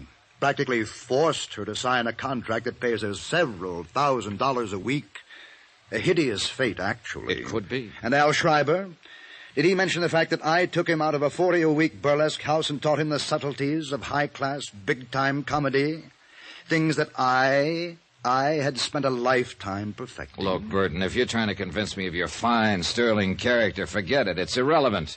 I'm here because... You're here because of that note, and that's exactly what I'm getting at. You think it was written by one of those three people, don't you? Right. Well, I agree with you. But you also take the threat seriously. I don't. Why not? Because not one of them has any reason to kill me. Yes, I know how they talk. They're underpaid, overworked. The boss is a tyrant. They hate him, the same old patter. And that kind of talk never leads to murder, Mr. Dollar. Yeah, you've got a point there, I guess. That note was pushed under my door yesterday as a crude attempt at a joke. Nothing else. Then Maltz lost his head and had you sent down here from Hartford. And the whole thing has become ridiculous. You may be right. Well... You sure you won't have that drink? No, thanks. Oh, by the way, there's a maid at the hotel here. I believe she works all the rooms along the terrace here. A small girl, very pretty, with short curly hair. Oh, yes, Valina. Well, you've noticed her then? Oh, quite. I find her utterly charming. Would you happen to know whether she's married? I really didn't bother to ask. Does it matter? Not to me, but it might to her husband. You are determined, aren't you? There must be some reason why you're so scared. Scared? You do have a preposterous imagination. Good night, Mr. Dollar. It wasn't my imagination. Burton was scared, or worried, or upset. At any rate, something was bothering him. But at the moment, he was covering up for some reason, and there was nothing more I could do to push him. So I gave up for the time being and went back to my room. But I wasn't ready for sleep, and the terrace outside my windows lying empty in the moonlight seemed inviting. And even more so, the sound of breakers 100 yards beyond. I followed a winding path through the hotel gardens and came out into Sandy Cove.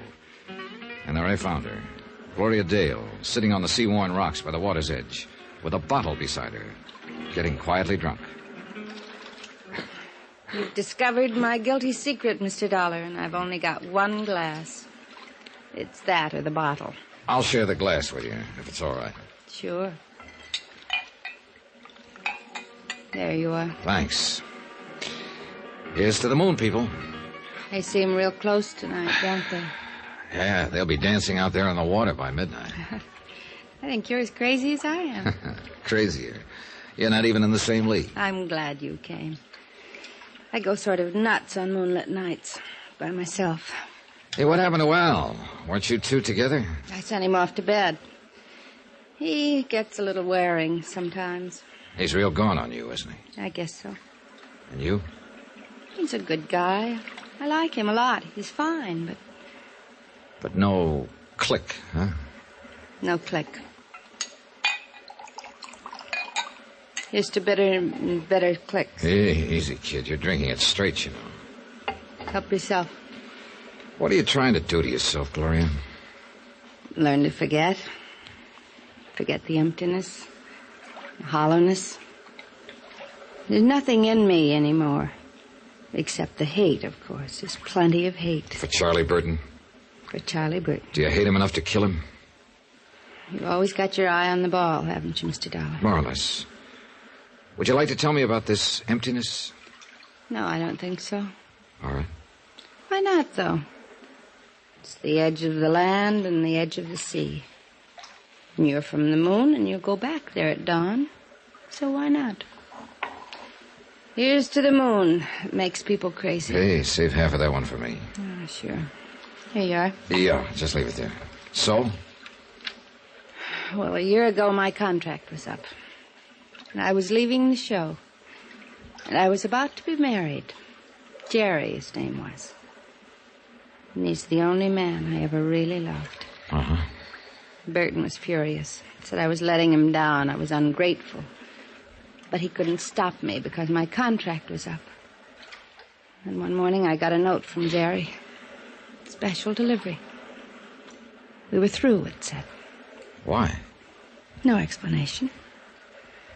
Just a cold, vicious note. That same morning, Jerry left town with a friend.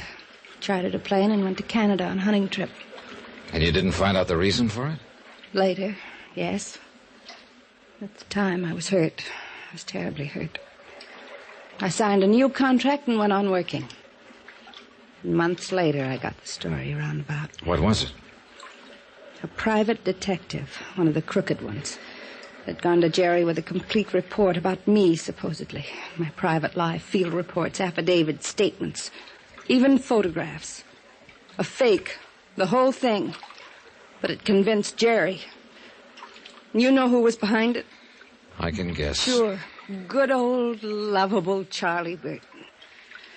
He wanted to make sure I'd sign that contract. But when you did find out, why didn't you go to Jerry? I wish I could have. That hunting trip, the plane, it crashed. Jerry never came back.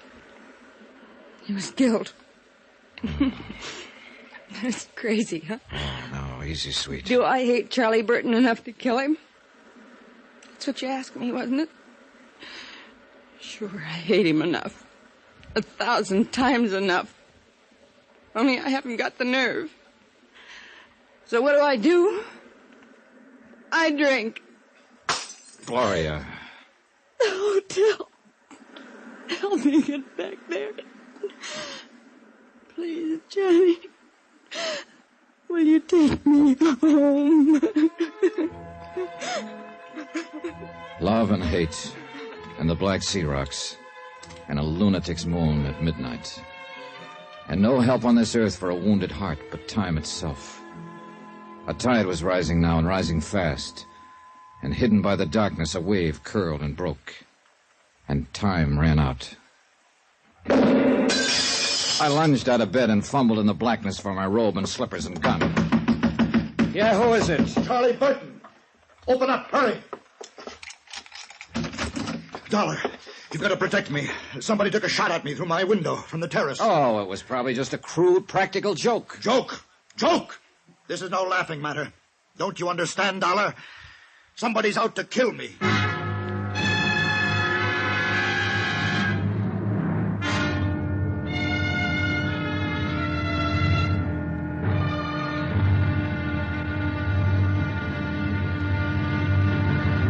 Now, here's our star to tell you about tomorrow's intriguing episode of this week's story. Tomorrow, a thickening web, clinging and sticky.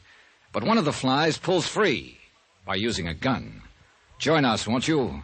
Yours truly, Johnny Dollar. Yours truly, Johnny Dollar, starring Bob Bailey, is transcribed in Hollywood. Written by Les Crutchfield, it is produced and directed by Jack Johnstone. Be sure to join us tomorrow night, same time and station, for the next exciting episode of Yours truly, Johnny Dollar. Roy Rowan speaking.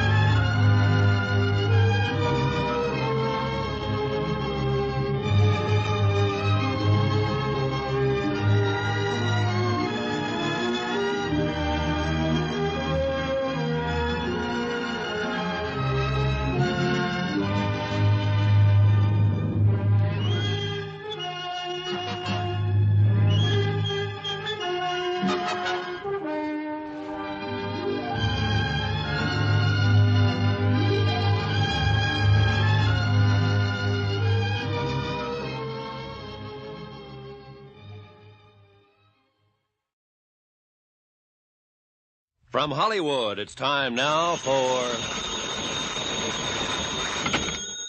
Johnny Dollar. Capitan Davidro Parral, senor, of the Ensenada Police. Oh, hi, Parral. I tried to call you a few minutes ago. We've had a shooting out here at the hotel. And somebody, she's dead, No, senor? no, nobody's dead. The bullet missed. Somebody fired a shot from the terrace into one of the rooms. I am flush with the red light, senor. I make the siren. I'm come like the wind. Good. But will you do me one thing before you blow up a storm? Mande usted? There's a man missing from his room here, a friend of the man who was shot at. He must be around town somewhere. Pues sí. He's an Americano, about 45, name's Frank Maltz. Frank Maltz. Bueno, we'll find him. I'm going to make one APC T. B, you mean, APB. Sí, APB, like on radio in Los Estados. All right, hop to it, Parral. Sí, senor. Senor, what it is, this APB?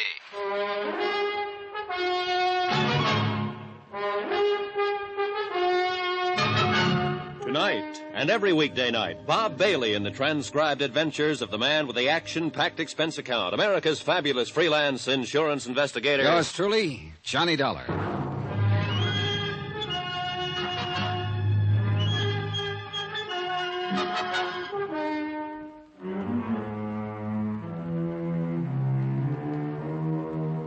From Special Investigator Johnny Dollar, location Ensenada, Mexico. To the Home Office, Union States Casualty Company, Hartford, Connecticut. Assignment, The Laughing Matter. Expense account continued.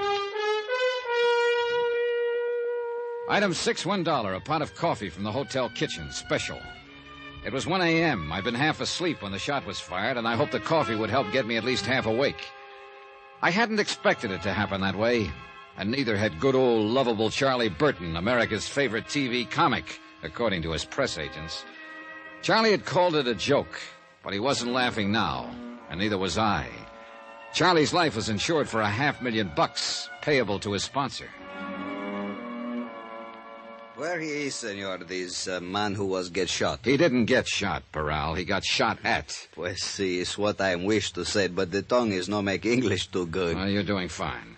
The manager gave Bert another room, inside, away from the terrace here. He's probably got the door locked and the furniture piled in front of it. Mande? I mean, he's scared. Very scared. Comprende? Oh, sí, sí. Él tiene mucho miedo. Yeah, I guess so. Now, according to his story, he was asleep, here on this side of the bed. Someone fired the shot from outside on the terrace.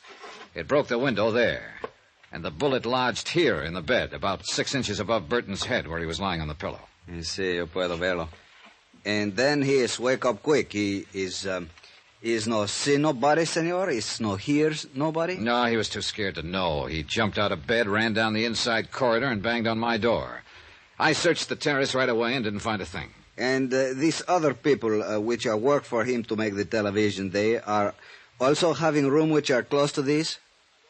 Parral, your tongue may not make the English too good, but there's nothing wrong with your head. Mande usted?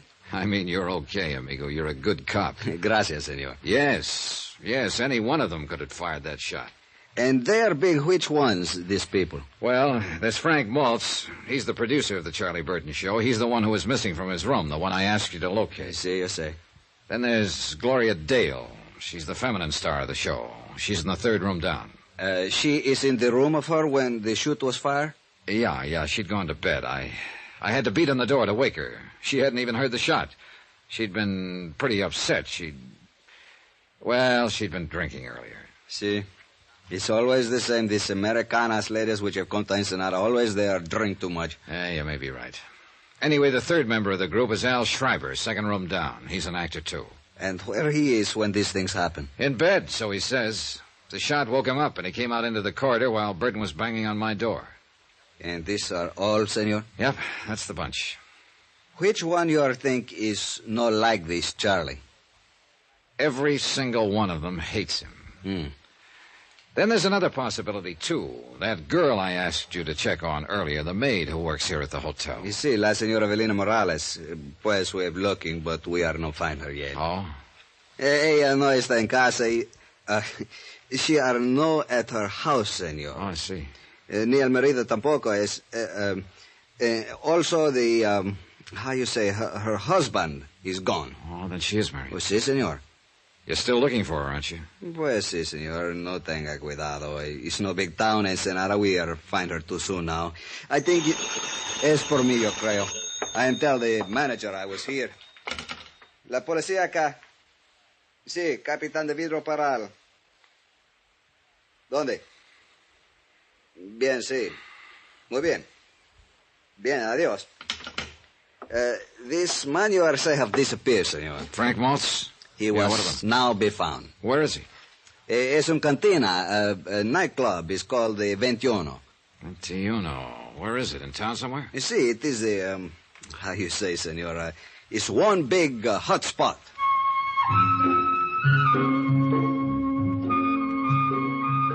Item 7, $1, taxi into town. Paral stayed at the hotel to talk to Charlie Burton and the others. I thought it might do some good, at least by keeping them off balance.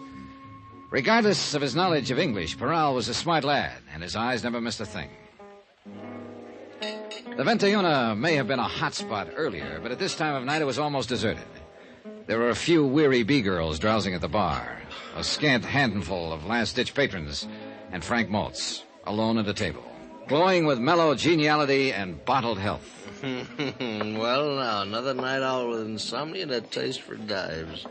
Pull up a chair, Johnny. Thanks. Been here long? Forever. Oh. At least for years and years. I am part of the place, my boy. These worm-eaten rafters, the crumbling walls, this musty aroma of ancient tequila that was spilt on these tiles long before you were even born. I see. You see, the place was built by the conquistadores, and I dropped in the very next day. I've been here ever since. Maltz, look, chum. Now, speak softly, softly, friend. This is hallowed ground. This is the meeting place. This is the crossroads, you see, for two separate worlds. The tourists come traipsing down from Beach Boulevard up there. They call it slumming. And the townsfolk come up from Gastelum and Balboa, and they all meet here. And they drink tequila, and then they dance the fandango. Hey, amigo, how about playing a fandango? No, he can't hear you, because he is dead. We are all dead here, Johnny. You know something, Maltz? You're not nearly as plastered as you're pretending to be. I know that, Johnny. Have you been here all evening? Here in the 21? How do you like that name, 21? It means a 21, you know. Yeah, I know. Have you been here in the 21 all evening? Oh, no. I've been in all of them. I just ended up here. Ever see a better place to end up, Johnny? Where were you around 12:40 tonight? What? What are you driving at? Somebody took a shot at Charlie Burton tonight. Ooh, I got my fingers crossed, did they? No, they didn't hit him. Well, maybe they'll have another chance. Not if I can prevent it. Now, that's why you were checking times on me, huh? You think I maybe made a clay pigeon out of that rat. Did you? Johnny, I left the hotel at 10 o'clock. I've been a lot of places since, but not back there. I don't know where I was at 12:40. Maybe some bartender around town will know. I have seen them all tonight, one time or another. This lush stuff seems to be a habit with all of you, including Gloria. Well, stick around Burton a month. You'll know why. So, why do you stick around him? Me, personally, there's a couple of reasons, I guess. I'm trying to help somebody else, for one thing. Well, myself at the same time, of course. Meaning? Al Schreiber. The kid is great, Johnny. He really is. And it'll be his show next year. If we can hang on. And for the same sponsor. With you producing? Well, that's right. They're fed up with Charlie Burton, and they've got reason to be. He's a phony name, Johnny, nothing else. It's a fake. It's a build-up. They've got to spend more on press relations now than it costs to produce the show. Then with Charlie out of it, you and Al would be in. Is that the way it stacks up? That's right. You said you had a couple of reasons for staying on. Now, forget it. The second one is not important. It's a sob story. Well, it won't be the first one I've heard tonight. I'm married, you see, Johnny. 23 years now. And for the last 8, my wife has been completely paralyzed. Utterly helpless. She's in a sanitarium upstate. She has to have special care. Special treatments. And it costs $350 a week, 52 weeks a year. So I stay on with Burton and I go on hating him. And whenever the hate gets too bad, I go up and see her. Well, she doesn't know me. She doesn't know anyone. She just lies there and breathes. But I look at her. And I remember how she was. And how I loved her. And I still love her, Johnny. So that's the way it is. I left him there in the cantina with his love and his hate and walked out into the street, empty and silent under the wheeling stars in the soft, dark night. A lone dog sidled past, gray and gaunt, intent on some mission of his own, and faded into the shadows. And the town slept, its own loves and hates put aside until morning. Quiet town. Then the emptiness was filled with sound, and a flashing red light slashed the darkness. Parral of the Ensenada police. He said the maid from the hotel, Valena Morales, had come home. One of his sergeants was waiting there with her.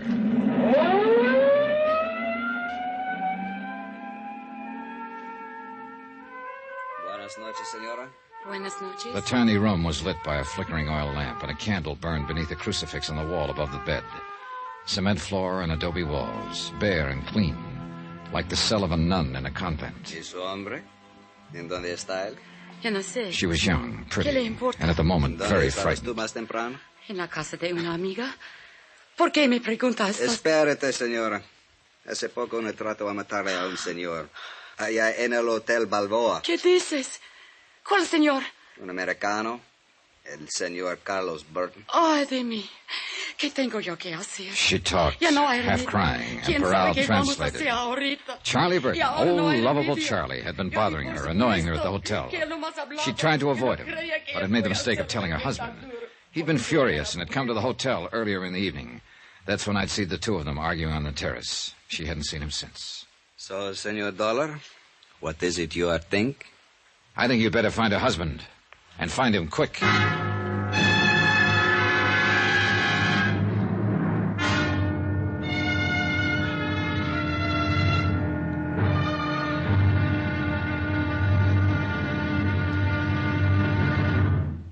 Now, here's our star to tell you about tomorrow's intriguing episode of this week's story. Tomorrow, Death tries once more, and this time doesn't miss. But Death, you know, is blind. Join us, won't you? Yours truly, Johnny Dollar.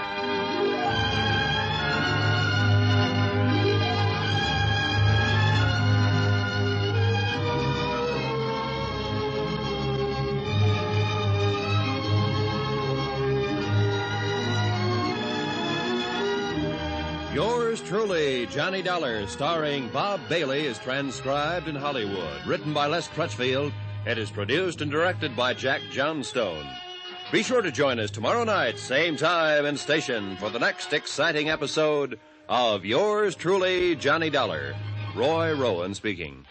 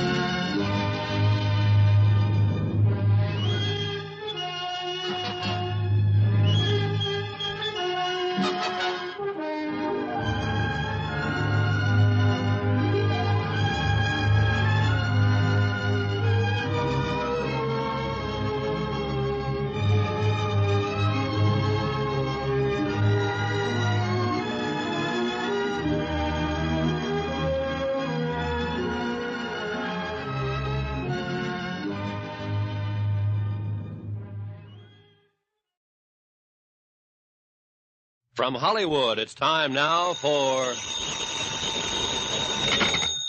Johnny Dollar. This is Charlie Burton speaking. Oh, morning, Burton. So you're still alive, huh? If that was an attempt at humor, it was entirely out of place. Well, it's early yet. I'm the comedian, and I'll make the jokes. Your job is to protect my life. Don't tell me you've been shot at again. This time of morning? Boy, whoever it is really must hate you, Burton. Dollar, so help me. So help you nothing. You may be good old lovable Charlie to 40 million television viewers, but to me you're just a pain in the neck. I'll remind you. To my client, you're worth $500,000 because he was fool enough to write an insurance policy on your life, but not to me. My price on you is a fast 3 cents, give or take a couple. My life has been threatened. Sure, and that's why I'm here. But yesterday, when I tried to get you to cooperate, you called it a practical joke. Well, I'm not calling it that now. No, because somebody tossed a bullet at you last night and scared the living pants off of you. Well, call Captain Peral of the Ensenada Police. Mr. Dollar. Look, I need another hour's sleep, so don't phone my room again before 9 o'clock. Goodbye.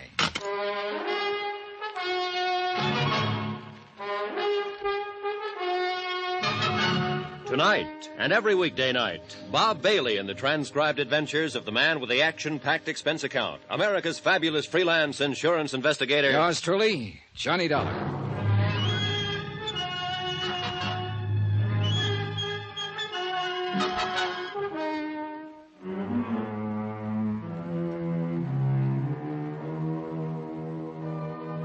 From Special Investigator Johnny Dollar, location Ensenada, Mexico. To the Home Office, Union States Casualty Company, Hartford, Connecticut. Assignment, The Laughing Matter. Expense account continued. Item 10, 50 cents, room service on a glass of orange juice.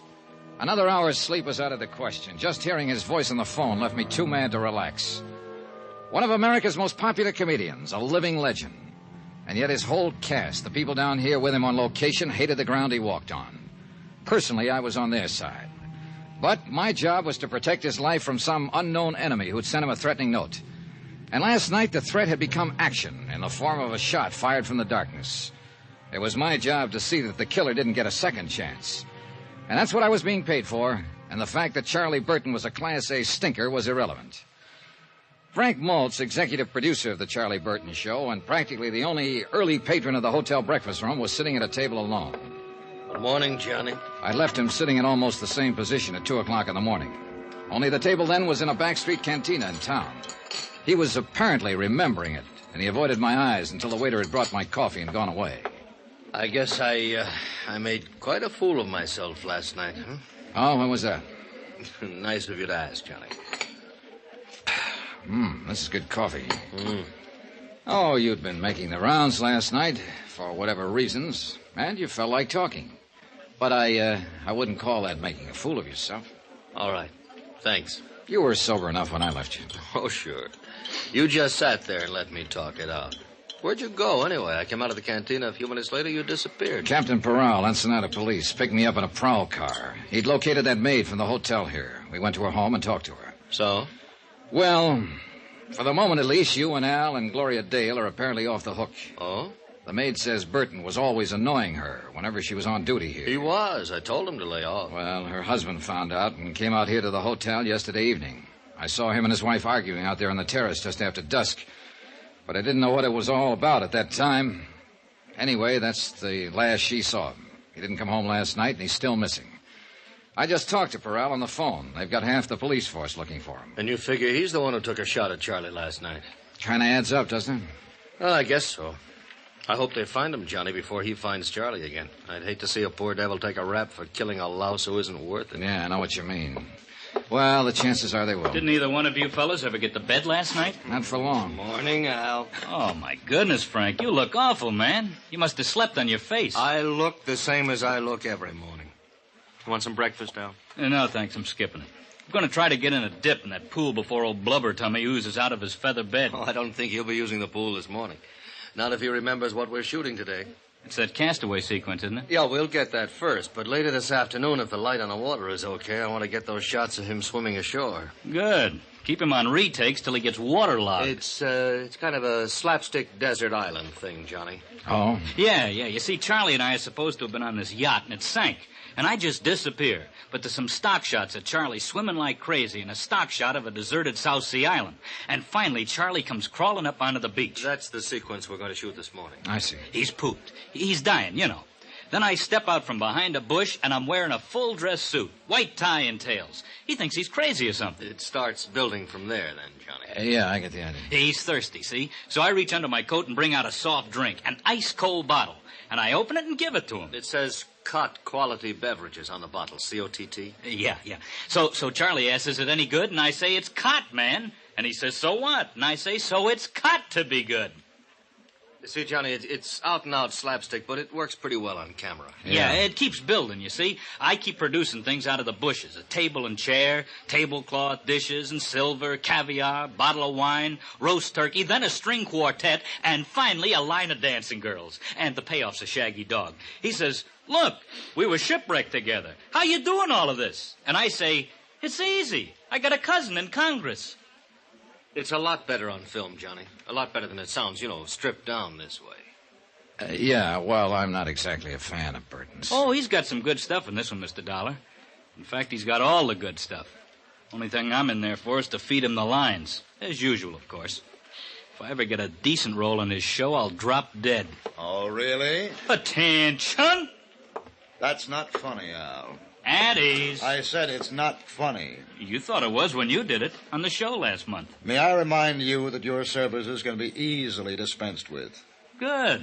Fire me. Al. If I could get out of this lousy contract with you, I could start on the PCT tomorrow, and at 5 times what you're paying me. Take it easy, Al. No, by all means. They'll set me up in my own show, and they'll put it in a time slot right opposite yours. In 3 months, Charlie, I could bump you clear off the screen. You don't say so. Al, beat it, will you?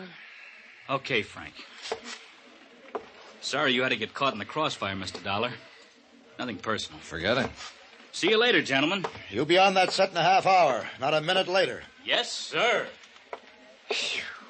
You certainly are one big happy family, aren't you? Dollar, that kid was a nobody when I picked him up. You're wrong, Charlie. That kid is a real talent, and you know it. You see? You see what I have to deal with? He's done as much for this show in the past year as you have. You see, Dollar, I'm forced to live in the very presence of my enemy. Who made them your enemies, Burton? Look, my only concern has always been the welfare of those less fortunate than myself, those who depend on me for their professional careers and their livelihood. I understand there's some difference of opinion about that. Well, it's envy, nothing but envy. Would you like some more coffee, Johnny? No, thanks. I've had about all I can stand. Yeah, so have I.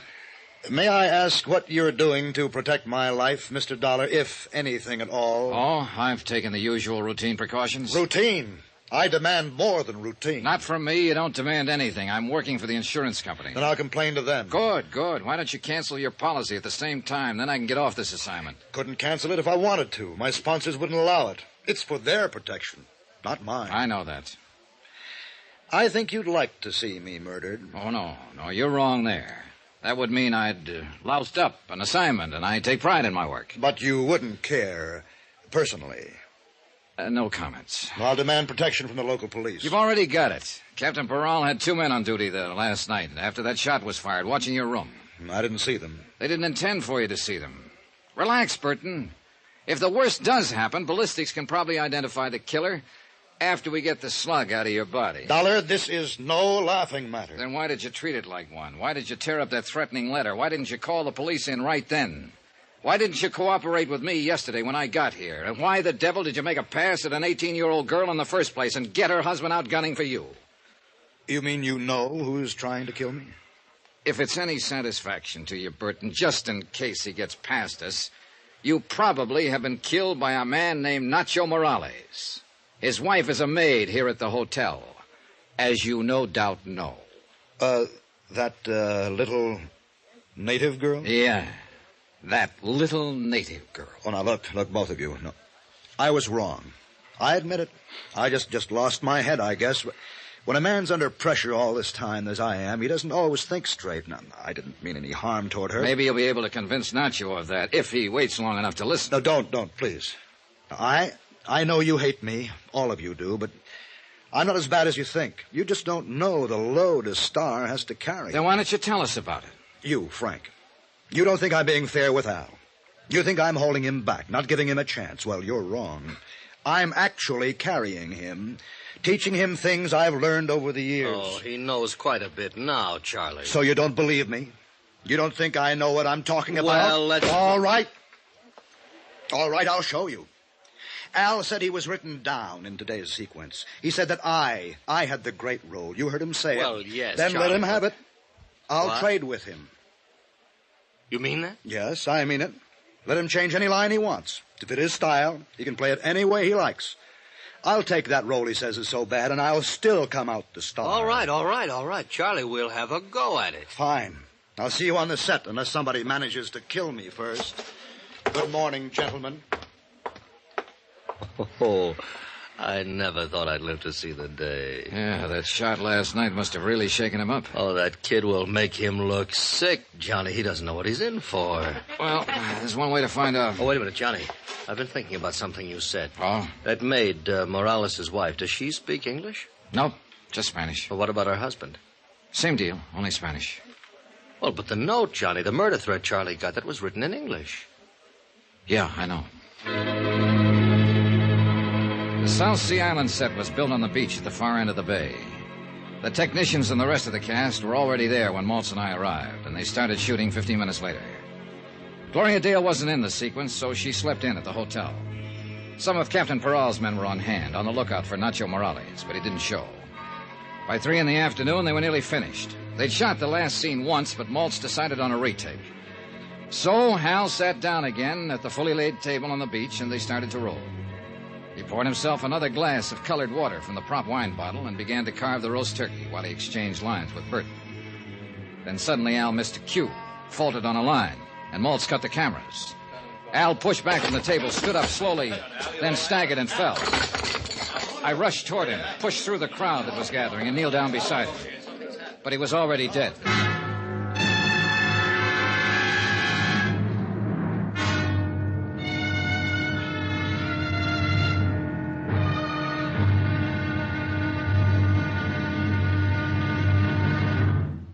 And now, here's our star to tell you about the final intriguing episode of this week's story. Tomorrow, a frantic game of musical chairs with every player desperate. Because the loser in this game gets the electric chair. Join us, won't you? Yours truly, Johnny Dollar.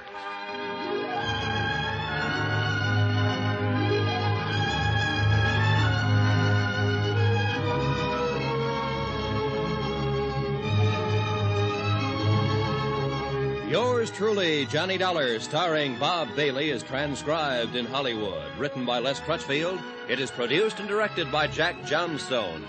Be sure to join us tomorrow night, same time and station, for the next exciting episode of Yours truly, Johnny Dollar. Roy Rowan speaking.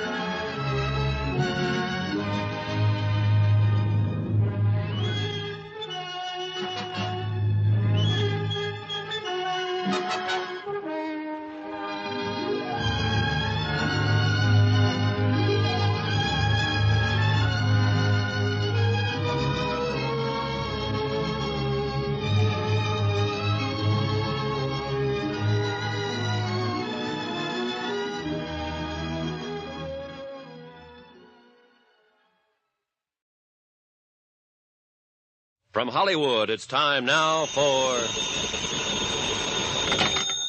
Johnny Dollar. Would you ask John... Oh, it is you. Was there some doubt about it? No, but I was phoning Captain Peral. He's out of his office at the moment. What's the matter, Burton? Somebody shooting at you again? That's not funny, Mr. Dollar. Who's laughing? A man's been murdered, you know.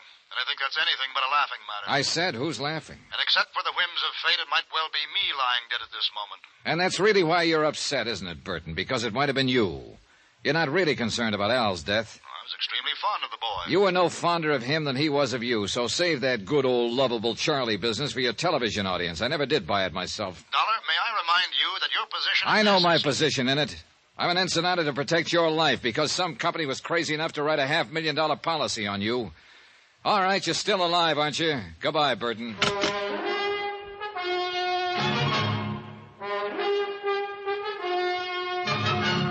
Tonight and every weekday night, Bob Bailey in the transcribed adventures of the man with the action-packed expense account, America's fabulous freelance insurance investigator. Yours truly, Johnny Dollar.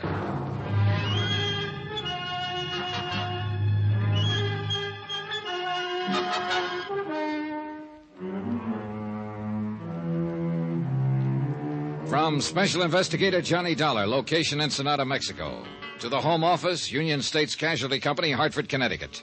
Assignment, The Laughing Matter. Expense account, final page.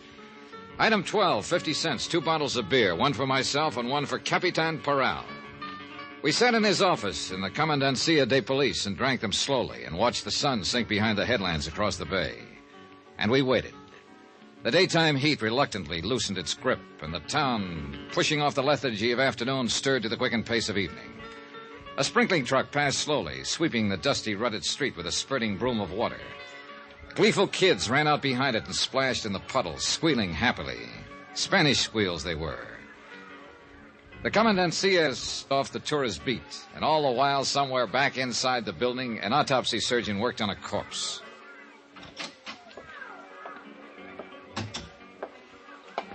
Bueno, señor. Ya está listo.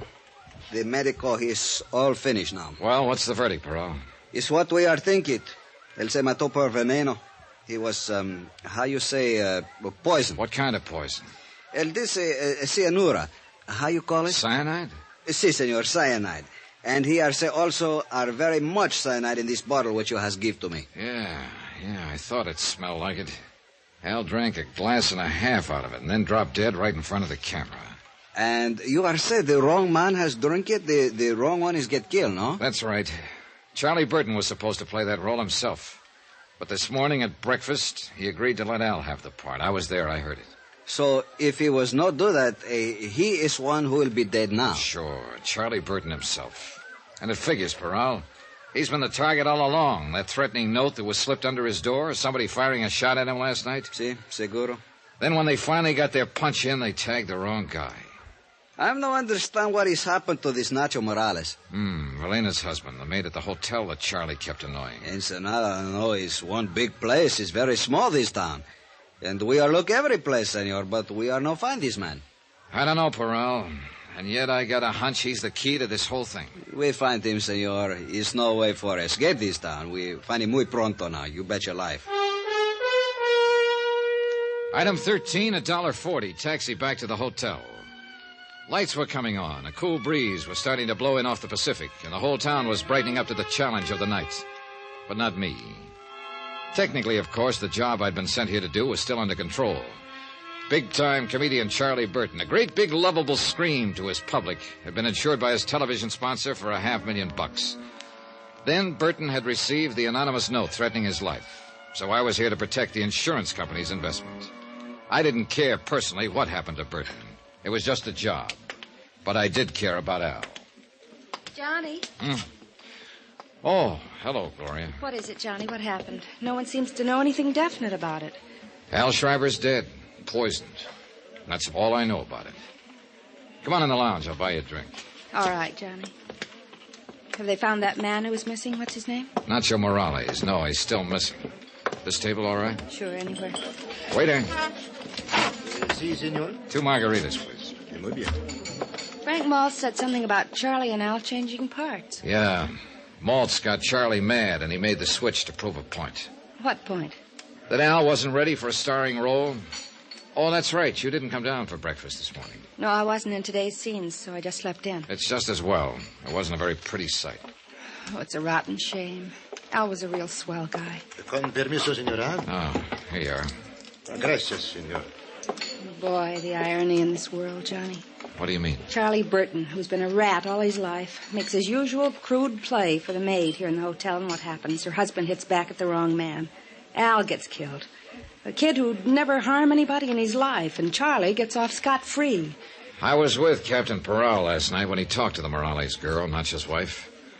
She doesn't speak any English, Gloria, and she says her husband doesn't either. Well, he wouldn't need to, would he, to pull a trigger or poison a bottle of Maybe wine? not. But he would, in order to write a threatening note in English. Oh, yeah, I'd forgotten about that. If Nacho's in it, he's not in it alone. And I've got a hunch he's... El teléfono, senor. Oh, thanks. Johnny Dollar. This is Capitan Parral, senor. What is it, Peral? We have just found his man, Nacho Morales. Good. I'll be right down. But, Johnny, do you think Frank Maltz might have... Not if he was after Charlie Burton. He knew that Al, not Burton, was going to drink out of that bottle. But didn't everybody know that? No, not everybody, Gloria. You didn't. Nacho Morales was sitting alone in the starkly barren detention room of the Comandancia. He was a small man, maybe a few years older than his wife. A field worker with gnarled hands and a bent back. He was waiting patiently, quietly, gripping the brim of his sombrero in his hands, trying to hide the fear, the terror that lay just behind his eyes. His eyes flickered slightly as Peral and I opened the steel-grilled door. And then he waited.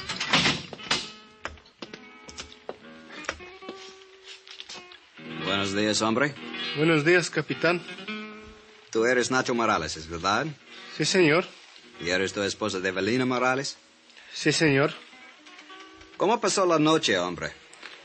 Pues, Blocked regular, off by the barrier of language, I watched while Peral ¿Dónde estabas questioned anoche? him, stopping now and then to translate. En la barca de pescar. Then de un Peral amigo. asked the question that started the avalanche. Es la pura verdad, señor.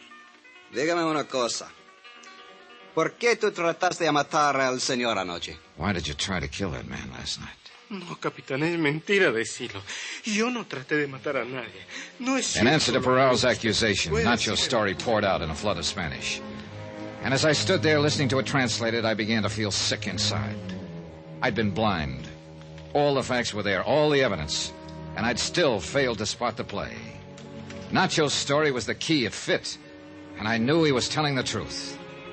He'd been hiding out on a friend's fishing boat since the night before. He knew he'd be accused. Because he had been at the hotel when the shot was fired through Burton's window. He was hiding in the shrubbery by the terrace, and he'd seen the whole thing. The shot had been fired by Charlie Burton himself.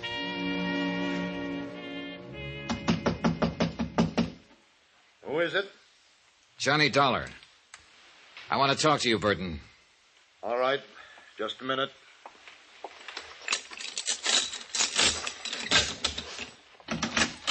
What is it, Dollar? Have they caught that killer yet? Nacho Morales, you mean? Yeah. Peral picked him up about an hour ago. I just came from there. Has he confessed? No, he hasn't. They ought to beat it out of him. That's the only way to make that kind talk. It is, huh? Sit down, Burton. I think you're due for a shock. What are you talking about? Nacho didn't try to kill you. Well, then who did? Nobody. Are you crazy? What about Al Schreiber? I suppose he's not even dead. Oh, he's dead, all right. You ought to know. You killed him. That was your whole plan, wasn't it, Burton? To kill Al Schreiber and get away with it. Everything else was a preliminary build-up. Oh, that's very funny. You ought to be on television. Well, there's going to be an opening soon.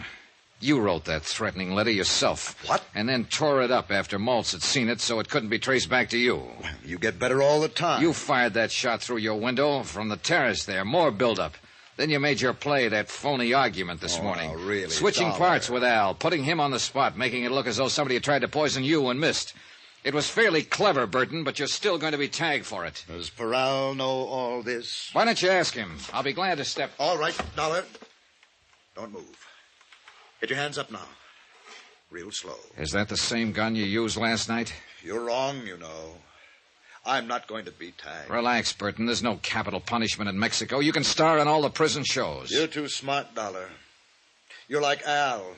And you know what happened when he got too smart. You have dropped his gun, senor. Paral. I started to tell you I'd be glad to call him that he was listening out there on the terrace. He's gone. You drop quick. No. Look out, Paral.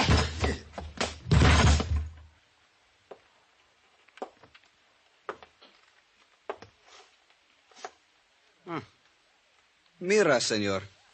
I am not shoot too bad, I think. No. No, not bad at all, Paral. Well, he asked for it. I am see he is go to pull his trigger, so I are to shoot much fast. Bam, bam, bam. I tell you, he's look very surprised, senor. Yeah. It's too bad he couldn't have seen the look on his face. A comedian would have really appreciated it. Why, he'd have died laughing.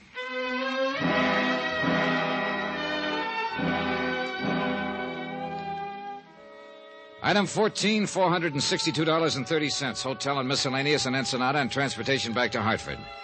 Expense account total, $791.55. End of account, end of report. Remarks? Ray policy on the life of Charles Z. Burton, deceased. Refer clause 34, subparagraph C, quote. If the insured dies while committing a felony, this policy is null and void, unquote. The Superior Court of Baja California rules that Burton was shot while resisting arrest and committing an assault with a deadly weapon. So you can keep your $500,000. Yours truly, Johnny Dollar.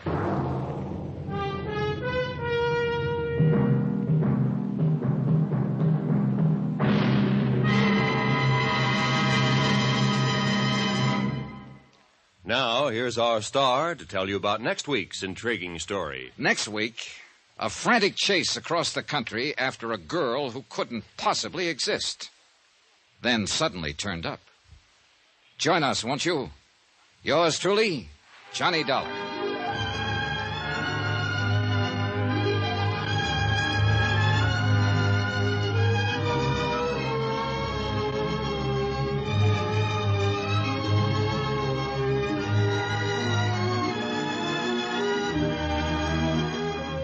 Yours truly, Johnny Dollar, starring Bob Bailey, is transcribed in Hollywood.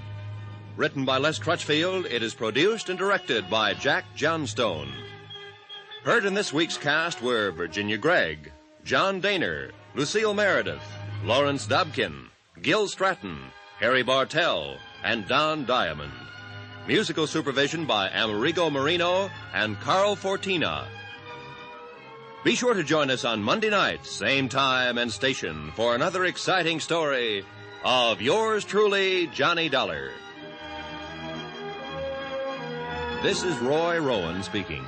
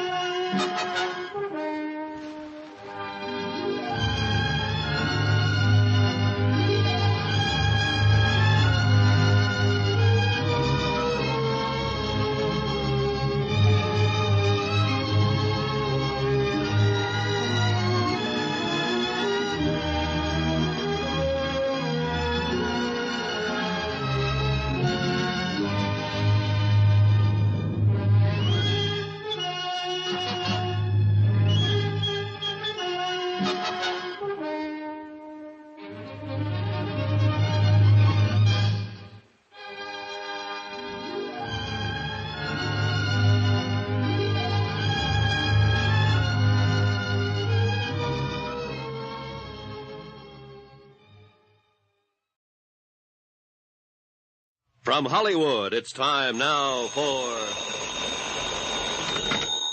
Johnny Dollar. This is Morton Scottman, Mr. Dollar, at Eastern Liability and Trust. Oh, yes, sir. Got your message. I was just about to call you back, Mr. Scottman. Would it be possible for you to drop in and see me today? I think so. Say in an hour. That would be excellent. What's it about, Mr. Scottman? David Perling. Perling? I understand he was killed in a boating accident a couple of days ago. Read something about it in the papers. To borrow a phrase, Mr. Dollar, that report was somewhat exaggerated. Mr. Perling is still very much alive.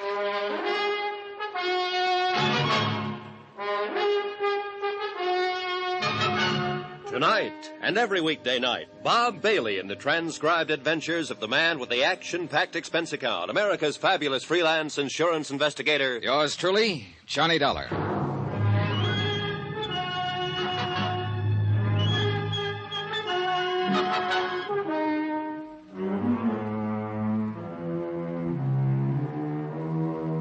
Expense account submitted by Special Investigator Johnny Dollar to the Eastern Liability and Trust Company, Hartford, Connecticut. The following is an accounting of expenditures during my investigation of the Perling matter. Mr. Scottman, you're a pretty good guy, and I'll say this right at the top, since you were the one who called me in. You're reading about the Perling matter in your newspaper right now, but they haven't got the story right. None of them will ever have it quite right. Just remember that as you go through your newspaper in this report, Mr. Scottman. You looked pretty worried when I met you that afternoon about 5 o'clock, and you led me into the top-drawer offices of Eastern Liability and Trust. I tagged you as a meticulous sort of man who knew when his laundry was coming back. I wasn't a bit surprised to learn that you were vice president and chairman of the board. Why don't you sit down there, Mr. Dollar? It's the best chair in the place. Thanks. Cigar? Cigarette? No, I have these, thanks. Lighter right there at your right. Thanks. Yes, Mrs. Scottman? You can run along for tonight, Evelyn. No more to do. Thank you, sir. Good night. Good night, Evelyn. I understand you've handled several matters for our company, Mr. Dollar. Yes, sir. I was just going over it in my mind. I believe the last one was the San Antonio case. Yes, Mark San Antonio. Yes. You handled that very well, Mr. Dollar. I want you to know I appreciate your reputation in the field. Nice of you to mention it. I'm curious, Mr. Scottman. I rarely work directly with an insurance company. Usually I'm hired by the adjusting agency. And let's say this is a little idea on my own. Only one person knows about it so far. You will be the second. Board of directors might not exactly prove what I'm about to propose, but I feel some action should be taken. I have some good whiskey in that cabinet. No, thanks. Not now. Yes. Well, this case involves David Perling, who, despite what the newspapers reported yesterday, is still very much alive. You say you saw the item in the papers? Yes, something about him being killed in a boating accident in Florida, I think. The story was erroneous. It'll be retracted. Oh? Fact of the matter is, Mr. Perling was already on his way back to New York, safe and sound when that report came out. The boat that he'd been fishing from did have a boiler explosion, but no one was killed. Well, these things sometimes happen, I guess. Oh, sure they do. However, it was printed all over the country. As you know, David Perling is highly regarded in financial circles. And that is the reason I asked you to come in and talk to me. Did you see the stock exchange figures yesterday? Well, I don't pay too much attention to them, Mr. Scottman. I do. We do, as an insurance company. That report of Perling's death affected several commodities listed on the New York Exchange. Companies in which he holds varying positions. Positions that would, if, say, the report of his death were engineered for that specific purpose, allow certain people to risk very little money and make a great deal of money. Just a minute, sir. Certain people? Are you talking about Perling? I don't know who I'm talking about, really. I'd like you to find that out. Find out, among other things, if the situation has been taken advantage of in any way. This isn't exactly in my line, Mr. Scottman. I think it is, Mr. Dollar. I'll come right out with it. Eastern Liability has considerable investment in some of the commodities that could be affected. We, or let's put it this way, I want to know where we stand. I want to know if we've been cheated or are about to be cheated. I had dinner with Morton Scottman at his club. He acquainted me with the several companies involved in the matter and supplied me with stock exchange information that would be valuable in making comparisons in case the action he anticipated ever happened. An hour later, I was at the airport. Expense account item 1, $123.69, airfare and incidentals from Hartford to Key West, Florida. I arrived at 4 o'clock in the morning, found a hotel, and had 6 hours sleep. At 11:30, I was standing in the office of a bluff, red-faced man named Peyton. He happened to be the managing editor of a newspaper. All the way from Hartford, Connecticut, eh? Well, welcome to Key West. What can I do for you? Tell me about this story. A Perling story, huh? Yeah. You a lawyer? No. You here to make trouble? Just find out something about how that story got into print, that's all. We're retracting today. What do you want us to do? Wear sackcloth and ashes? Well, I'm not here to file a suit. I just want some information about the story. You can sit down if you want to. My thanks. Find Gracie Edwards, will you? Right. Well, about like the newspaper story, except for the mistake. That was a pretty good-sized mistake, Mr. Peyton. Berlin was here for a week to 10 days. He had an idea he could catch some tarpon or sailfish. He chartered a boat called the Yatwacha day before yesterday. Just heading in for the landing, somehow the fuel ignited and she blew up. Everybody thought Perlin was still aboard her. Who was aboard her? It's the skipper. He came out of it all right. Harbor patrol boat picked him up. Mm-hmm. Go on. Everybody thought Perlin had been aboard as usual and was lost. The skipper wasn't in any shape to tell it differently then. After all, Perlin had been going out on her every day. We all knew that. Where was Perlin? He's sleeping in his room when all of this happened. Got up about 3 o'clock, checked out, took the train back to New York. Story come out in the evening edition. Your reporter, the one who wrote it up, I'd like to see him. It's a her. Well, how did she get the story? It was right there. Right where? What do you mean? Down at the sailfish landing when the Yatwacha come in. That a regular beat? Well, town this size, we don't have beats. But your reporter was there when the boat caught fire? Yeah. What's her name? Gracie Edwards. How long has she been a reporter? A couple of years, give or take a month. Hope you didn't come down here to run her over the coals. Oh, she's had enough of the dollar. From me. It's my job, not yours. Okay. Where do you eat lunch around here? Bluefin Bar and Grill, about a half block down this side of the street.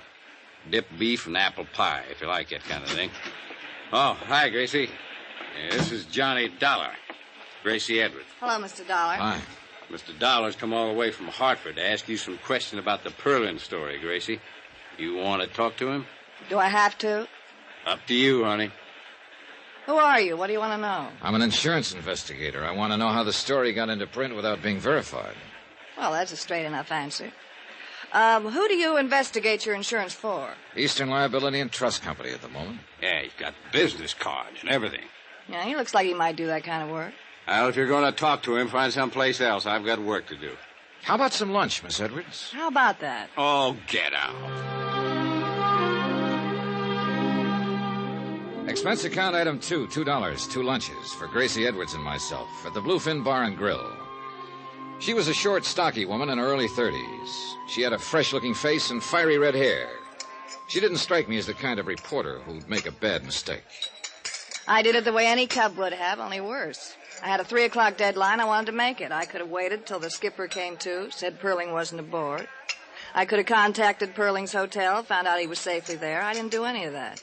I just phoned in my story. You know the rest. Every wire service in the country picked it up. Guess I was lucky I wasn't fired. Mm-hmm. You want another glass of beer? No, thanks. You've been pretty nice. I'm sure you're not all insurance investigator. Notice I haven't asked you exactly what you're investigating. Yeah, I noticed that. You gonna tell me? Possibly. Right now, something worries me. You were down at the landing when the boat caught fire? Yeah. You go down there often? It's more or less my beat. Oh?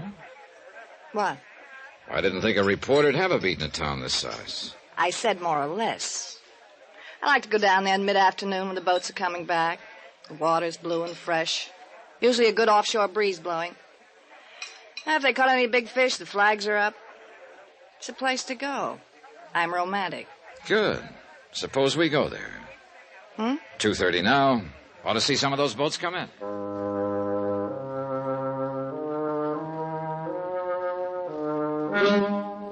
Expense account item 3, $1, 1 cab, transporting myself and Gracie Edwards, reporter, to Sailfish Landing, or as near as we could get. The last 500 yards, we had to walk on the planking between the slips. Now, tell me, where was the Yatwacha when she blew up? Over there. About there. Uh-huh. Where were you? Right here. I was sitting right there. Looking out to sea? Uh-huh. How long had you been here? Oh, an hour or so. That was day before yesterday? Yeah. She blew up there. You phoned in your story before 3 o'clock? Yeah, right before 3. Where's the Yatwacha now? They raised her this morning, towed her over the repair docks. That's around the point. That's kind of funny. What's funny? Well, I guess I didn't hear it right. You saw her get in trouble. You were right here. Then you went and phoned in your story. That's right. Where'd you phone it in? What? Last phone I saw was at the tavern before we came on the docks. High heels running over these slips. Take quite a while to get to it. I used a phone in town. How'd you get there? Cab. You had one waiting?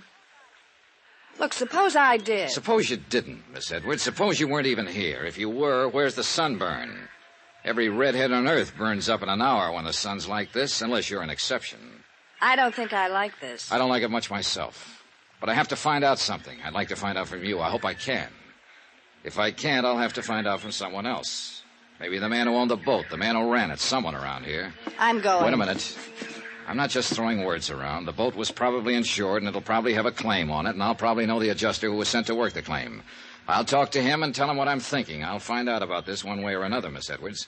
But I think you can help me. Now, you're a good reporter. You would have waited to see if Perling was aboard. You would have checked his hotel. You would have, in spite of a 3 o'clock deadline, you would have made sure he was or wasn't aboard that boat. All right, Miss Edwards. Did somebody pay you to file that story? I just want to know that. Somebody paid me. Yes. Okay. I'll take you back now. We don't have to mention this again. Yeah, okay. In case it comes up, though. Yeah? Mr. Perling paid me. Paid me to print the story he was dead.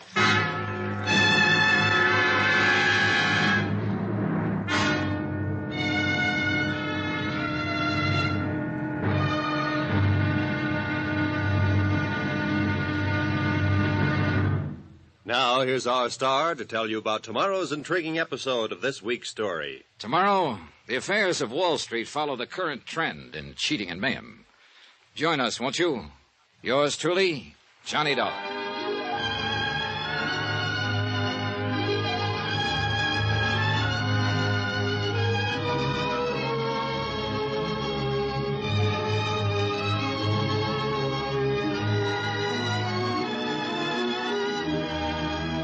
Yours truly, Johnny Dollar, starring Bob Bailey, is transcribed in Hollywood. Written by John Dawson, it is produced and directed by Jack Johnstone. Be sure to join us tomorrow night, same time and station, for another exciting episode of Yours truly, Johnny Dollar.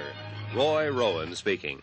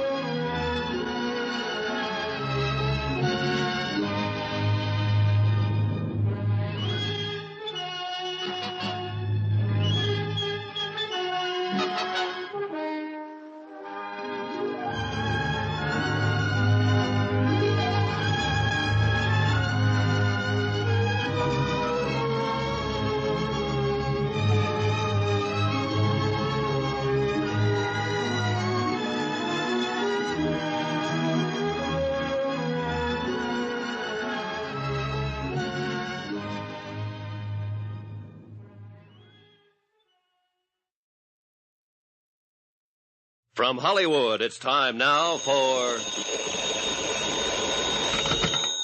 Johnny Dollar. Ready with your call to Hartford. Hello?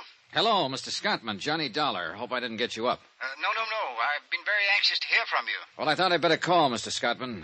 I just found out that David Perling paid a reporter here in Key West to print that story about his death. I see. I can be in New York at 7 tomorrow morning. Could you meet me there sometime? I can meet you at Idlewild. My plane comes in at 7:20.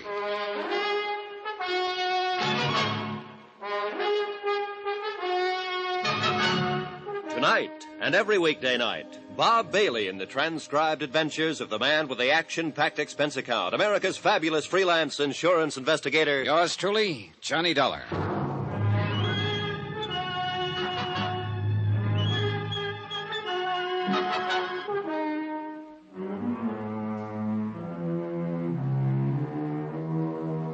From Special Investigator Johnny Dollar to the Eastern Liability and Trust Company, Hartford, Connecticut. The following is an accounting of expenditures during my investigation of the Perling matter.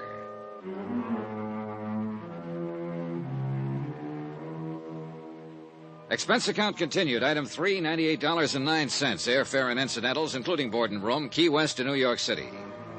Mort Scottman was in the airport coffee shop having tea and toast in the best tradition of a vice president. He looked shaved, rested, and fresh. Would you like some breakfast, Mr. Dollar? Just coffee for now, thanks. Cup of coffee, please. Well, we seem to have made nice connections. Not 7:30 yet. Yeah. Mr. Scottman, the reporter in Key West who printed that story about David Perling was paid $100 in cash to do it.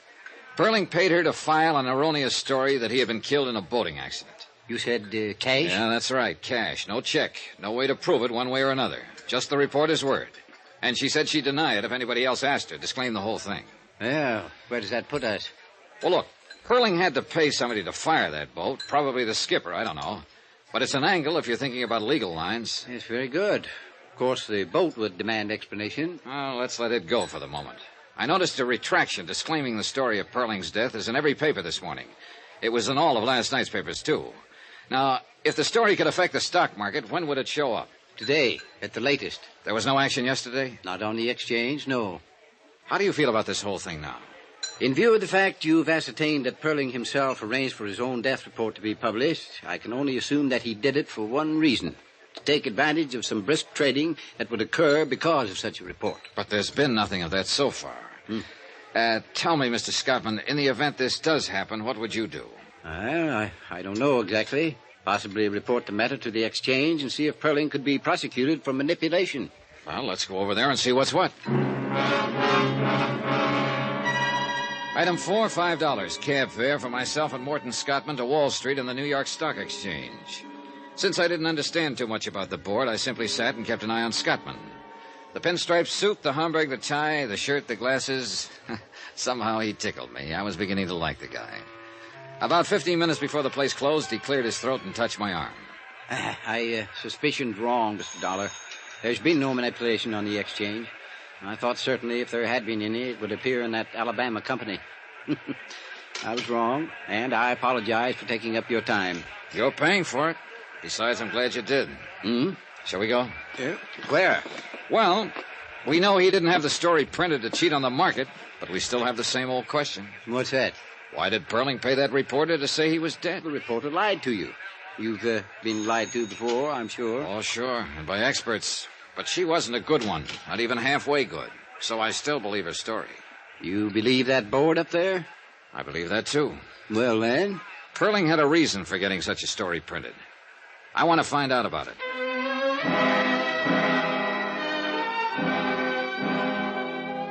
Expense account item 5, $4. Lunch for Morton Scottman and myself. After lunch, I checked into the New Weston. Item 6, $50 deposit, car rental. A phone call to the offices of David Perling gave me the information that Mr. Perling was at his home on Long Island. I drove out there. A small estate greened up with all the lush things that happen there this time of the year. As I reached the place, I noticed a group of people in white flannels and dark blue jackets mixing cocktails on the terrace. One of them I recognized from previous newspaper pictures as David Perling. A middle-aged woman with iron gray hair and the figure of a 16-year-old girl opened the door. She looked from behind dark glasses disapprovingly. Yes? How do you do? I'd like to see Mr. Perling, if I may. I'm Mrs. Perling. May I help you? Well, this is a business matter, Mrs. Perling. My name's Dollar, Eastern Liability and Trust Company. Well, he's not in now. I suggest you call his office and explain the nature of your business to his secretary. Good day, Mr. Dollar. Look, I know he's here. I saw him as I drove up. You're both impertinent and rude. I'm sure he'll see me if you give him my name and tell him I just came back from Key West and that I had a long talk with a newspaper reporter down there. Since you saw so much as you drove up, you might have noticed that we're entertaining guests, Mr. Dollar. Oh, I noticed that. Wait here. I stood there a moment on the wide colonial porch and wondered what made me such a social outcast. A man who was tending the grounds walked by and turned on the sprinkling system. He waved at me, and I waved back. I felt better. On the terrace, I could hear the tinkle of glasses and a little laughter now and then. Finally, David Perling showed up. He was a tall man with a hairline that started about an inch above the heaviest eyebrows I've ever seen. Two-tone shoes, white flannels, and a Mexican sports shirt fitted in with the broad shoulders and wide-mouthed grin that came off just briefly when he looked at me. My wife told me to throw you out. Can you think of any reason why I shouldn't? I'm about 10 pounds lighter than you, but I might be a good 15 years younger. Tell me what you want, kiddo, and then get out of here. I want you to tell me why you paid Gracie Edwards $100 to print a story about you being dead. Who are you, anyway? Johnny Dollar, insurance investigator. What's all this to you? An investigation.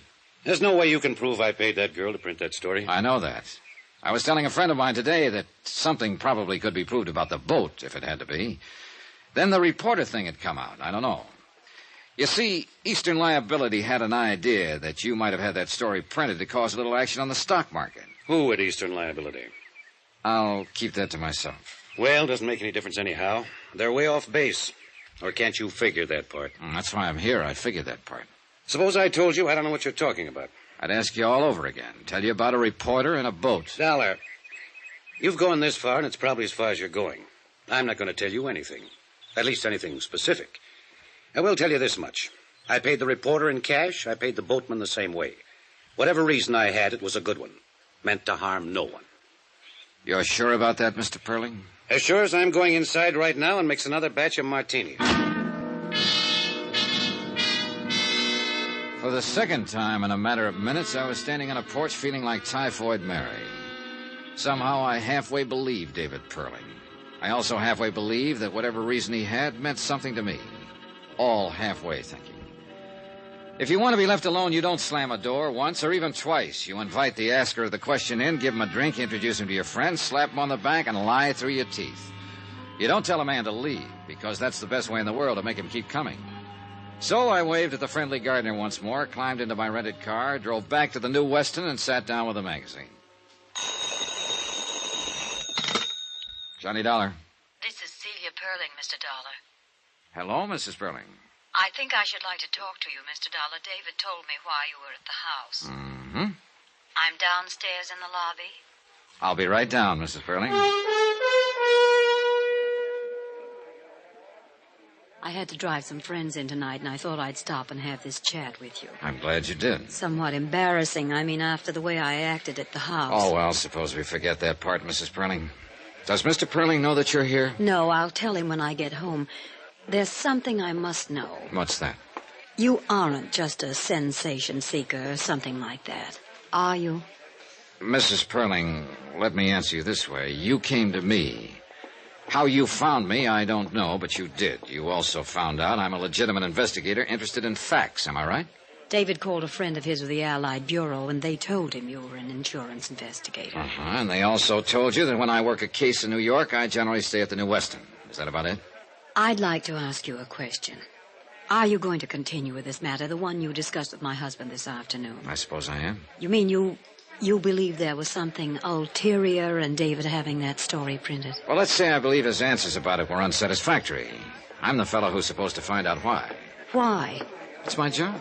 I can assure you there wasn't anything wrong about it at all. It was a rather personal matter and certainly could harm no one. I'm glad to hear that. I heard it once before, though. Your husband said it to me today in practically the same words. Would you like to buy me a drink? Sure. Come on. We walked through the lobby to the cocktail lounge without a word. We sat down without a word, and I ordered a couple of bourbons and water. Still no word. All around us, people poured drinks, laughed, and talked. I glanced at Mrs. Perling from time to time and wore the blankest expression I knew how. Finally, it worked. She began in a small voice. We have a daughter, Mr. Dollar. Her name's Eugenia. Jeannie, we call her. Mm-hmm. She's the reason for that story in the papers. Tell me about it. It's not easy, you know. It's admitting a prominent defeat to explain it. David and myself are considered quite capable people. Capable at most everything. Business, home. Capable of everything except raising a child into a woman. I'd rather not go into the faults that we have, Mr. Dollar. No need to. Are they that obvious? Oh, I didn't mean that. I just mean it seems painful for you to even discuss this. I'll say it this way. We've had too much money and too little time to put it on Jeannie. Now we're suffering for it. How do you mean?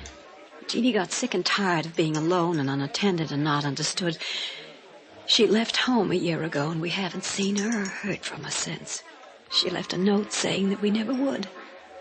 I suppose we deserve it. Well, I wouldn't try to judge that. We have no idea where she is, what she's doing, even if she's with someone. We just know she's gone. It's really quite ridiculous. Now that Jeannie's gone, we know how much we wanted her around. What about the police? Well, we didn't go to the police.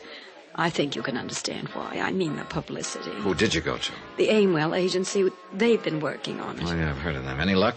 Not a sign of her. Do you understand now? Well, I don't understand everything. I'm sorry she's missing.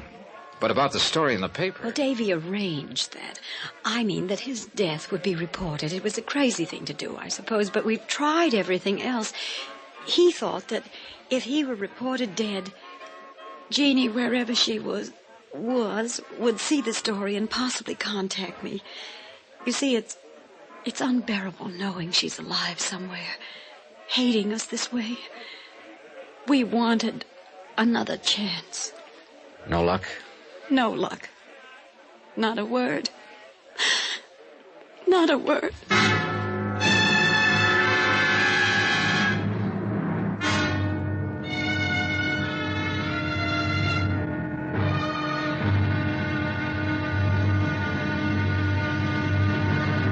Now, here's our star to tell you about tomorrow's intriguing episode of this week's story. Tomorrow, the trap is all baited. And guess who walks in? Join us, won't you? Yours truly, Johnny Dollar. Yours truly, Johnny Dollar, starring Bob Bailey, is transcribed in Hollywood. Written by John Dawson, it is produced and directed by Jack Johnstone. Be sure to join us tomorrow night, same time and station, for another exciting episode of Yours truly, Johnny Dollar. Roy Rowan speaking.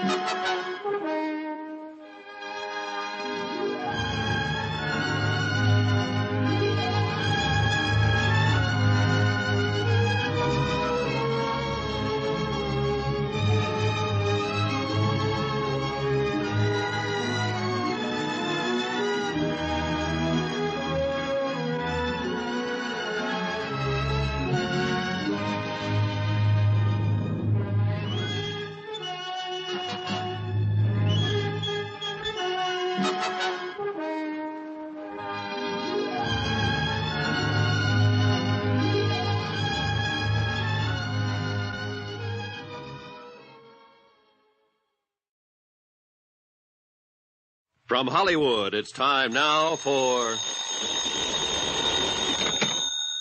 Johnny Dollar. Your number's ringing now, Mr. Dollar. Oh, swell. Aimwell Agency. Aimwell Detectives? Yes? Who are you calling, please? Want to talk to Mr. Aimwell. My name's Johnny Dollar. This is Aimwell. I understand your agency's been looking for the Perling girl for about a year now. Oh, you do, huh? And who told you that? Mrs. Perling. I never heard of you, or her, or a girl. So long. This is the operator. Were you cut off, Mr. Dollar? I'll call them back. Never mind. Call me a cab, honey. I'll talk to them in person.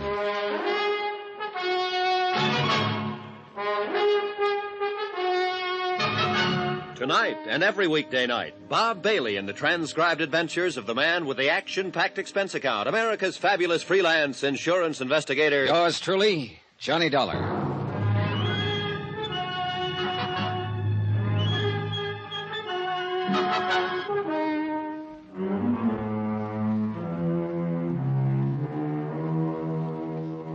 Expense account submitted by Special Investigator Johnny Dollar to Eastern Liability and Trust Company, Hartford, Connecticut. The following is an accounting of expenditures during my investigation of the Perling matter. Item 7, $3 cab fare, my hotel to the office of the Aimwell Agency.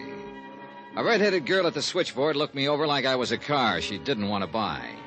I told her my name and that I wanted to see Niles Aimwell. She told me to sit down and wait. 3 minutes later, she waved me down a long, carpeted corridor. I followed directions. A typewriter clacked somewhere. Men in those suits with the little shoulders and hem-stitching for lapels moved in and out of offices. It looked more like an advertising office than a detective agency. Finally, I opened a door and stepped into a small room that was decorated in gray. Gray walls, gray carpeting, gray draperies. A desk, a brass lamp, a filing cabinet, and a man were there. He didn't get up when I walked in, but slouched back in his chair and let his bald head rest against the wall. You're kind of determined, aren't you? I suppose so. You're Aimwell? Mm-hmm. On the phone, I told you I didn't know what you were talking about. Now I'll tell you again. Don't slam the door when you go out. What are you paying rent here? If I've got it figured right, you wish you weren't paying it. But then a place like this draws a snappier crowd of clients, so what you've got in the end is more clients and more rent, no more money for yourself. Now that you've said all that, will you get out of here? I know one of those snappy clients happens to be the Perlings. I know you've been trying to find their daughter. This is my ID. This is my license, bond, letter of authority from Eastern Liability. Now, 2 days ago, the papers carried a story that David Perling was killed in a boating accident in Key West. That was a lot of baloney. It was retracted. I know that, but I talked to a reporter down in Key West who told me Perling paid to have that story about himself printed. My client had an idea Perling might have done it to set up the stock market for a killing. Mrs. Perling told me he did it in the hope his missing daughter would see the story in the papers and contact home. Now, what have you got to say? Here's your stuff. One other thing. Perling the kind of man who'd pull a trick like that? Ask him. You got a way about you I don't like. Well, that's too bad. But in between the time I called and the time I got here, you had time to call the Perlings on the phone and ask about me. They said it was all right to tell me what I wanted to know. If there was a daughter, if you'd been hired to look for her. If you don't tell me, you might jeopardize the part of the rent the Perlings pay for you. Now, look, Dollar. I've got something else you aren't going to like. I might just want to see your operative's report on the case. I might have the idea that if you've been looking for her this long, you might just be dragging it out a little bit. You know, the rent money, it's due every month. Get Mr. or Mrs. Perling on the phone right away. I hope they tell me to throw you out on your ear. Well, while we're waiting, let's get back to the questions. Where have you looked? What have you done? We pulled the case 11 months ago, almost to the day. The girl's 5'5", 114 pounds, no visible scars, no glasses. Black hair, brown eyes. She's 24, will be 25 next month. We thought we had her located in Muncie, Toledo, Detroit, Fort Worth, and Pueblo. We think she's traveling alone. We think she's a little girl who was fed up to here with Mama and Daddy and just struck out for herself. But you haven't found her. 5 men have been looking on 8-hour shifts, 7 days a week for 11 months to the day. 5 men, 11 months, 7 days a week, and I'm one of the 5. My feet hurt, and my head aches most of the time. My wife's thinking about divorcing me. And then you walk in here and plant yourself in my office. You're suggesting maybe I can go out and find her just like that. Well, I can't. Nobody can. So I want you to know I kind of resent that remark about how I'm laying down on the job. And if you don't take it back, I'll have to cave in the side of the wall with you. What do you got to say, Dollar? I take it back, Mr. Aimwell. Sit down and have yourself a smoke. Hello? Well, hello, Mrs. Perling. Mr. Dollar's in my office now. Yes, I'll cooperate with him. Yes, Mrs. Perling, I understand. He explained it all to me. Yes, ma'am. The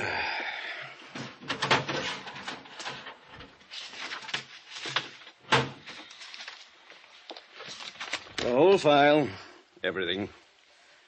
how would you like somebody to bring up a bottle of cold beer? Oh, I'd like that fine, Mr. Amwell. Niles Amwell, in between complaining about the abundance of bad private operatives in the detective business, showed me how good he was. The Jeannie Perling file was a comprehensive day-to-day report on the investigation. His discouragement in the case was understandable. The only thing that meant something was the picture of Jeannie Perling. Coal-black hair over a fresh white-skinned face. Dark eyes, a nice smile. Somehow, not my idea of the daughter that would belong to David Perling. Too old, too young, or too something. I couldn't put my finger on it. If I had been able to, I could have ended this expense account right here. As it was, I spent $100,000. Somebody else's money, sure. But I spent it just the same. Well, Mr. Dollar, I'm certainly surprised at this development. You say Perling's daughter is missing? That's right, Mr. Scottman. And I'm convinced that the detective agency he's had looking for her have been doing just that. Well, then, I'm relieved to know you got to the bottom of this matter. I'm sorry, of course, for Mr. and Mrs. Perling. But, as I say, relieved that there was no attempt at financial manipulation. I think then I can call you off the case. There is no case now. Nope, guess not.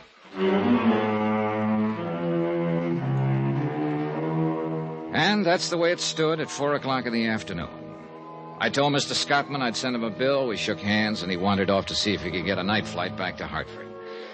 I went up to my room to pack and was folding a shirt all wrong when it struck me that I suddenly didn't believe anything or anybody. The idea that there was money in it somewhere still kept coming back to me. I couldn't shake it. I finished packing and left my bags at the desk. I wandered out and found a bar and sat down to think. After a couple of hours, nothing much occurred to me. But I did something anyhow.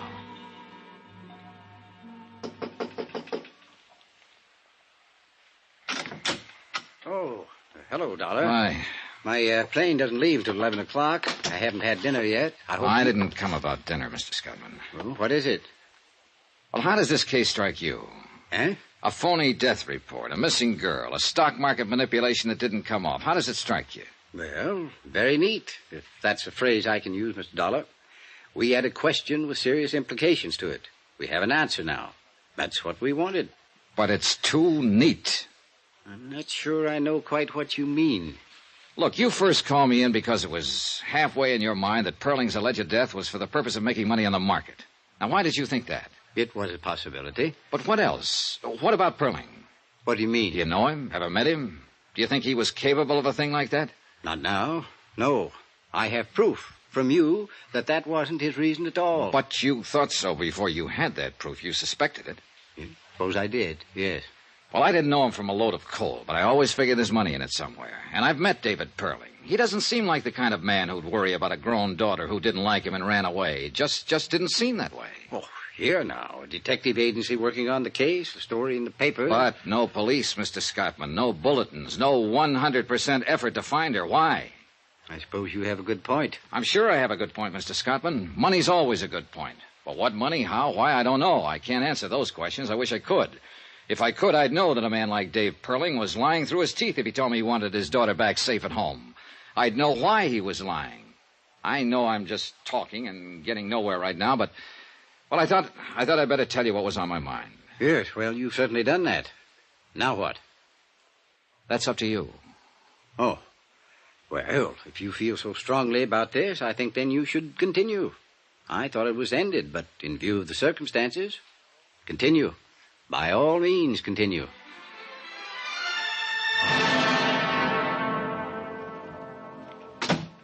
Well, Dollar? Well, you're working late. Yeah, I'd rather stay here than go home sometimes. Most of the time.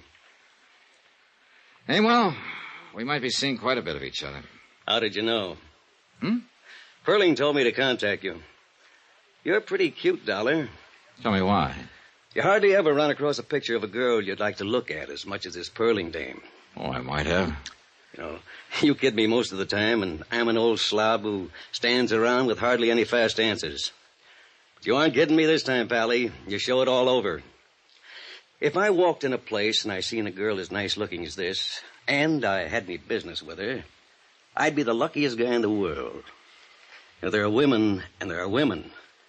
But if that picture means anything, Boy, she's a woman. And you want to meet her, right? Sure, I want to meet her, but you're getting romantic. And if I saw, but didn't have any business with her, just saw, I'd go take a walk around the block before I talked to anybody. Yeah, I know. And I don't blame you. You're a very lucky fella. You're going to see her. That's why Perling asked me to contact you. Huh? Here. Came in about an hour ago. One of our men located her. Where? She's in New Orleans. He handed me the wire, and I read it over. Then I looked at him, he looked at me. I didn't ask any questions. He didn't say a word. It was a wonderful make-believe world, but it really didn't exist. Too neat and too tidy. And we all know the world's full of bumps. Ever hear of Mount Everest?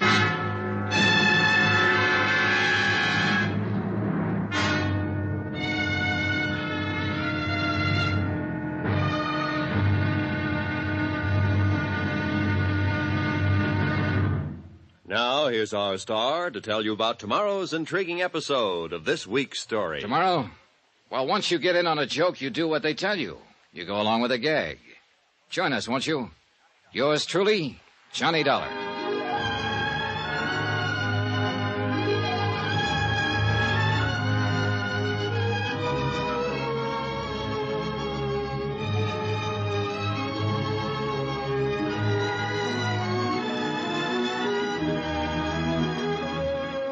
Yours truly, Johnny Dollar, starring Bob Bailey, is transcribed in Hollywood. Written by John Dawson, it is produced and directed by Jack Johnstone. Be sure to join us tomorrow night, same time and station, for another exciting episode of Yours truly, Johnny Dollar.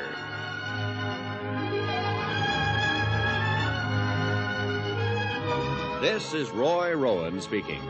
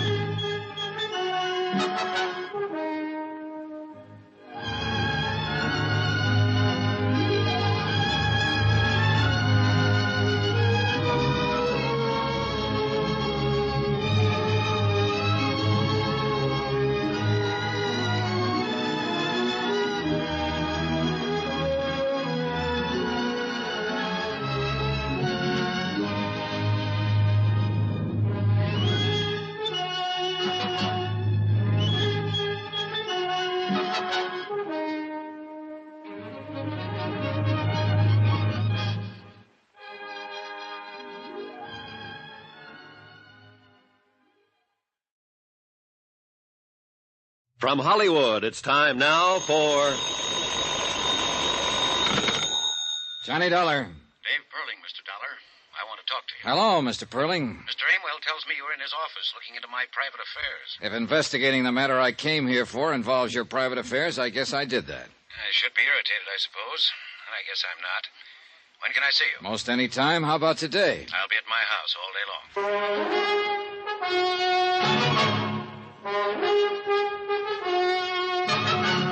Tonight and every weekday night, Bob Bailey in the transcribed adventures of the man with the action-packed expense account, America's fabulous freelance insurance investigator. Yours truly, Johnny Dollar.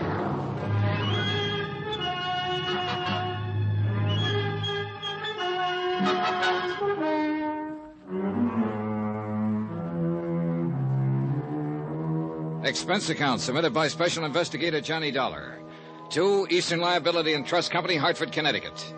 The following is an accounting of expenditures during my investigation of the Perling matter.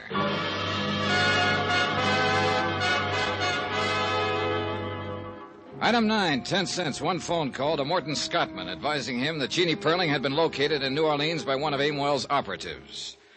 Mr. Scottman thought that over for a while and then assumed it would be in the best interests of Eastern Liability to make certain this was the truth. I told Mr. Scottman I intended to do just that. Item 10, $5, cab fare from the New Weston Hotel to the home of David Perling. Hi. Come on in. The man who opened the door wasn't a servant. He wore a dark blue double-breasted suit. He smelled of cigars and bourbon, and private detectives stuck out all over him. He jammed a pudgy finger in the general direction of what later turned out to be the library, and I followed. The room we went into was empty, except for us. As far as I could see or hear, the rest of the house was empty, too.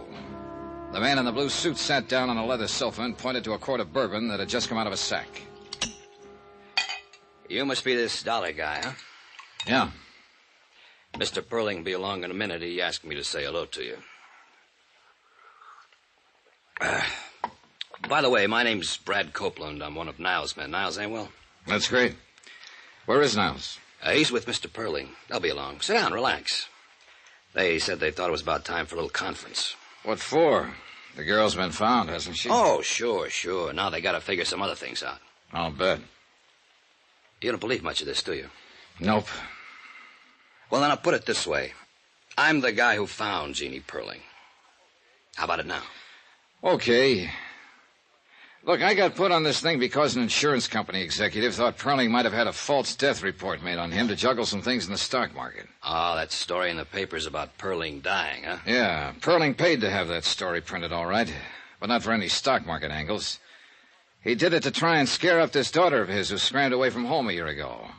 Now, I found that hard to believe, even after I talked to Niles Aimwell and he told me the agency had been hired to find the girl a year ago. I suppose you're one of the men who's been looking. Yeah, that's about it. No luck either. Then yesterday morning comes a phone call. I don't know who it is, tells me where she's living, what name she's using in New Orleans. I scram down there by plane and check it out. It's all true. So I come back here, and here I am. Conference. You found her on a tip from somebody you don't know? Man or woman? Always a man's voice. Wonderful, ain't it, what happens sometimes? How does it look to you? Like a sealed freight car full of nothing. That's the girl down there in UO, all right. I managed that. I picked up her prints and checked them with what we had to go on. But what's what, I don't know. What's Aimwell going to do now? That's why the conference. We see what we'll see. Relax. I tried to do that, but I didn't do very well. Copeland settled to his bourbon, and I picked up and laid down a half a dozen magazines, smoked 2 cigarettes, paced up and down. Finally, I heard a door open somewhere, and Niles Aimwell and David Perling walked in the room. Then Aimwell motioned Copeland to his feet, and both of them left the room without a word. David Perling and I were alone. How much do they pay you, Dollar? Oh, I'm paid well enough. What's that got to do with it? I was just curious, is all. You seem like a competent man. As a matter of fact, the most competent I've met, and that includes Mr. Aimwell and Mr. Copeland. By the way, I just fired them. Really? I don't think I need them anymore now that I know where Jeannie is. Oh? You've had an extraordinary interest in my affairs lately. I'm willing to bet that you won't leave me alone until you're satisfied about my daughter. You'd be right. I want Jeannie to come home. Here, where she belongs. Why don't you go get her? I think that might be difficult under the circumstances. I'm afraid she bears considerable rancor for myself and Mrs. Perling. Perhaps someone like you could, persuade her that it would be the best thing to do. I go down to New Orleans and get her? Exactly. I was going anyway. Oh? Why? Well, offhand, you don't seem like the father who's happy to know that his daughter, whom he hasn't seen or heard from in a year, is alive and well. You haven't made a move to go and pick her up yourself. Also, she was found too soon and too fast after I got in on the picture. You can stop right there. I'm sure I wouldn't even attempt to explain any of those things. I didn't think you would. Or could. I'm on my way to New Orleans, Mr. Perling, to get your daughter. I think she'd be crazy if she came back here, but I'll take it up with her. Do that. I wonder if you'd like to try to explain something else for me. What? Why you were feeling me out a couple of minutes ago to see if I'd buy off. Get out of here. Get out. Why not? Expense account item 11, $113.15. Airfare, incidentals, New York to New Orleans, Louisiana. The temperature was exactly 28 degrees hotter when I landed. In the cab from the field, I peeled off my coat and loosened my tie and took off my hat. I walked into the lobby of the Roosevelt Hotel that way. Everyone else seemed cool enough in linens and tropicals. Everyone except myself and a big blonde giant of a man leaning against the CNS ticket counter. Boy, take Mr. Dollar to 511. The giant smiled when he saw me and stuck out his hand. Well, I'm certainly glad to see you. We thought you'd never get here. Hope you had a pleasant trip. I was okay. I know you're tired and hot and would like to wash up a little and refresh yourself, but the rest of the boys are headquartered in 810. They're mighty anxious to meet you. Mighty anxious. Us Delta cotton growers are going to make it or break it at this convention. Yes, sir. Yes, sir. We sure are, aren't we? As soon as you're cleaned up, you come right over. We have a drink, and I'll show you around the town. Yeah, that'll be swell. 8:10? 8:10. About an hour? About an hour. I'll see you. Hey, clerk. Yes, sir? How long have the Delta cotton growers been in town? Delta cotton growers? Well, they had their convention last month, sir. Who's registered in 810? We have no 810, sir. I'd done someone dirty. When he came over with a hand out in front, I was supposed to say, "You got the wrong fellow. My name's Dollar." But I made him play it out for a particular reason. He wanted to know who I was, and he didn't quite know. But then I wanted to know who he was, and I didn't quite know. I wanted to know him because of that .38 strapped under his left arm. It bulged out just enough to make me curious. By 7:30, I'd eaten dinner and found an address on Ursuline Street, the address where Jeannie Perling was living. A mailbox carried that name. It was one of those unpainted apartment houses in the French Quarter, full of heat and low-watt light bulbs. The girl who opened the door was a medium-sized blonde, and she wore a black dress. The girl I was looking for had coal black hair. Yes? How do you do? My name's Johnny Dollar. I came here to see Jeannie Perling. Come in, please. You're a friend of Jean's? In a way, I just came from New York. You know her father, then? Yes. Oh. I'm Janice Floyd, Jean's roommate. This way. Careful, it's a little dark. Sure. Maybe I had the feeling when I saw the black dress. But I knew I had it when Janice Floyd turned and led me through the two large rooms that made the apartment. I thought that was the end of it, but there was one more room. The blonde girl stood to one side so I could see in. The perspiration began to trickle down my face. I knew what was coming. Here she is, Mr. Dollar. She was there, all right. As lovely and as young and beautiful as the picture. There was a candle burning at her head and feet. And she was dead. I don't know how long I stood there in that dark room staring down at her. I think there were other people in there, too. Dark people, heads bowed, hands folded in front of them, all looking at her. How did it happen? Leukemia. You know, didn't you know her very long? No, as a matter of fact, Miss Floyd, I didn't ever know her. I certainly didn't know she was dead when I came here tonight. I hardly expected She asked that it be this way. But who are you? I'm an insurance investigator. From her father? Not exactly, no. Oh, yes, I see it now. You aren't the first one who's been here looking for her. There have been others. Detectives and lawyers trying to get her to go back. What? If he'd loved her, if they'd loved her for just one unselfish moment, she would still be there. Well, Mr. Dollar, she's where her father can't bother her anymore. You tell him that when you go back to New York. Tell him he can stop hiring lawyers and detectives to find her. Now, get out. Expense account item 13, $5, the usual charge in any city for having a legal document copied and photostated. A death certificate verifying the fact that the girl had died on the 20th day of the month. A medical report attached to the certificate named the cause of death as leukemia. I had copies of all these legal documents by 10 o'clock the following morning. I even went through the motions of phoning the desk and asking for a bill and making a plane reservation for that night. I had a feeling someone would be very interested to see me take care of all those things, and I was right. The big blonde man with the .38 happened to be in one corner of the lobby when I paid my bill. He also happened to be at the airport when I picked up my ticket, but then he got careless.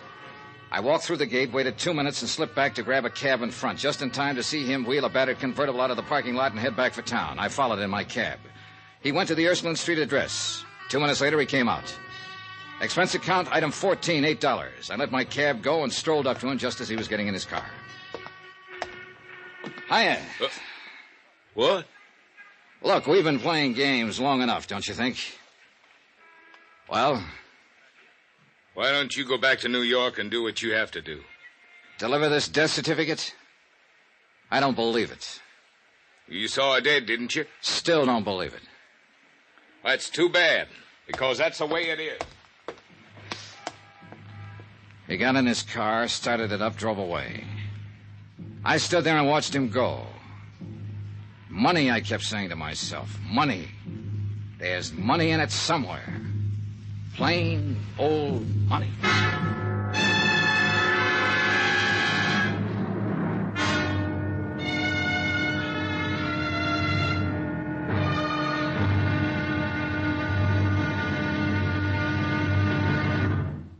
Now, here's our star to tell you about the final intriguing episode of this week's story. Tomorrow, there's still money in it. More money than it takes to save a life. Join us, won't you? Yours truly, Johnny Dollar.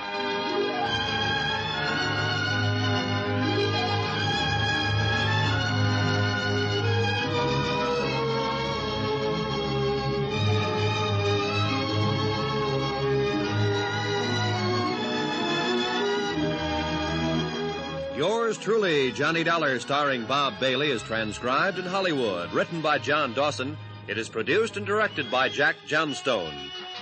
Be sure to join us tomorrow night, same time and station, for the final episode of this week's story of Yours truly, Johnny Dollar. Roy Rowan speaking.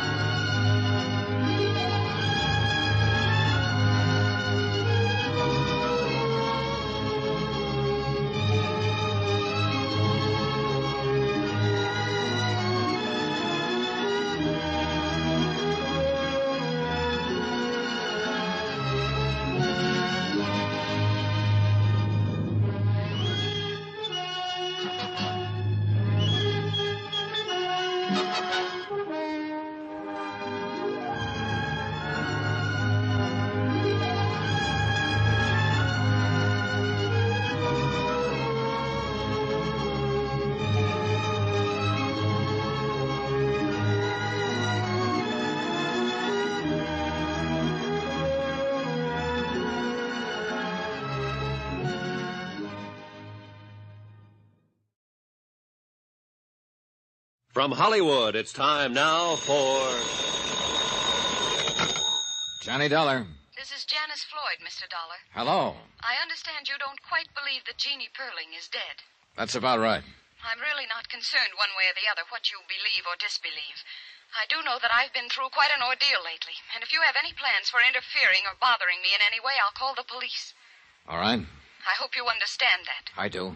Well then, goodbye. Goodbye.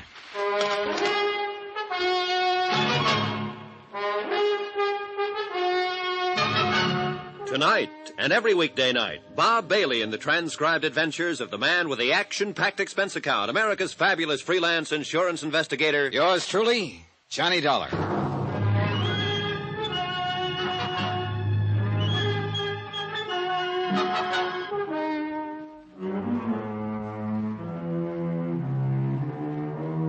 Expense account submitted by Special Investigator Johnny Dollar to Eastern Liability and Trust Company, Hartford, Connecticut.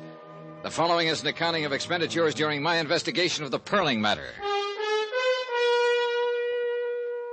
I wrote to Morton Scottman at Eastern Liability, and I explained the circumstances under which I had arrived in New Orleans and located Jeannie Perling. I enclosed her death certificate and the medical statement. I also reported on the conduct of her ex-roommate, Janice Floyd. Then I sat down and called Janice on the phone. Hello? This is Johnny Dollar. Miss Floyd? Yes. I think it's time we had a talk. Mr. Dollar, we have nothing to discuss. I think we have. What? How you're being taken. Taken? By whom? By a couple of people. Goodbye, Look, Mr. don't hang up on me, Miss Floyd. I came down here to find Jean Perling. I'm with an insurance company. It was my job to check on a story her father told. Finding her was part of it. Let me come over and talk to you. I'll be home tonight. The apartment was 6 blocks from the hotel. I walked it for a reason. All kinds of people have followed me at one time or another, and I've followed all kinds of people. But the man who followed me off and on in New Orleans, the big blonde man with the .38, knew what he was doing. He was a professional. I made up my mind about that the first time I saw him. And I thought I was ready for him, but I wasn't.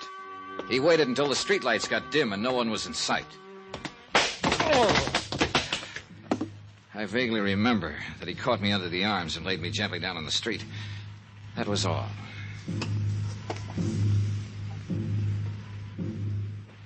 Easy, buddy, easy. You've been making too much whoopee. Oh. You folks visiting down here ought to be more careful. Oh. Get your suit all dirty. I wouldn't have found you, but my cab conked out right here. My head, the side of my head. You must have fallen hard. You had enough for tonight, or you want to keep going? Oh, I've had plenty. Yes, sir. I'll call a doctor. No, help me. I'll be all right. You're easy now, easy. Thanks. What time is it? Almost midnight. 2 hours. Where you want to go? Ursuline Street. Get in, get in. Expense account item 16, $10 to one good Samaritan cab driver who picked me up and dropped me at Janice Floyd's apartment. I was still weaving on my feet when I tapped on the door. Mr. Dollar, you've been hurt. Come in. I'm all right. Packing? Yes, I've decided to leave town. Tonight, as a matter of fact. Yeah, I thought it'd be something like that. Did a big fella, a blonde man, have anything to do with your decision to leave? That's none of your business. Let me tell you my business, Miss Floyd. I came down here to see Jean Perling. You saw her. She's dead. Yes, I saw her, dead. Yesterday, I mailed a copy of her death certificate to New York. Well, then what else? What other business? The man who came here yesterday and reported to you, the man who told you I'd left town and you could breathe easier again, the same man who called you later and told you I was still around, still asking questions. He's my business. He followed me on my way here tonight. He slugged me. I don't believe you're telling me the truth. What's his name? Any idea why he carries a gun? Carries a gun? You're making all this up. Why would I? I've got what I came for, or practically what I came for, legal proof of the whereabouts of one Jean Perling. If Al hit you, he was trying to protect me. Now, listen to me. I think I have pretty much of it in hand. Now, you tell me if I'm wrong. First off, you're not any Janice Floyd. I'd guess that Janice Floyd was the girl who died of leukemia. I've got her picture in my wallet. It was given to me by David Perling, who said it was his daughter. This is all crazy. Before you go into that, listen. I can have that body exhumed. I don't want to do it, but I will if I have to. Now, do you want me to do that? All right. I'm Jean Perling. And that was the Floyd girl who died? Yes. She was sick, and, well, I knew my father had detectives looking for me. I just never wanted to see him again or go home again. It seemed if poor Janice were dying and she had no one, if she somehow had my name, and, well, I'd never be bothered with my family again. That was a pretty idea. Was it yours? Al and I thought of it. Al? Al Britt. The blonde guy. Okay, how'd he work it? He saw to it that Janice had my name. I know it was against the law, but well, she had no one, and if she was buried with my name, then I'd be free of my family. Well, that took some managing. They hate me. They always have. I want my own life. I don't blame you. You're entitled to it. Are you sure that's what you're getting? I'm going to marry Al, no matter what. If you go back and tell them, well, that'll be that. If you let me stay dead, I can't let that happen. Why not? Why not, Mr. Dollar? What harm would it do? Let your father make a fool out of you? I don't understand. You're worth $100,000. What? Cold, hard cash. An irrevocable trust was set up on you when you were born. Comes to you when you're 25. That'll be next month. I don't care about the money. Now, wait a minute. In the event you should die before your 25th birthday, the money would revert to your nearest of kin. My father? Your father. But I'm dead on paper. Uh-huh. Then Al... Somebody paid him, probably your father, to make love to you. Get out of here, Dollar. Al, wait. I told you this man meant nothing but trouble. He knows all about it. Oh, he can't prove a thing. Get out of here, you. Take it easy, Britt. Al. Yes, honey. I know about you. Honey, I don't know what to say. Go. Just go, please. He went. He looked at both of us as he went out the door. It was sort of a whip look.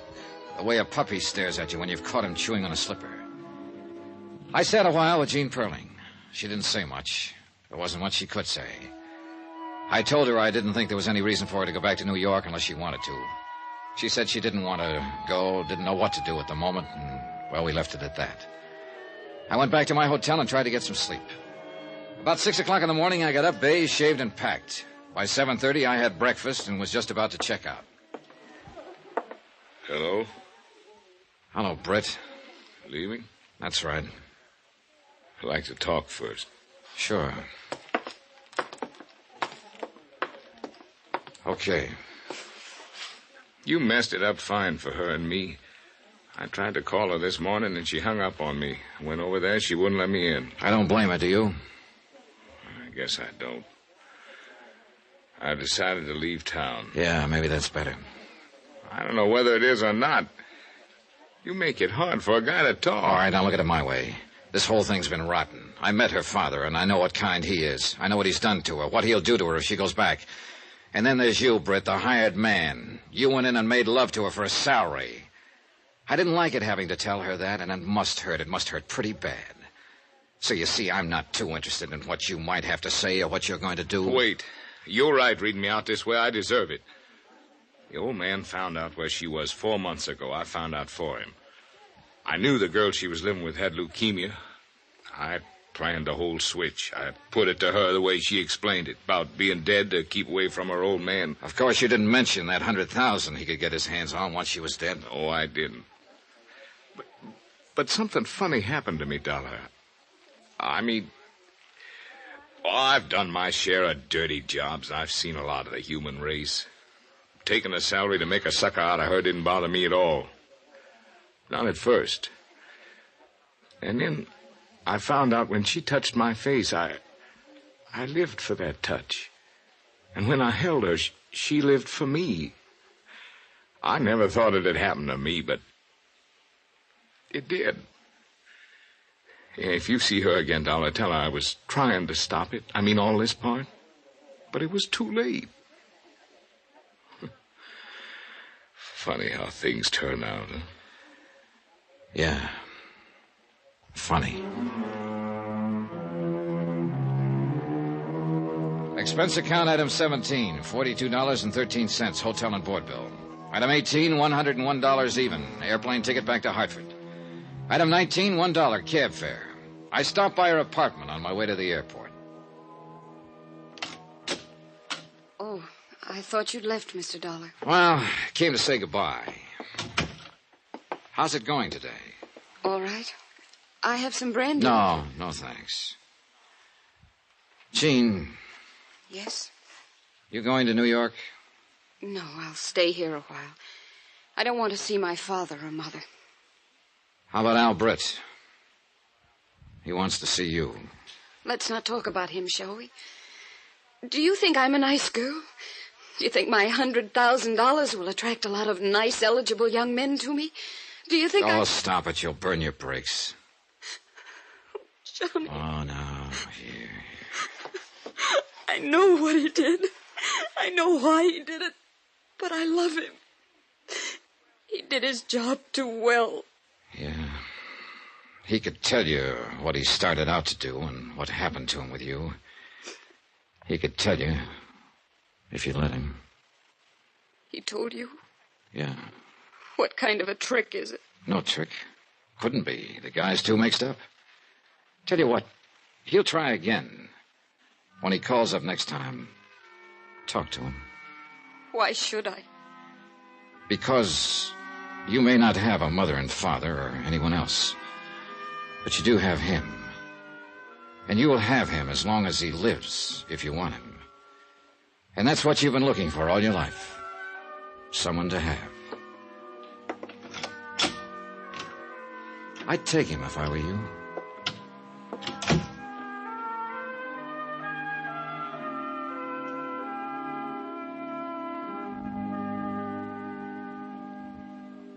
Item 20, $10, miscellaneous. Total expense account, $714.35. Remarks, none. Report, she took him.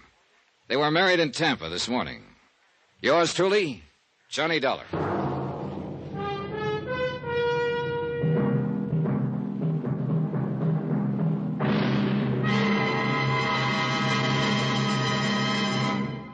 Now, here's our star to tell you about next week's intriguing story. Next week, a lonely girl, a fine young man, a gentle father, and one of them is a killer. Join us, won't you? Yours truly, Johnny Dollar. Yours truly, Johnny Dollar, starring Bob Bailey, is transcribed in Hollywood. Written by John Dawson, it is produced and directed by Jack Johnstone. Heard in this week's cast were Mary Jane Croft, Forrest Lewis, Jeanette Nolan, Russell Thorson, Michael Ann Barrett, Jack Petruzzi, Barbara Fuller, Herbert Ellis, and Marvin Miller. Musical supervision by Amerigo Marino and Carl Fortina. Be sure to join us on Monday night, same time and station, for another exciting story of yours truly, Johnny Dollar. Roy Rowan speaking.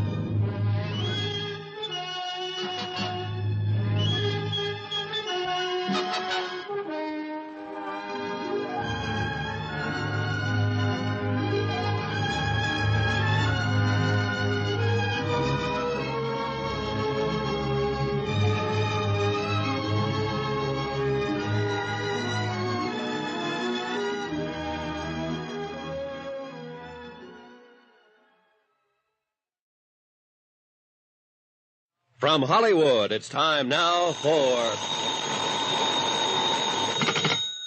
Johnny Dollar. Welcome to Hollywood, Mr. Dollar. This is Darrell. Darrell?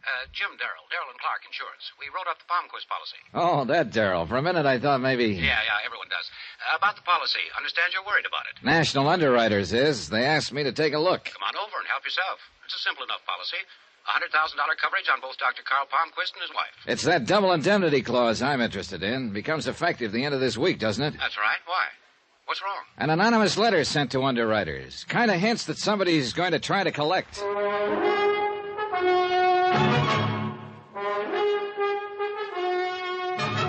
Tonight and every weekday night, Bob Bailey in the transcribed adventures of the man with the action-packed expense account, America's fabulous freelance insurance investigator. Yours truly, Johnny Dollar.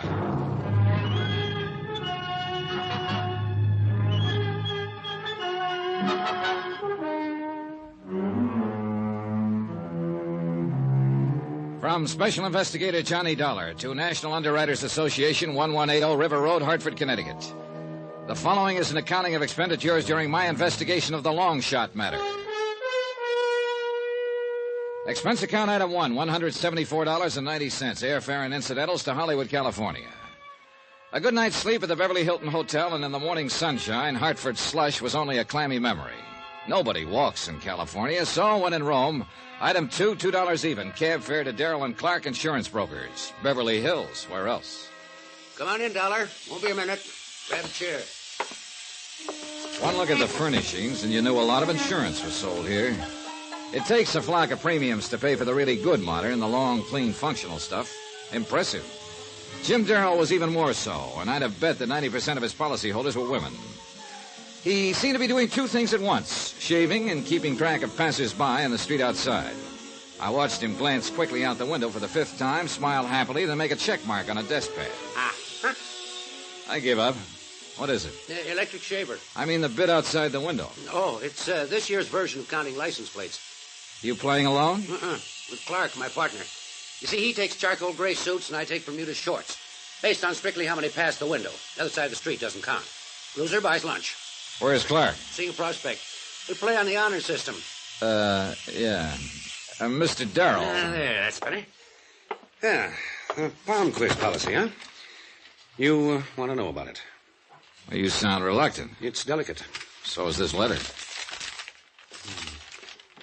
Look into palm quiz policy. You may have to pay off soon.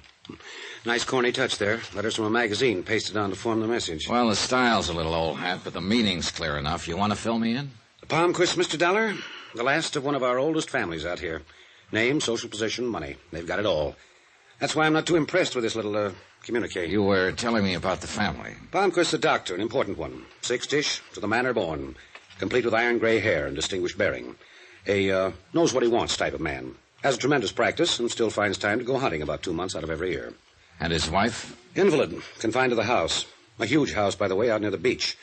And there's a son, Eric, 25, who lives with them. That's the family. About the policy, Darrell. Simple enough. 100,000 straight coverage on both Dr. Palmquist and his wife. And the beneficiaries? Only one, the son, Eric. For both? For both.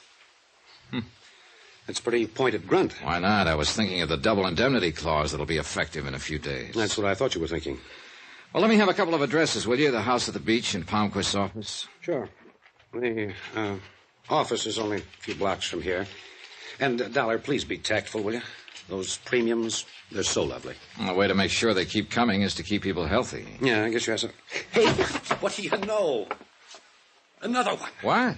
Bermuda shorts. Oh. That puts me 3 up. Clark's going to scream like an eagle when he pays that lunch check. Today we eat at Romanoff's.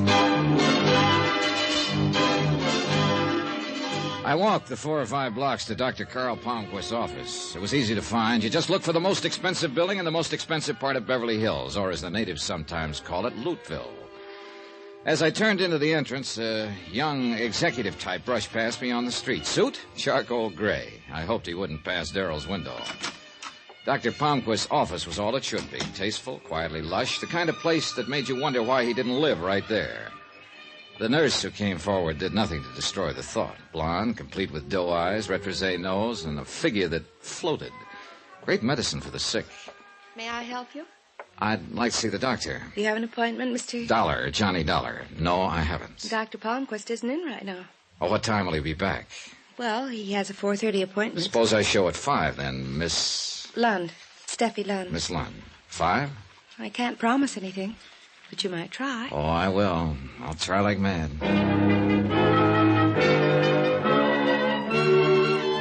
Expense account item 3, $38 even. Deposit and first day's rental on a drive-it-yourself car. And driving it out along Sunset Boulevard was delightful. I had no trouble at all getting into the California spirit. I pretended that I was a movie producer going home to his starlet wife. I found the Palmquist house on a quiet dead-end street high in the Palisades overlooking the Pacific. Darrell was right. It was huge, a single-story farmhouse that seemed to ramble endlessly.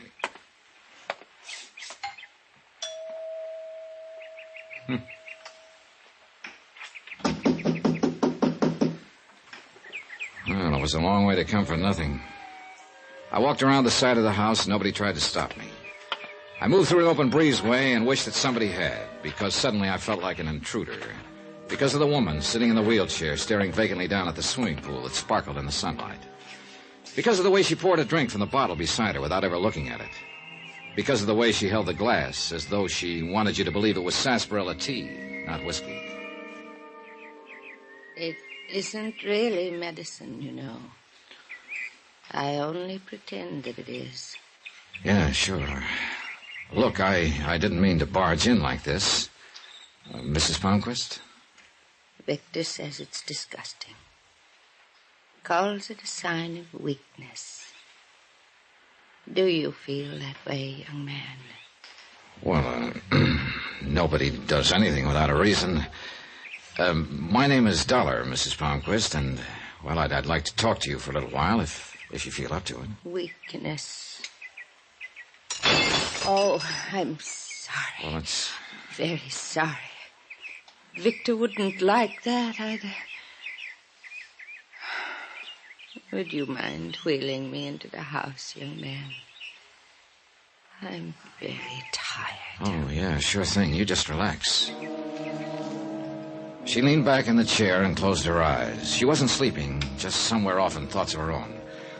I pushed the chair toward the house as gently as I could. It wasn't until we almost reached it that I realized we had an audience, a good-looking kid in his mid-20s watching us from a bedroom window. A kid who didn't want to be seen. The way he jumped back from the window told me that. It was getting pretty weird out.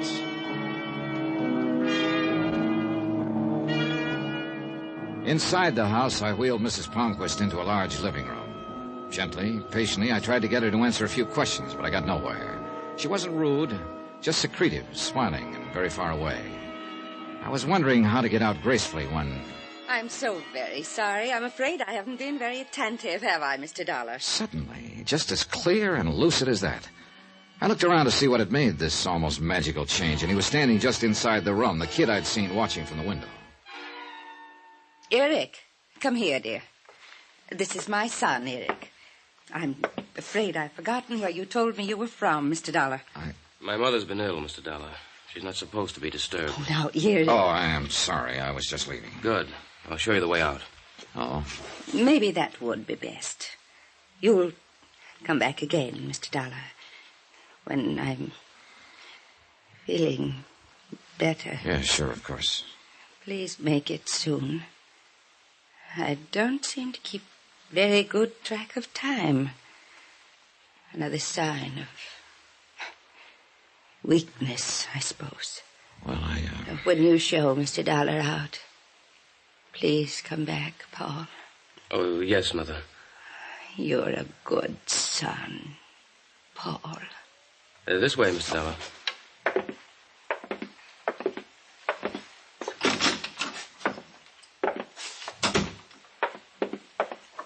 What do you want here? You can see she isn't well. Yeah. It didn't take you long to go from Eric to Paul, did it? She is not insane. You hear, Mr. Dollar? I didn't say she was. Now, why did she call you Paul? Paul was my older brother. He died 3 years ago. That's part of why she's like she is. A small part. Oh, I'm sorry. Nobody's asking you to be. Just don't come back here.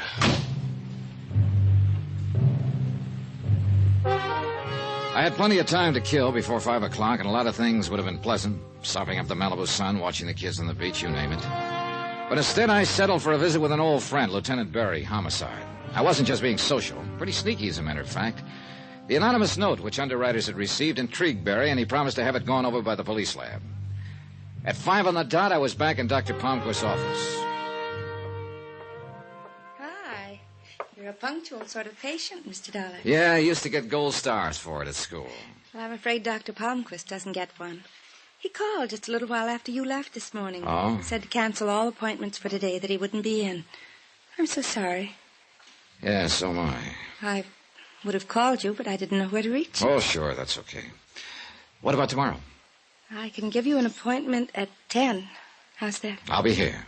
Thanks. Mr. Dollar, would you like to give me some information now? Like what?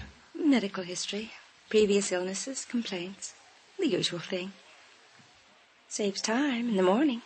Well, why don't we wait till tomorrow, in case Dr. Palmquist decides to play hooky again. There's one nice thing about this job. You get around so much you learn to pick up local habits without even thinking about it. For instance, that evening, I had a leisurely dinner, then took in an endless double feature. All without ever once getting out of my car. Drive-ins, you know. It was well after midnight when I got back to my hotel, feeling a kinship for bus drivers everywhere. I headed across the lobby, ran smack into Jim Darrell as I rounded the cigar stand. Oh, Dollar, where have you been? Well, hi, Darrell. Hey, who wound up paying for lunch? Listen, I've been trying to get hold of you all night. Where were you? Dinner, a movie, the wildlife, huh? Well, don't look that unhappy. I didn't do anything illegal. Somebody did. What? Hey, what is it, Darrell? What are you talking about? Mrs. Palmquist. Dead. Shot to death a couple of hours ago.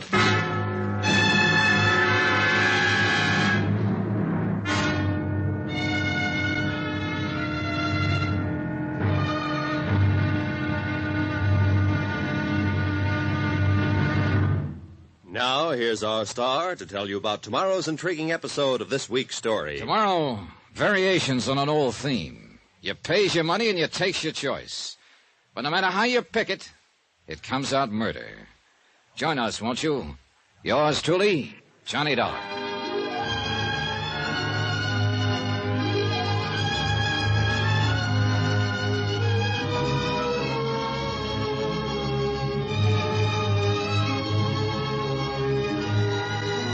Yours truly, Johnny Dollar, starring Bob Bailey, is transcribed in Hollywood.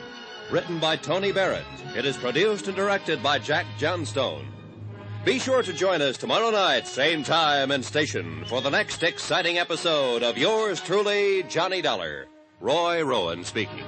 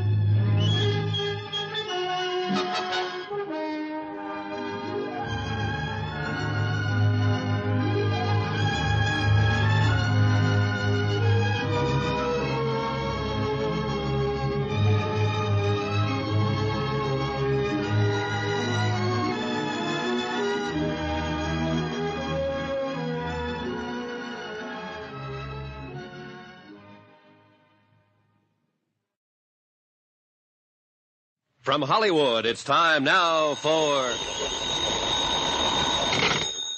Johnny Dollar. Johnny, Lieutenant Barry, homicide. Got messages from you 3 inches thick. Yeah, been trying to get hold of you all morning. Well, it hasn't exactly been a social tea around here, you know, what with the murder of Dr. Palmquist's wife. Can I come down there to headquarters? Come ahead, and if you're a good boy, I'll introduce you to the man who did the killing. What? Of course, he denies it completely. Who wouldn't? But wait till you hear his story. It's a wild one. Hold it. You're way ahead of me. You're saying you've got the killer there? That's what I'm saying. Well, who is he? You wouldn't know him. Nobody seems to. Make a little sense, will you, Lieutenant? Look, you coming down or not? Right now.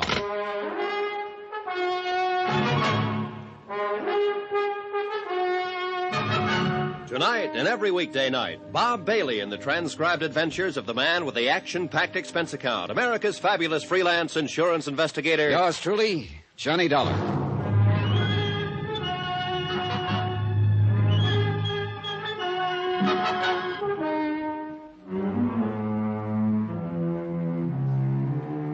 From Special Investigator Johnny Dollar, location Los Angeles, California, to National Underwriters Association, Hartford, Connecticut. Assignment, the long shot matter.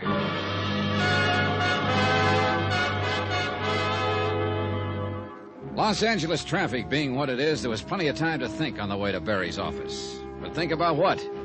An unsigned warning that someone was going to collect on a $100,000 policy?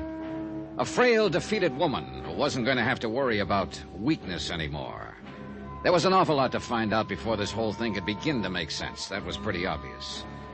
The man I was going to see was anything but obvious. Big and round, he was like a fat Cupid doll with a gun. You always had the feeling his round little eyes were dreaming past you, seeing an island where there was no jail cells. A lot of cons had made that mistake, found out too late that Barry was as sharp as any homicide cop alive. Life is like that, huh, Johnny? Yesterday your visit was social, today it's business. Yeah, just one dead woman can make a lot of difference. Sit down. Like I said, I'm way behind you. How did it happen? When? Sit down. I can't talk when you're standing. Okay. Santa Monica substation got the call about 9 last night from Dr. Palmquist. He was real excited, said he was holding a rifle on a prowler who'd come in and shot and killed his wife. So we got out there fast. Wait a minute. Did the doctor know? Let me tell it my way, huh? Okay. We found Mrs. Palmquist dead on the living room floor, and the doctor's still holding this guy at rifle point. 38 Colt lay in a corner with nobody paying much attention to it. Ballistic says it's the murder weapon, all right. What's the doctor's story? Says he was out on a house call, got home a couple of minutes before 9. On the way to the front door, he glanced through the living room window, saw this prowler holding a gun on Mrs. Palmquist. The doctor got into the house quietly and was sneaking up from behind when the prowler heard him and got rattled. The prowler fired and killed the woman just as the doc brought a paperweight down on his head. Nice, huh? A little out of left field. Funny, I always thought prowlers and gunmen are two different things. Nothing says it can't happen, and the evidence says it did. What does that mean? That this is one prowler who's sewn up tight, because everything checks out. The 38 is his prints are on it. Lab found the lock he forced to get in. What else you want, a moving picture? Oh, don't get mad. I'm just asking. Now, that house call the doctor was out on, I'm a stranger in town, but isn't that kind of a late hour to see a patient, unless it's a real emergency? Not when they look like this one. Oh? I checked with her this morning. She could make me go to medical school right now, even at this age. Nice, huh? Put it this way. Her first name ought to be Marilyn. Well, that's pretty clear. Who is she? A Mrs. Laura Considine. 35, widow, money, and everyone should look like that. She been Dr. Palmquist's patient long? 3 or 4 years, and she backs up the story of the house call completely. You sold? I want to know about the prowler. Who is he? Ex-con, drifter, 57 years old, got a record that goes way back. What kind of record? I was afraid you'd ask, because that's the fly in the ointment. It's a long sheet and it's varied. Bunco, con game, badger, bad checks, pigeon drop, all small stuff.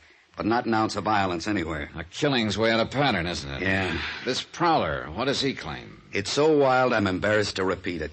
How's chances of my seeing him? Maybe he'll tell me.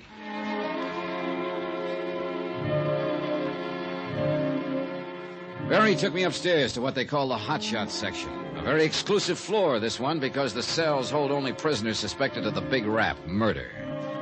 And you know something? I never heard a place like this, but what an old fallacy comes bouncing back into my mind. That bit about being able to tell a man's character by looking at him. What does a murderer look like? Go ahead, put yourself out on that limb, but don't drag me out there with you. Because the man sitting quietly in cell 8A looked about as hard and dangerous as a Victorian antimacassar. Lonnie Miller, prowler and murder suspect. Lonnie Miller, gray-haired, tall and slim, a man with good straight bearing even while he sat. Yet with a delicacy about him. Or maybe it was just the natural good manners of the born con man. I didn't know. Yell when you want out, Johnny. Yeah.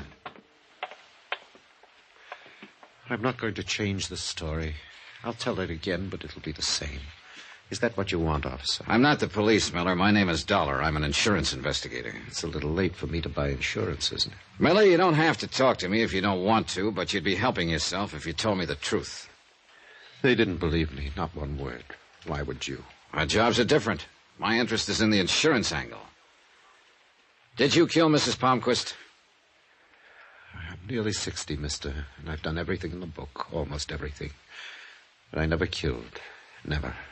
I can't make them see that. Yeah, I know. Told them 100 times, word for word, step by step. They just sit and look at me. Well, what do I have to do to make them believe I didn't do it? From what I hear, they've got an awful lot of evidence that says you did. You too, huh? Go away, mister. You may be a little different kind of cop, but you're talking like all the others. You're thinking like them. Let me alone. You haven't got much chance, Miller, if that's your only answer to evidence. Evidence? I know all about that stuff.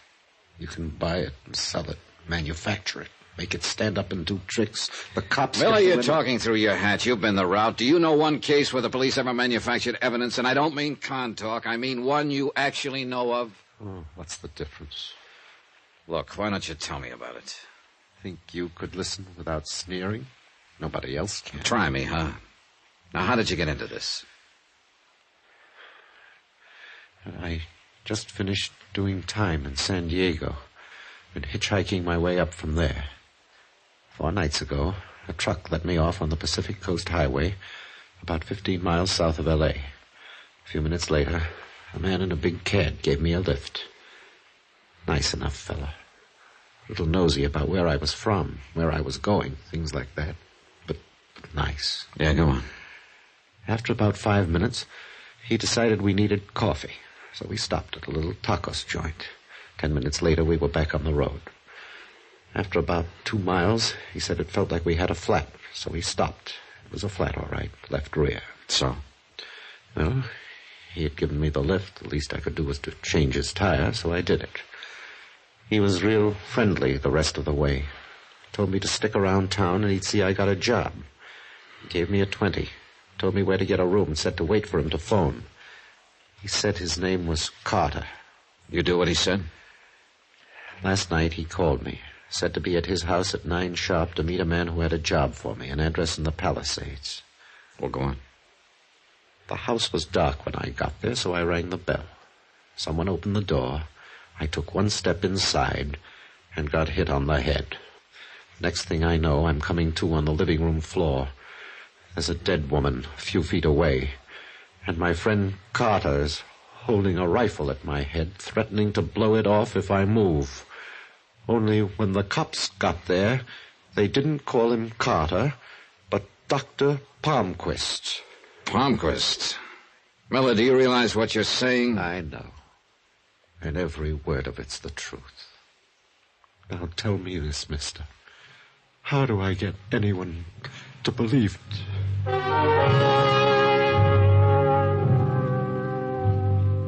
Miller sat there quietly, looking first at his burning cigarette, then at me. It was as though he didn't expect either one of us to believe him. I was glad to get out of there. Well, I'll say this much for Miller, Johnny. He's got that story down pat. He didn't tell you one word that he hasn't been telling us. Lieutenant, does Dr. Palmquist know what Miller claims? We haven't discussed it.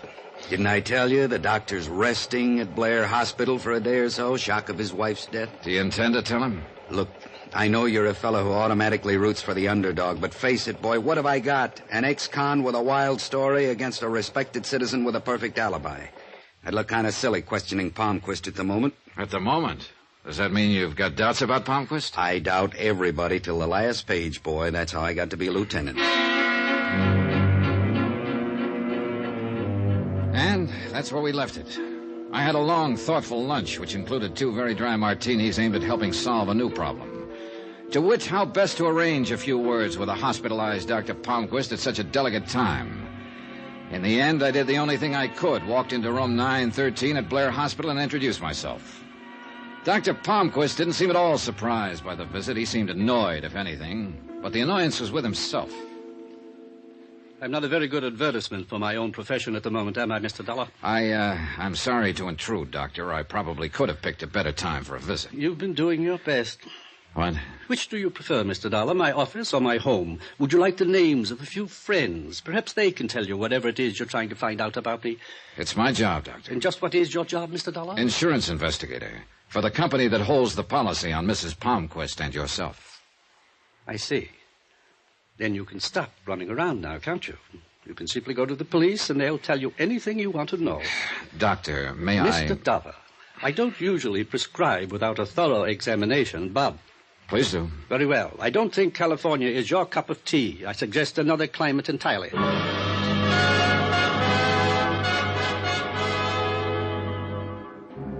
The visit was over. Palmquist lay back against the pillows, no longer interested, and I turned to leave. Just as I was reaching for the door, it opened, and one of the most beautiful women I'd ever seen started into the room. I think you have the wrong room, madam. For a moment, she just stood there, startled. Then, without a word, she turned and hurried out. But not before I'd gotten a good look at the large block initials on the purse she carried, L.C. The 2 letters, plus the way she looked, made Laura Considine a pretty good bet. Nice twist, huh? The doctor is ill, and the patient comes to call. You can't trust anybody these days, can you?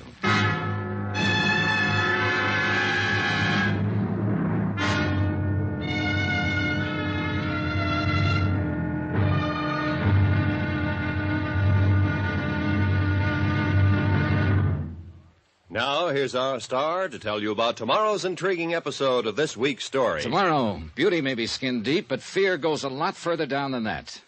Sometimes as far as death. Join us, won't you? Yours truly, Johnny Dollar.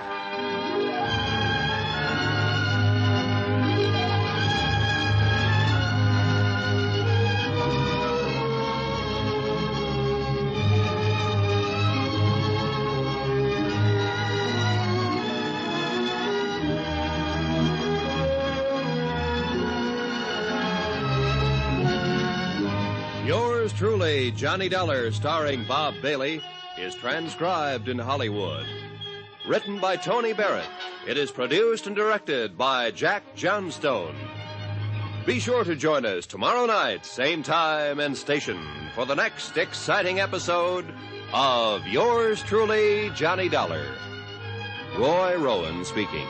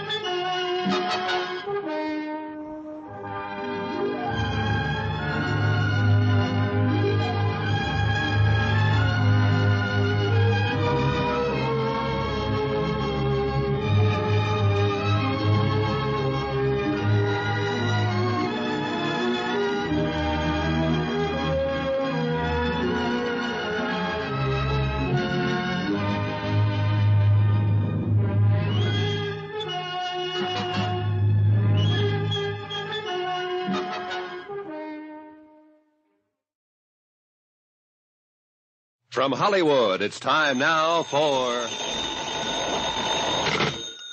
Johnny Dollar. Lieutenant Barry here. Oh, hi, Lieutenant. You're stepping on toes, Johnny boy.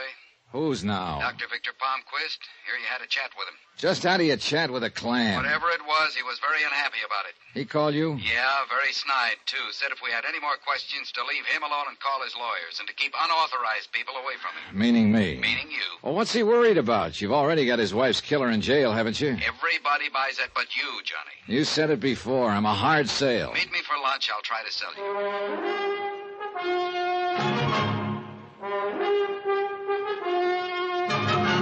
Tonight, and every weekday night, Bob Bailey in the transcribed adventures of the man with the action-packed expense account, America's fabulous freelance insurance investigator. Yours truly, Johnny Dollar.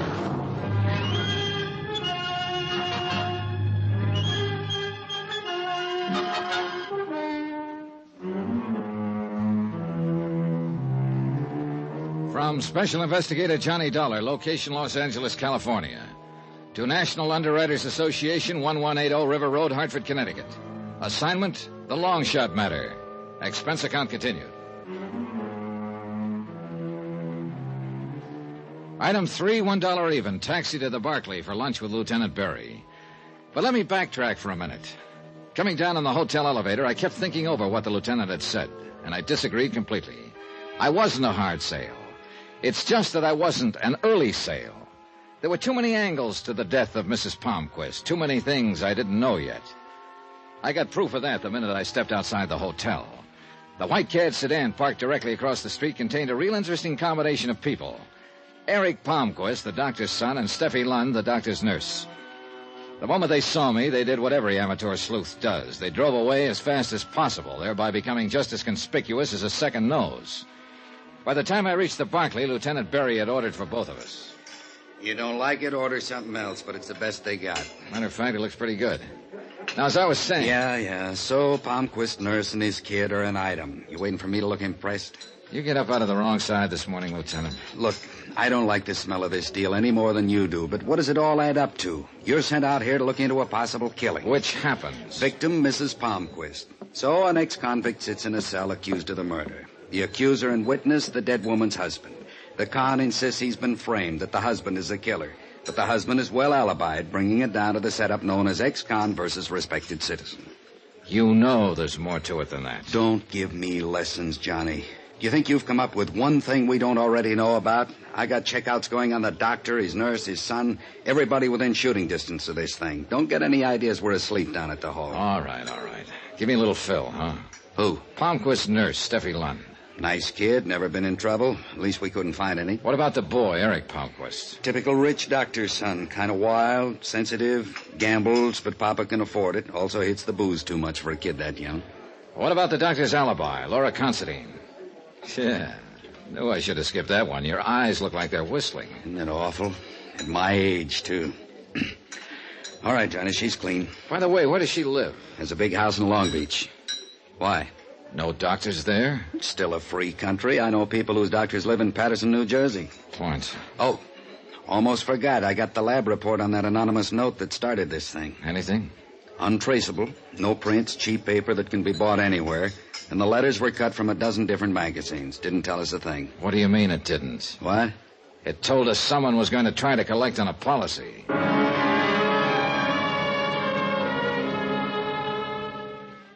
We knocked it around a little while longer, getting no place in particular. Then suddenly I was being paged for a telephone call. Barry's raised eyebrows were eloquent. They made me feel like one of those would-be movie stars who have themselves paged in the Brown Derby so that other would-be stars will know they're there. I had a funny notion about who might be calling, so I told the waiter I'd taken in the booth out front and left Lieutenant Barry by himself. Johnny Dollar. Mr. Dollar, I'm so glad I found you. Oh? This is Steffi Lund, Dr. Palmquist's nurse. Well, the day's picking up. I'm sorry. I hope I didn't interrupt your lunch. You see, I called your hotel and they told me where you'd gone. I'm sorry. Well, don't apologize, Steffi. A working girl who drives around in a beautiful white Cadillac doesn't have to, you know. I'll explain about that. Why should you owe me any explanation? Please, Mr. Dollar, I've got to see you right away. It's terribly important. Mr. Dollar. Where are you? I'm at Dr. Palmquist's office. Can you come here now, right away? Okay, I'll be right over. And please, don't bring anyone along with you, will you? However you want it, you're calling the shots. Thank you. And hurry, please.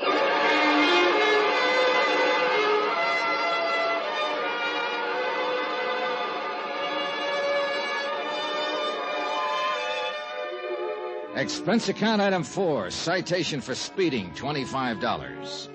The carbon copy reads 63 miles per hour in a 35 zone. You ever tried to talk an L.A.-type cop out of a ticket? It's ridiculous. He's always a big, good-looking guy who listens seriously while you alibi, but never stops writing. Then he smiles, calls you sir, and hands you the ticket. I couldn't beef about it, though. 2 reasons. 1, I deserved it. And 2, if I hadn't been stopped, I'd never have realized I was being tailed. Because the tail knew what he was doing. A heavy-set, thuggy-looking fellow in a black 51 sedan. He circled the block twice while I was getting the ticket. Was right back on me as I started out again. He was still there as I pulled up in front of Dr. Palmquist's office.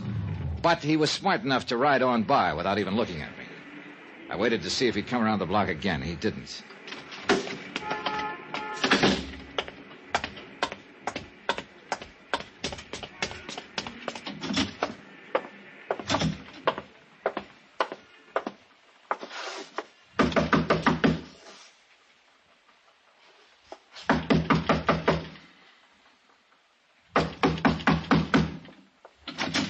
Yes, sir. What is it?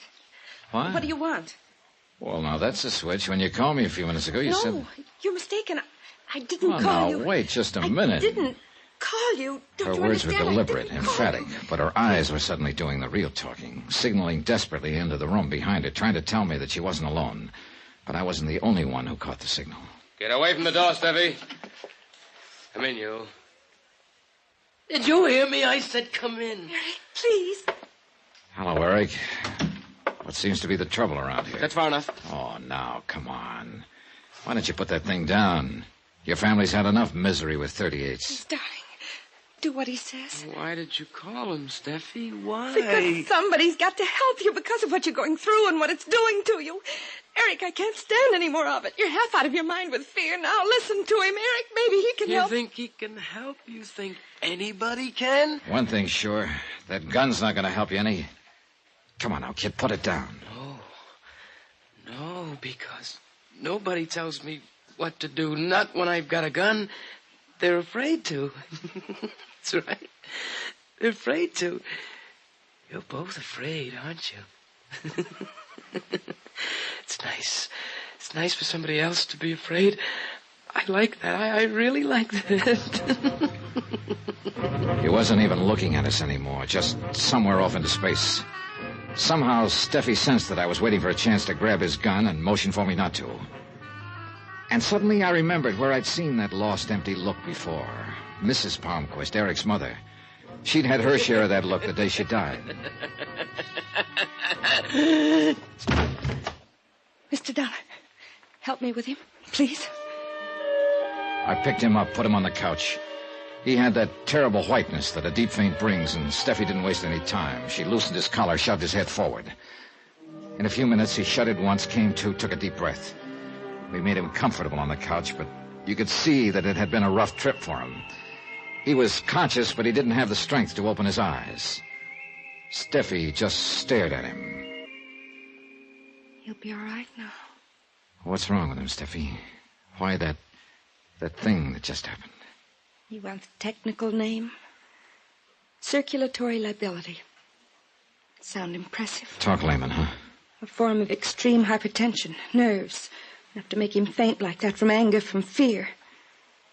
It's a lovely thing for a man to go through, isn't it? Well, that calls for a different kind of medicine, doesn't it? Analysis with a psychiatrist. He's in it now. Only with Eric, it's going to take a long time. Maybe a very long time. But a kid like that, how? Why? Fear. Overpowering, petrifying fear. Of what? His father. Of Dr. Palmquist? Yes. The nice Dr. Palmquist. The gentle, quiet healer. My employer. My father-in-law. You and Eric are married? Tijuana 6 weeks ago. Eric is 25 years old, Mr. Dollar, and he's so afraid of his father we're still keeping the marriage a secret. Why, Steffi? Why is he so afraid of Palmquist? His analyst hasn't been able to get through to that. You expect me to? Well, somebody better. Why did you say that? Because he waved that gun around very convincingly for a scared kid. He never would have fired. Don't you understand? He's so frightened he couldn't have made himself do it. I hope you're right.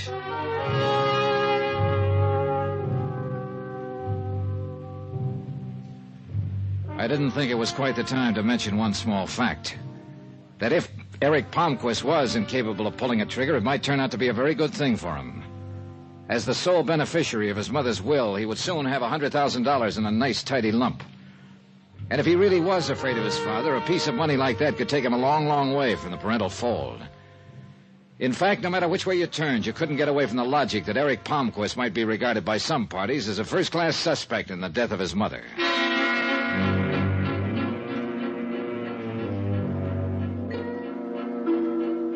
Steffi was still pretty much upset when I finally left her, and I must admit that my own mind wasn't exactly at ease. Hoping that the fresh air would help to clear my thoughts, I took my time driving back, and it must have been nearly an hour later when I pulled into the subterranean garage of my hotel.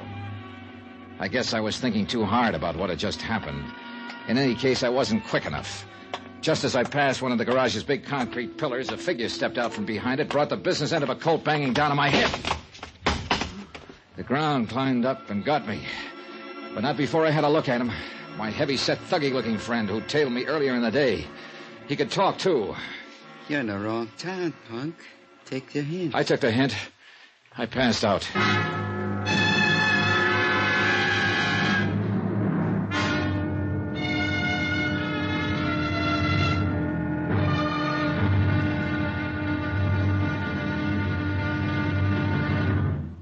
Now, here's our star to tell you about tomorrow's intriguing episode of this week's story. Tomorrow, a study in reactions. 3 of them.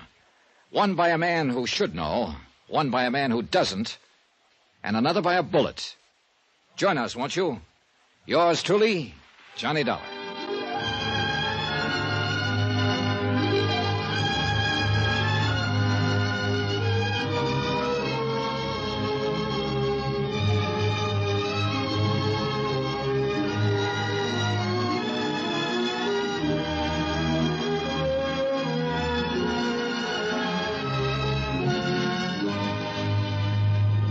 Yours truly, Johnny Dollar, starring Bob Bailey, is transcribed in Hollywood.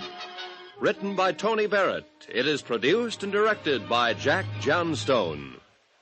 Be sure to join us tomorrow night, same time and station, for the next exciting episode of Yours truly, Johnny Dollar. Roy Rowan speaking.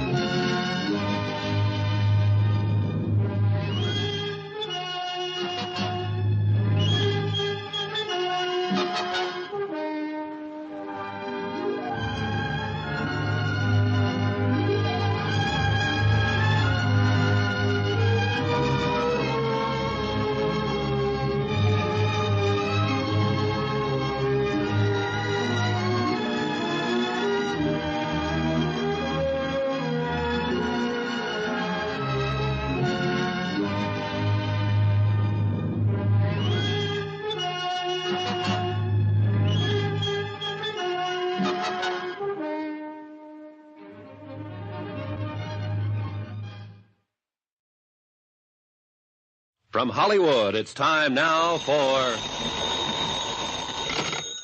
Johnny Dollar. Oh, this is Dr. Van Clauser returning your call, Mr. Dollar. Oh, yes, Doctor. May I ask who recommended me? I inquired about a good psychiatrist, and it came up you. Yes. Well, the first step is usually an office appointment for a preliminary chat. That's what I had in mind. Today? My schedule is quite full. Would tomorrow be suitable? Today would be better. Oh, I see. But there should be ample time. There should be ample time, but there isn't. In fact, I'm running out of it fast. Very well. 11 o'clock. Dust off your couch.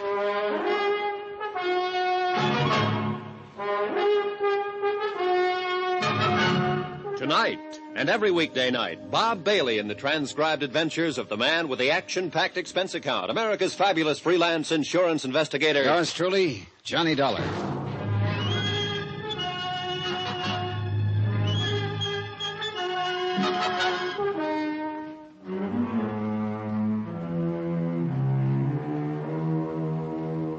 From Special Investigator Johnny Dollar, location Los Angeles, California. To National Underwriters Association, 1180 River Road, Hartford, Connecticut. Assignment, the long shot matter.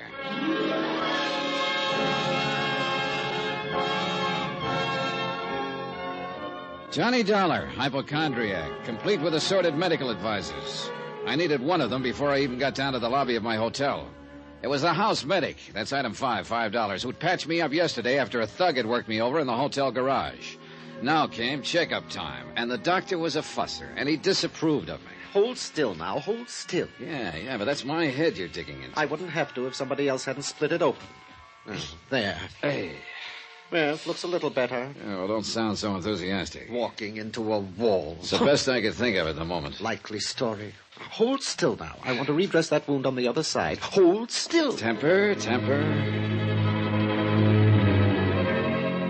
Funny, he was working on the outside of my head, but it was the inside that ached most. There were reasons, lots of them. Like the murder of a sick old woman the same day I'd arrived, and the anonymous note that had warned of it. Like the victim's husband and an ex-convict accusing each other of committing the crime. It was a rough one, real rough, because the picture kept changing from minute to minute, and my company was on the hook for $100,000.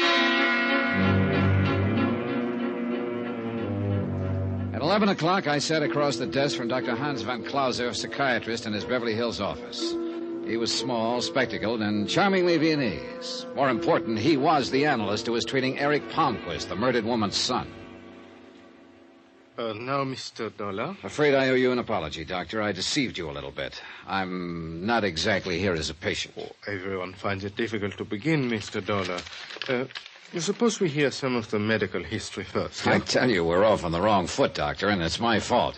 Here, take a look at these, my credentials. I see, then you're hardly here as a patient. About a patient, let's say. My dear Mr. Dollar, I think you know very well that I can reveal nothing which is told to me in this room. I know that.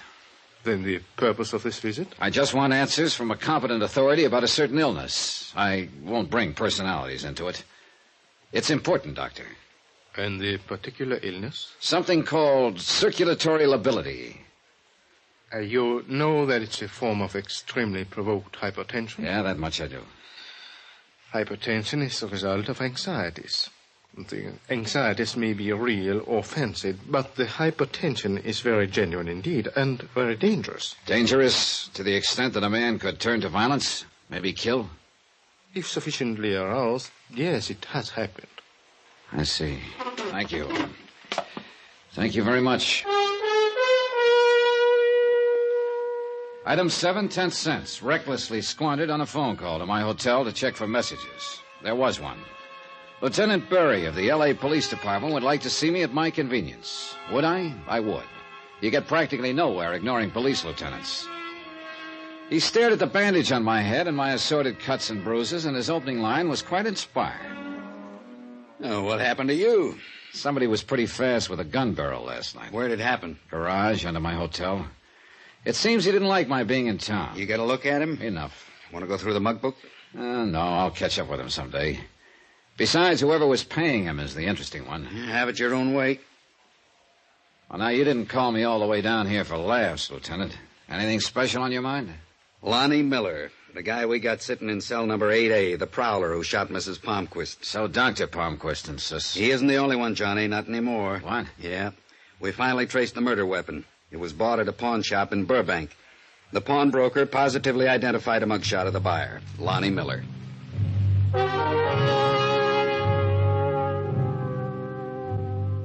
Police identification evidence is a pretty tough thing to ignore. But I was still what the lieutenant called a hard sale. It wasn't stubbornness, simply the fact that I'm very large for motivation. It can be as wild, as woolly as they come, but it's got to be there somewhere. And somehow, with so many good ones around, the worn, faded man in cell 8A didn't rate in that company. I asked the lieutenant for a couple of minutes with Lonnie Miller. He shook his head as though he felt sorry for me, but okayed the visit anyway.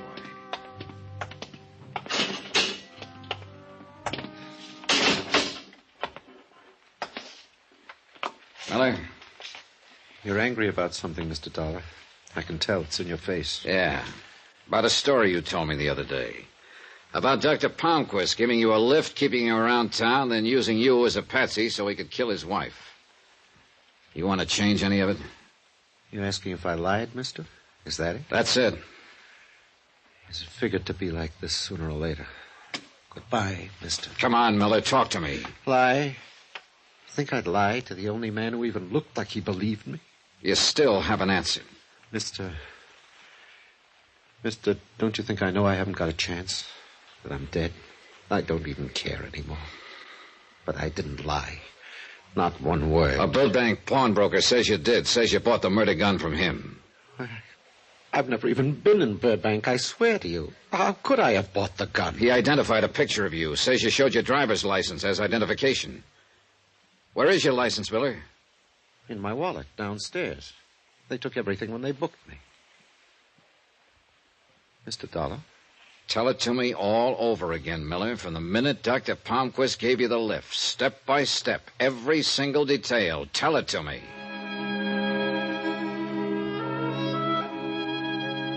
He began slowly, haltingly. The words just kind of fell out of his mouth in a tired, hopeless fashion. It was the same story he told so many times now. I had reason for making him go through it, some small, hazy idea that was tugging at the back of my brain, jagged, undeveloped, but an idea. When I left the cell, I had Miller's permission to look in his wallet. The police custodian showed it to me 5 minutes after that. The license wasn't there. Expense account item 8, 10 cents, an L.A. newspaper, 3 days old. One which played up the Palmquist killing big, contained pictures of both Dr. Palmquist's grieving husband and Lonnie Miller, suspected killer. Purpose? To be used in backtracking. The drive down to Long Beach could have been pleasant. Sun, ocean, a relaxing type day, but not for me. Not with what was going on inside my head. Even the soft breeze coming in off the Pacific couldn't sweep the pieces together for me. Sure, for a few seconds, everything would make sense. Then, a moment later, some small fact would make the whole theory collapse. I knew one thing, though. If this whole deal was a frame, it was a great one, a work of art, something to be admired, provided your name was neither Lonnie Miller or National Underwriters. About 6 miles this side of Long Beach, I found what I was looking for, the little tacos joint where Miller claimed he and Dr. Palmquist had stopped for coffee.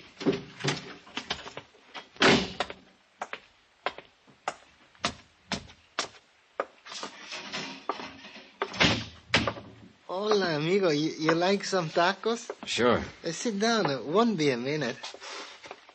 Owner around? You're looking at him, amigo. Irving Gonzalez, owner. Irving? Sure. I had it changed.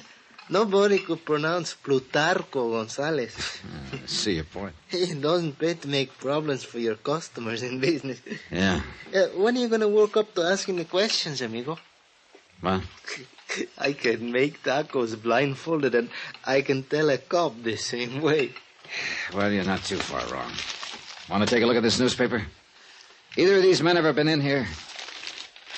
And Dr. Victor Palmquist and Lonnie Miller. Oh, I read about that killing. Very interesting. Yeah. Well, what about it, Irving? What about what? These men. Have they ever been in here, alone, together, any time? Yes, I mean, they look kind of familiar, but maybe it's only because I see them in the papers. You know, Is that the best you can do? Well, look, amigo, you stand behind a counter all day and everybody looks like everybody else. You wouldn't want me to make a guess, and that's all I'd be doing, guessing. No, I wouldn't want that. Here, nice and hot. Eat your tacos, amigo. Thanks anyway. I'll skip them this time. Here. You know something? I don't blame you. Hey, look at this. Pills. Pills? Pills. I eat them by the dozen. Do you know why, amigo? Tacos. There's this about the racket. You try, you strike out, you can't waste time thinking about it. You get on to the next step. The step? Laura Considine, Dr. Palmquist's lovely alibi the night of his wife's death. Her house was only a few miles out of Long Beach. It seemed logical to head for it. I reached it about 20 minutes later, a large, old-fashioned and seemingly deserted house on a promontory that jutted out into the Pacific. Strikeout number 2, the hostile iron fence that circled it made its point. Keep out, so I did. Trespassing applies to everyone. From where I stood, I couldn't identify the car that suddenly roared away from the back of the house, but one thing was obvious, the driver was in a hurry, and I was getting nowhere. I decided to head back to town. It happened 5 minutes later as I rounded a curve on my way back to the Pacific Coast Highway. Choice, the Pacific on one side, granite cliffs on the other. I picked the cliffs.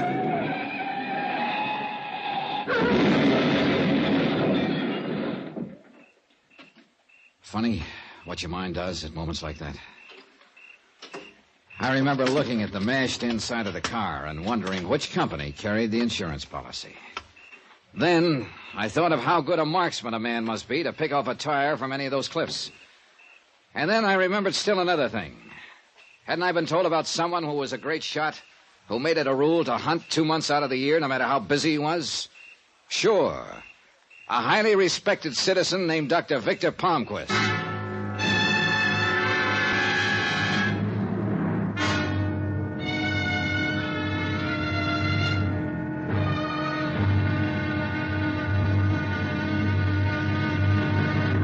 Now, here's our star to tell you about the final exciting episode of this week's story. Tomorrow, you want to hide something? Put it in plain view. Only don't go overboard on the system if you're hiding a murder. Join us, won't you? Yours truly, Johnny Dollar. Yours truly, Johnny Dollar, starring Bob Bailey, is transcribed in Hollywood. Written by Tony Barrett. It is produced and directed by Jack Johnstone. Be sure to join us tomorrow night, same time and station, for the next exciting episode of Yours truly, Johnny Dollar. Roy Rowan speaking.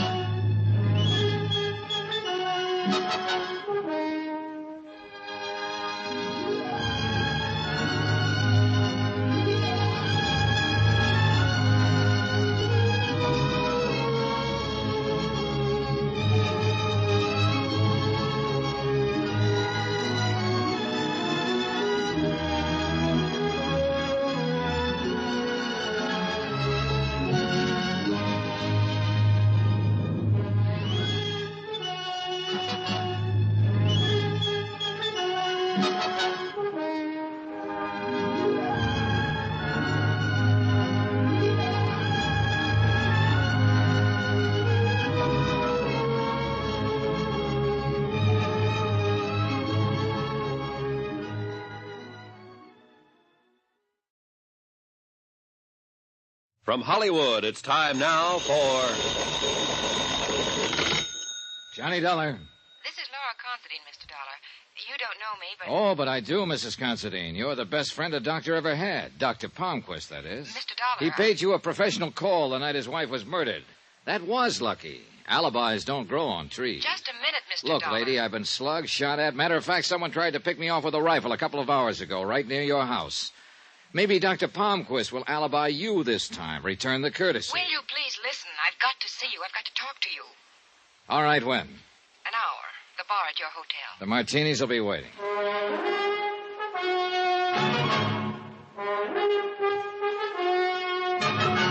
Tonight and every weekday night, Bob Bailey in the transcribed adventures of the man with the action-packed expense account, America's fabulous freelance insurance investigator. Yours truly, Johnny Dollar.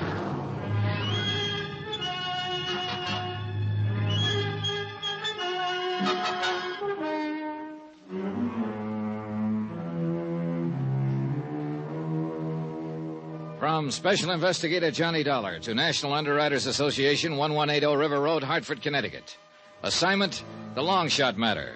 Expense account concluded.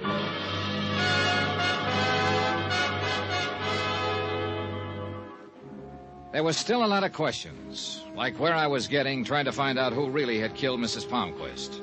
Like, was it all a smoothly planned frame on the part of her doctor husband? Or had it been a prowler killing by another man now in jail? Or had the dead woman's son, Eric, a complex we didn't know about? Mrs. Considine was 5 minutes late, but I hope she could answer some of them. Mr. Dollar? Oh, come now, Mrs. Considine, that reading. It implied we haven't met before, and you know that we have. Well, I don't remember. The day you visited Dr. Palmquist in the hospital and pretended you had the wrong room. Sit down. Oh, there was a reason for that. Sure, there's one for everything. Is there? You think Victor Palmquist had something to do with his wife's death? Well, you're wrong. Completely wrong. Correction. You don't know what I'm thinking, and being wrong is anybody's privilege. You don't know about Victor, Mr. Dollar. What his life's been like, what he had to put up with. Why don't you tell me, Mrs. Considine? That wife of his. A millstone around his neck. A woman in love with a bottle. Go on. And that son of his, that Eric.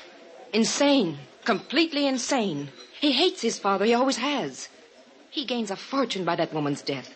But do you suspect him? No, of course not. You badger a man like Victor Palmquist. Now, does that make sense? You're building a big thing on the fact that a lot of people hate Victor Palmquist, but you're overlooking something. Mr. Dollar. Where there's that much hate, there's always a good reason. I went to the hotel garage, rented a car, and pointed it toward Burbank. There was a man in a pawn shop there I wanted to see. The man who had identified Lonnie Miller as the buyer of the gun that had killed Mrs. Victor Palmquist. He turned out to be a mild, friendly little guy with thick glasses and a desire to please.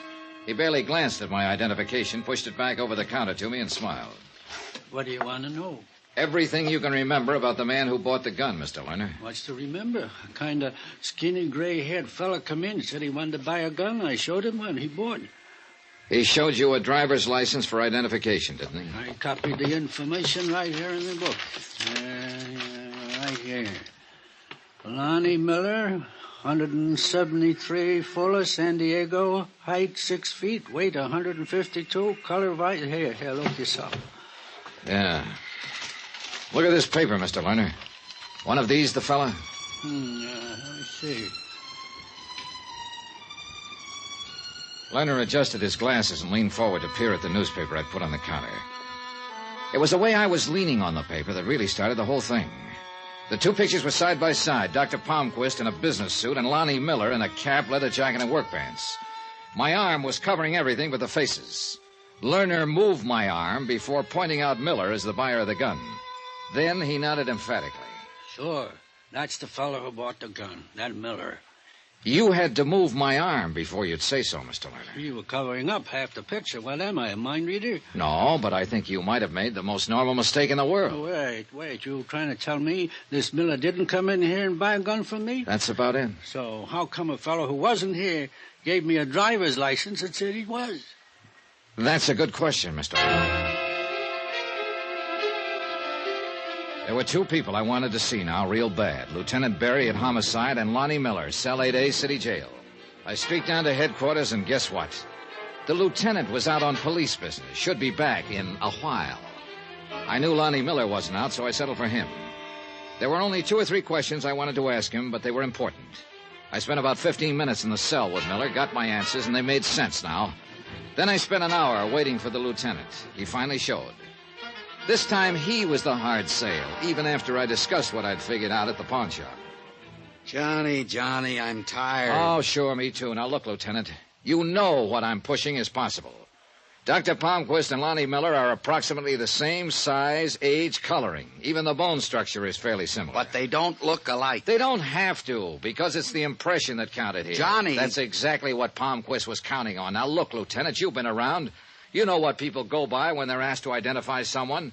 An all-over impression. So? And you know a big factor is clothes, particularly the type of clothes. All right. What are you going for? This. If Dr. Palmquist walked into that pawn shop wearing a cap, leather jacket, and work pants, and then, 6 days later, you show the pawnbroker a picture of Lonnie Miller, dressed in the same kind of clothes, you know whom he'll identify every time.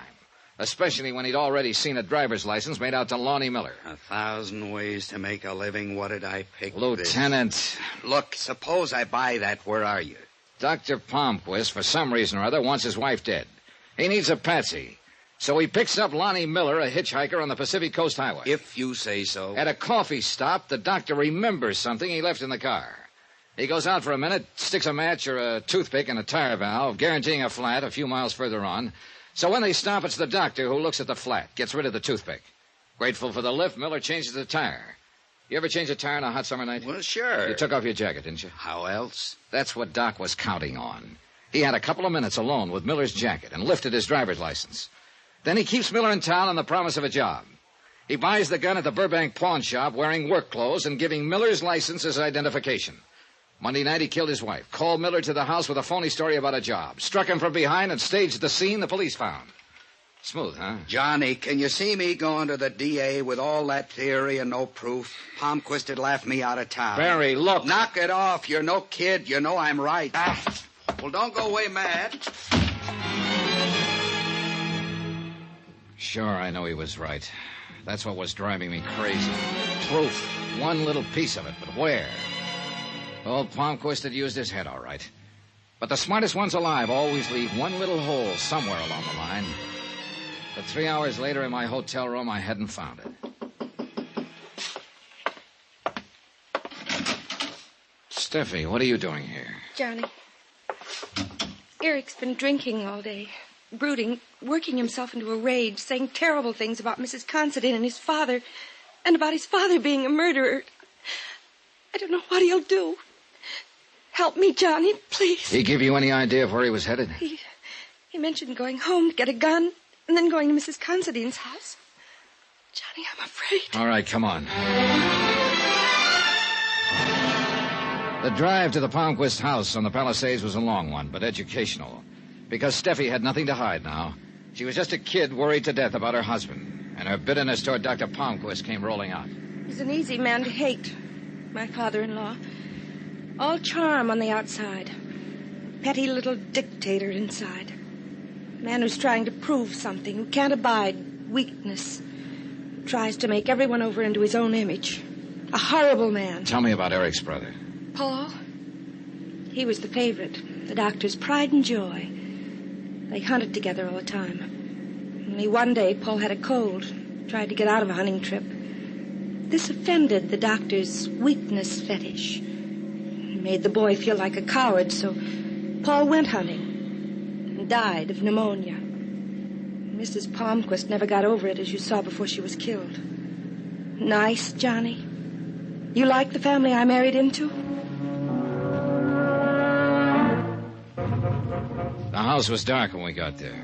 We hurried to Eric's bedroom, and Steffi leaned against the door, weak with relief. Eric lay sprawled on the bed, snoring fine alcoholic noises. The rifle he still clutched made very clear what he'd been thinking about before the liquor had taken over. We were just getting him comfortable when we heard it, a car pulling into the garage. Palmquist. I got Steffi down the back stairs and out of the house as soon as I was sure he was inside. And then I turned back. Because suddenly I was tired of a killer walking around free while everyone else stepped softly. And the anger was good, because it suddenly drove into my mind the one thing Palmquist might have overlooked. I let myself into the garage by the small window.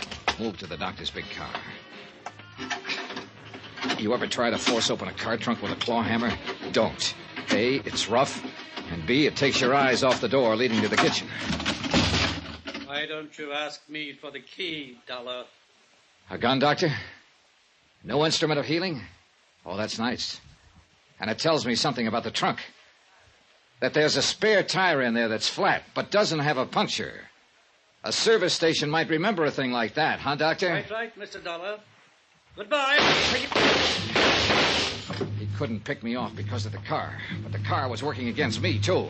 You did better with a rifle yesterday, Doctor. I'll manage, Mr.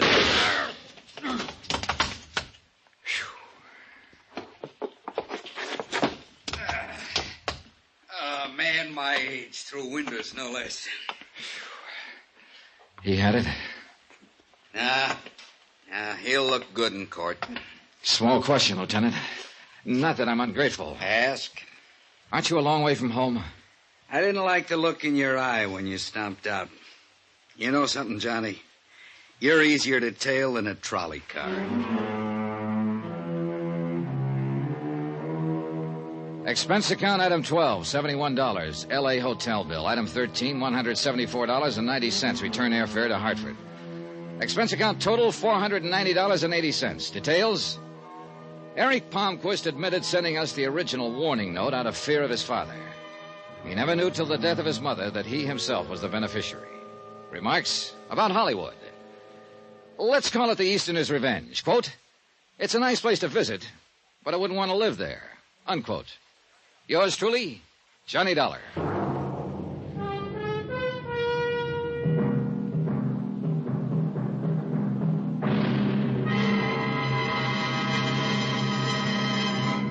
Now, here's our star to tell you about next week's intriguing story. Next week, $3 million worth of a worthless gold mine.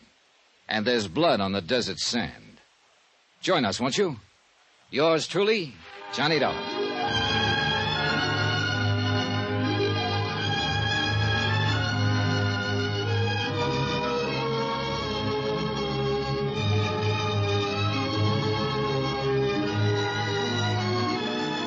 Yours truly, Johnny Dollar, starring Bob Bailey, is transcribed in Hollywood. Written by Tony Barrett, it is produced and directed by Jack Johnstone.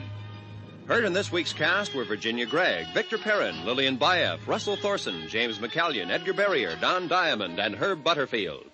Musical supervision by Amerigo Marino and Carl Fortina. Be sure to join us on Monday night, same time and station, for another exciting story of yours truly, Johnny Dollar. Roy Rowan speaking.